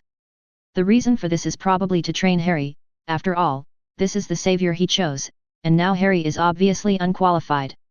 Harry didn't get any training throughout the second year. Dumbledore agreed to Lockhart to hold a duel competition, probably because he wanted to train Harry's practical ability. Who let Harry be a sandbag and shield on the stage prepared for him in the first year. But in the second year, he didn't learn much, just a disarming spell, and was almost killed by Ronald. He is already in the 3rd grade this year. If he is not trained, there will not be enough time. That is why I want to take advantage of Harry's hatred for Sirius and let him catch Sirius himself, so as to train his courage and strength and enhance his self-confidence in the process. Sirius will basically not hurt Harry in the process, which is absolutely a perfect candidate for the trial. With the protection of the various Deans and Dumbledore, it is not so chaotic now, but everyone is still discussing this matter. Why did the Dementors enter Hogwarts? Luna stood next to Ethan and asked curiously with her big eyes. She was pulled over by Ethan. Others still had some means to deal with Dementors, but Luna could not do anything except running when facing Dementors, but she could not run faster than Dementors that could fly in the sky. So, Ethan took her with him. It is highly likely that they have found Sirius's trace. That was all Ethan could say. But in fact, it was impossible. Sirius, who had turned into a black dog, walked out in front of the Dementors without being noticed. In fact, there were only 2 possibilities. Either the Dementors had not absorbed happiness for a long time and were hungry and rioting, or someone deliberately brought them in. Intentionally brought them in? It is not impossible. In order to catch Sirius, the Dementors were probably projected into the Hogwarts castle, and the one who had this idea was probably Peter Pettigrew. Ethan immediately pulled out the wizard mailbox and contacted Hermione in the hall. If he wanted to confirm Ronald and his mouse, it would definitely not work. Now the prefect was maintaining order and he could not act without authorization. And Hermione was the best candidate. She had just brought Crookshanks down. Ronald would definitely bring Scabbers out if he encountered such a situation and put him in the dormitory. As long as Scabbers is within a certain range, Crookshanks will be aware of it, even if he doesn't see it. He only needs to observe Crookshanks' expression to know whether Scabbers is around. On the other side, Hermione, who put the cat cage at her feet, holding books and wizard mailbox in her hands, soon found that the font on the wizard mailbox in her hand was flashing. She opened it immediately. Although she was puzzled about why Ethan asked Ronald, she still looked aside. There were not many people in the whole Gryffindor. If you look carefully, you can easily know who is there and who is not. After confirming that Ronald was not in the data, Hermione squatted down and looked at Crookshanks's state. At this moment, it was lying quietly in the cage, which means that there was no Scabbers nearby. Knowing the result, she immediately sent a reply to Ethan. Hermione. Granger, Ronald. Weasley is not in the Gryffindor team, and Scabbers is not nearby. Sure enough, now that both of them are not here, there must be something wrong, and Harry and the prefect did not report this matter to the professor. Did he find an excuse to go out? Originally, he came to the dinner party halfway through today. The more I think about it, the more doubts I have. Ah! A scream attracted everyone's attention. At the main entrance, more than a dozen Dementors suddenly floated over, facing the direction of Slytherin College. They were tall, wearing tattered cloaks, and their faces were completely covered. The exposed part was only a little skin and bones. Seeing this image, the little wizards couldn't help but recall the scene on the Hogwarts Express. Snape stood at the front, looking at the Dementors who broke in with a dark face, and shouted in a hoarse voice, "There is no criminal you are looking for here." The Dementors stopped for a moment, but then moved forward again. No matter whether there are criminals or not, they came here, and they couldn't go back empty-handed. Even if you don't deliberately absorb it, just walking around here, you can get a lot of happy emotions. For a long time, life in Azkaban has been really miserable. It's okay when the criminals just arrived, but after a long time, the happy emotions provided are not right. Even this unpleasant happy mood has to be distributed according to the distribution. You can't eat it whenever you want. Now there is such a good opportunity to eat delicious food to your heart's content. You say there are no criminals, there are no criminals? We don't believe it. We have to search in person to confirm whether there are really no criminals. Seeing that these Dementors are still moving forward, Snape is a little troubled. It's not that he can't deal with them, but he doesn't want to expose his patroness image, especially after the patroness turns into a doe. Isn't this telling those who know something that I, Snape, as a licking dog, didn't get her, and I was still thinking about her after she got married, and now I'm still licking her after Lily died? Expecto Patronus. Professor Lupin waved his wand, and a ball of silver-white mist appeared at the tip of the wand. This silver-white mist quickly condensed into the image of a wolf, aiming at the Dementors in front and rushed over. Lupin took a few steps forward. Although he didn't know why Snape didn't use the Patronus 907 spell, the Dementor was almost rushing to his face. If it was just Snape, it wouldn't matter. But now there are so many young wizards, he can't just watch. In front of all the young wizards, the silver-white wolf used its fangs and claws to beat the Dementors back one after another, which immediately made Lupin's image taller in their hearts. In the past, they just thought that Lupin's teaching was good and interesting, and he was a qualified defense against the dark arts professor. But now, everyone recognized Lupin's strength. It's just that Lupin's move now is like poking a hornet's nest. Suddenly, the whole auditorium was dark outside, and countless dark shadows gathered in retreat. Dementors didn't understand the meaning of unity at all, and the death of their companions had nothing to do with them. But Ethan's 2 consecutive actions forced them to start huddling together for warmth. On the Hogwarts Express, they had collected more than 40, and later tied up 17 more. None of the remaining Dementors knew if they would be the next one. So after that, once they encountered a situation, they agreed to gather together to face it, which was better than dying unclearly. Even the Dementors that Fudge had specially transferred from Azkaban later joined them. After all, who is not afraid of death? But at this moment, as the number of Dementors joining the battlefield increased, Yinping's patroness also became inflamed. In the auditorium, even though they were so far away, Ethan could feel a cold breath coming from there. How many Dementors were gathered outside now? Not only Ethan noticed this, but also Professor McGonagall and Professor Flitwick on the side noticed it. Immediately, everyone came to the position at the main entrance. Expecto Patronus. As the voice fell, the silver-white cat, Raven, and Honey Badger rushed out at the same time. Now only Snape felt a little embarrassed standing among these professors. With the help of several other Patronuses, Lupin's pressure was greatly reduced. He tried hard to control the patroness and rushed forward again. Chapter 174. Bang! Bang! Bang! The window above the auditorium, which was originally used for owls to pass through, shattered with a sound, and glass shards fell all over the floor. In the horrified eyes of the young wizards, one after another Dementors came out from the cracks in the upper window. Suddenly, the scene was in chaos, and the small city was panicking and ran to the side passage. It seems that this Dementor can use his brains and knows that there are several professors guarding the main entrance in front. They can't break through, so they find another way. But they don't know that there is a Dumbledore standing inside. Ethan has seen Dumbledore raise the Elder Wand in his peripheral vision. Expecto Patronus. Taking the lead, Ethan launched an attack, and a large amount of silver-white mist gushed out from the tip of the wand, without forming any shape, just a simple and majestic mist. Seeing this, Dumbledore also put down the Elder Wand and watched this scene with interest. He wanted to see what Ethan's patroness looked like, and anyone who could cast the patroness spell showed that he had love in his heart. Purely dark wizards could not learn the patroness spell. But Ethan obviously exceeded his expectations. He had no image at all, but was just strong enough to fly bricks. A large amount of silver-white mist directly enveloped all the Dementors that floated into the auditorium. There was a sound like nails scratching glass, which Ethan had heard many times before. It was the painful wail of the Dementors. But the other little wizards had not heard it before. They covered their ears one by one, with a look of pain on their faces. However, the panic on their faces was reduced a lot. They found that after Ethan took action, these Dementors could not break through these silver-white domineering auras. And they screamed one by one inside. Obviously, the Dementors were tortured by these silver-white mists. Although I already knew there was a way to deal with Dementors, I didn't expect that he was stronger than the professors. The professors couldn't deal with so many Dementors at once. The young wizards were relieved one by one, but Dumbledore was so nervous. "Ethan, stop first!" Dumbledore, realizing that something was wrong, shouted immediately. Looking at Ethan's posture, he was going to kill the Dementors. But this Dementor is an employee of the Ministry of Magic. Last time, only more than 10 Dementors disappeared, and he was invited to have tea. But this time, there are at least 40 or 50 Dementors floating in.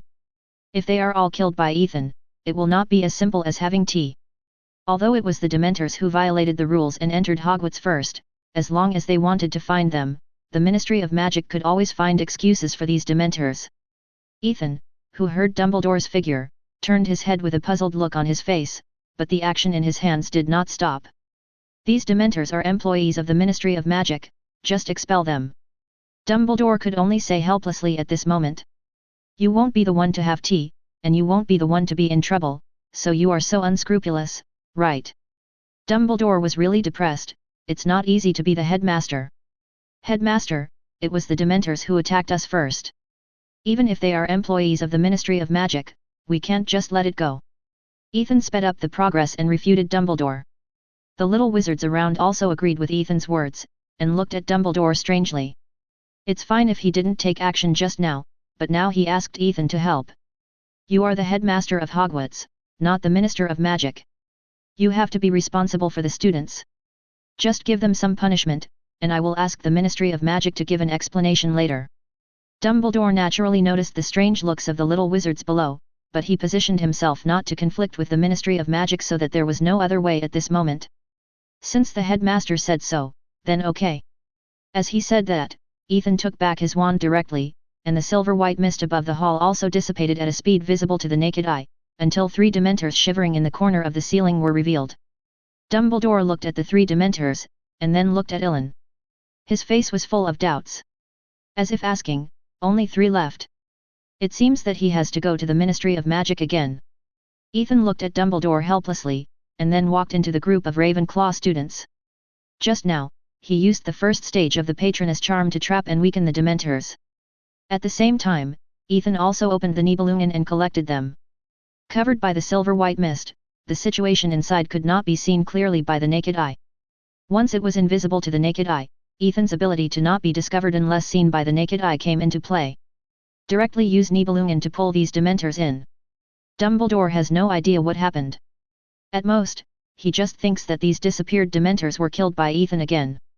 Anyway, Dementors will not leave corpses after death, so there is no need for Ethan to disguise the scene. Last time, 17 Dementors were tied up, and they have been almost consumed. Ethan originally planned to make a ticket again. Unexpectedly, today, the Dementors actually delivered themselves to the door. If Ethan does not accept it, he will be sorry for himself. And the Dementors outside who tried to force their way in also noticed the changes in the hall.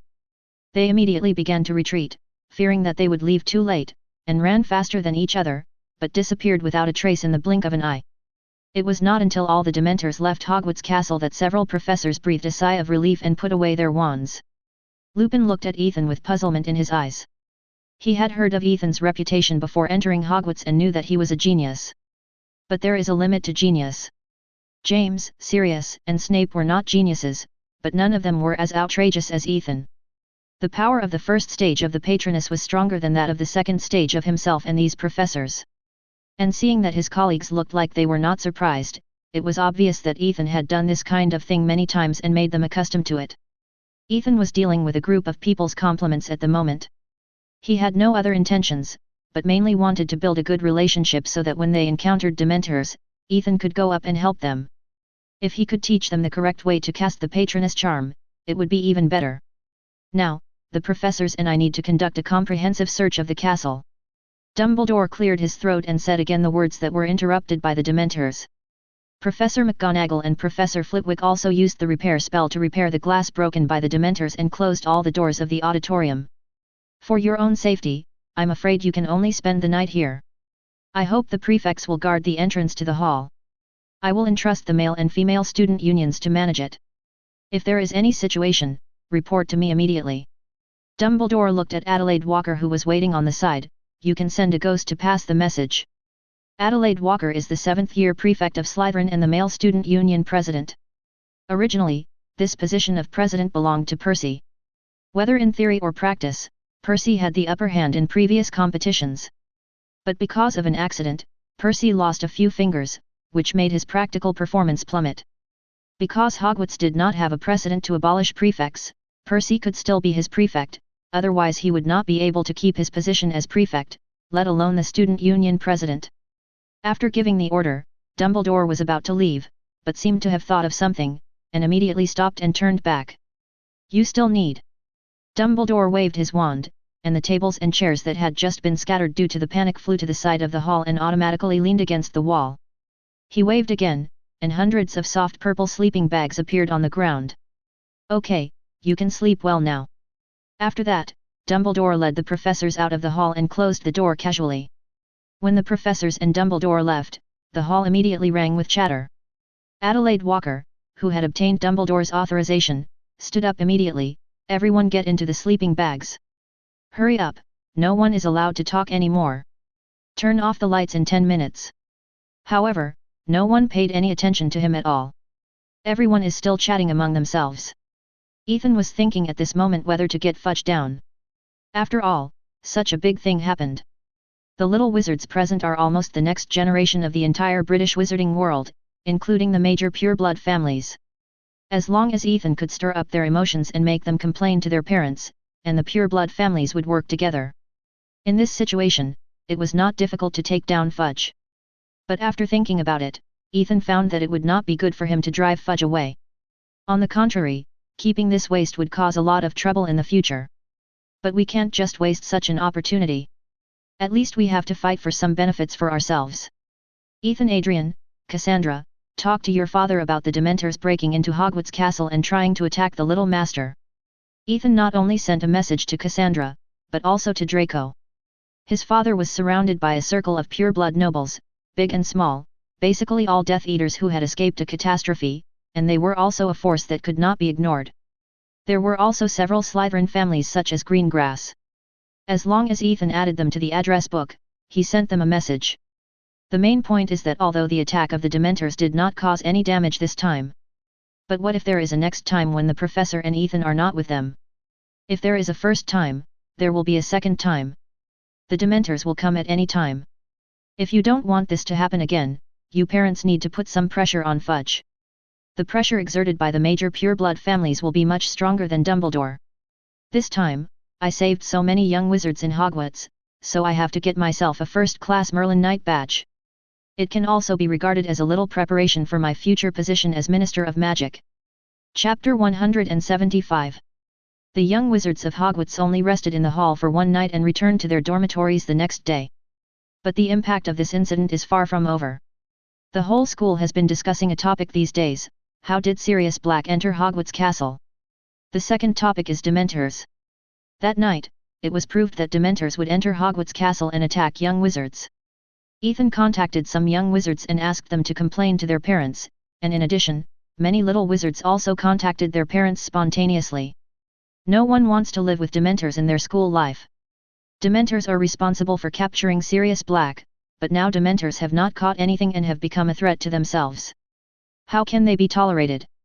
According to the report in the Daily Prophet, the Ministry of Magic receives at least 20 howlers every day, as well as some other protests. These have made Fudge very busy, and this is the result of Ethan not exerting much effort.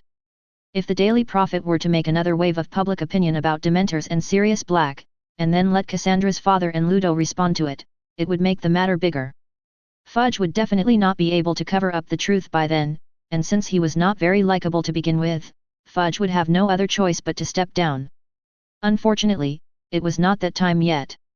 In addition to this, the Quidditch training of each college was also on the agenda. The first game of this school year was about to be held. Similar to this season in previous years, the weather was quite bad during the training and the first Quidditch game. It was either cloudy or rainy, and the Quidditch team members could only train in the heavy rain. The only good news is that there is no influenza this year, and Madame Pomfrey's work in 607 is much easier, so the little wizards who practice Quidditch every day can suffer less.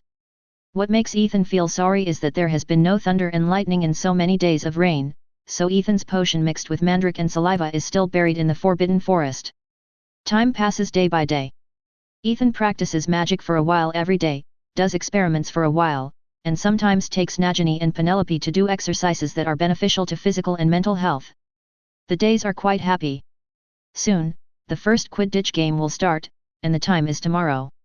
The opening game is Slytherin vs Gryffindor. In the morning, Ethan got up from the Ravenclaw dormitory and found that the wind was howling outside and the rain was heavier than ever.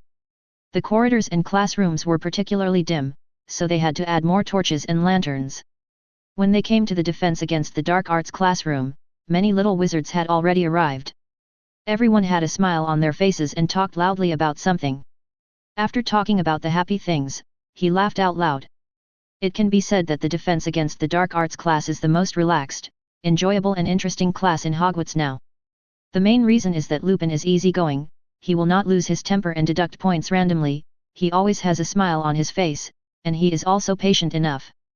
In addition, when the Dementors attacked, Professor Lupin used the Patroness charm to show off, and his aura was already at the level of the 4 deans. But when the class was about to start, Professor Lupin still did not arrive, which made many young wizards confused.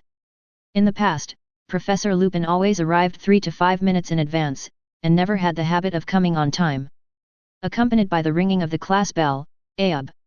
There was a muffled sound from the door of the classroom. Everyone turned their heads and looked over. The person who came was indeed not Lupin, but Snape, who had been teaching the Defense Against the Dark Arts class for a period of time. For this result, Xiao Gang and others were immediately a little disappointed. It's not that Snape's teaching is bad. Compared with the previous Defense Against the Dark Arts professors, Snape's teaching is definitely quite reliable, but his personality is not likable. Snape walked into the classroom with big strides, waving the wand in his hand, and the windows of the classroom closed one by one. All the way to the podium, Snape's hawk-like eyes swept around the classroom, and then slowly said, "Lupin, he said that he was not feeling well today and could not come to class, so he had to ask me to substitute." After saying that, he showed that scary smile. The little wizards of Gryffindor sat up straight one by one, trying not to give Snape the opportunity to deduct points. Hearing Snape say this, Ethan remembered that last night should be the night of the full moon, but there was no need recently, so he didn't pay attention to it. But it was still a rainy day yesterday, but the rain was not as heavy as today. If the moon is not visible, will the werewolf transform? The reason why Lupin couldn't come is also very simple.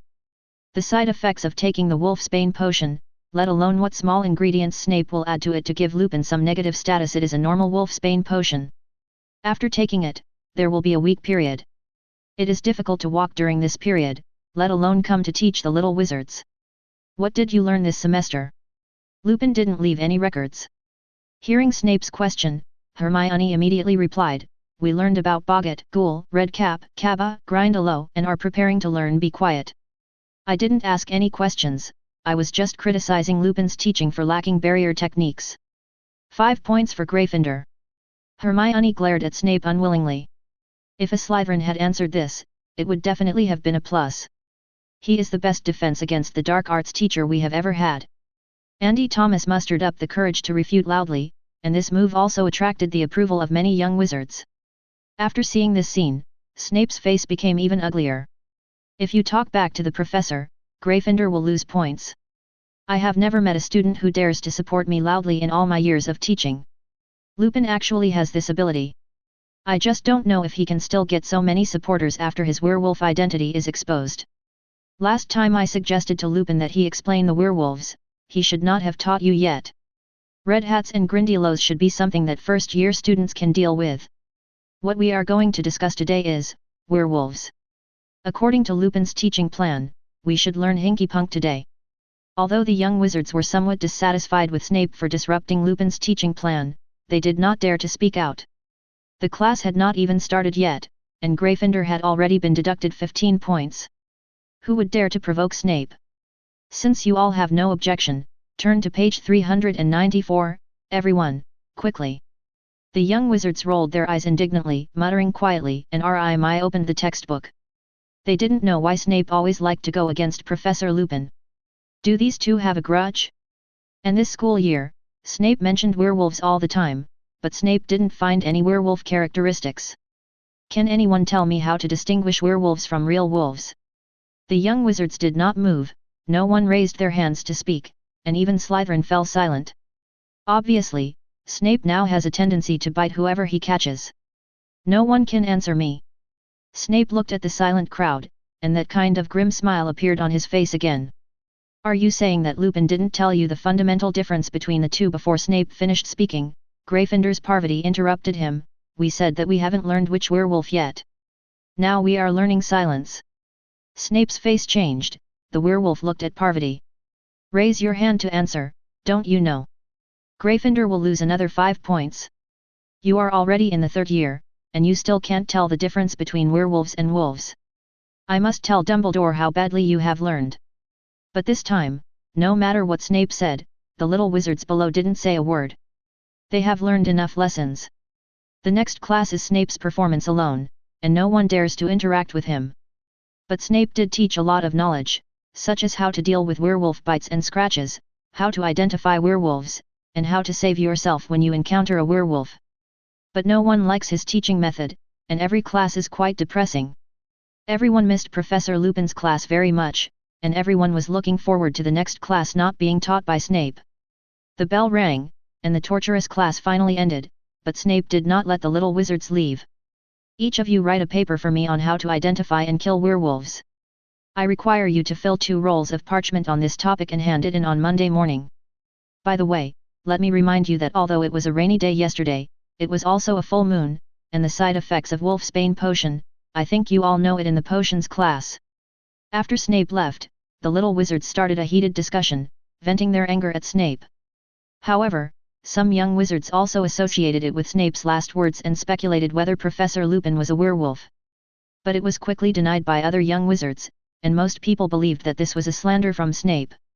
Everyone knows that Snape's biggest wish is to be the Professor of Defense against the Dark Arts. And Professor Lupin offended Snape badly because of the Boggart incident, so Snape specifically targeted Professor Lupin. This statement was recognized by most people, and the few young wizards who speculated that Lupin was a werewolf could only let it go because they did not get support from others. If you enjoyed this video, please give it a like and subscribe to the channel so you're notified of future uploads. You can find the next parts in the playlist visible on the screen or on my channel. Thank you for watching, and I'll see you in the next one.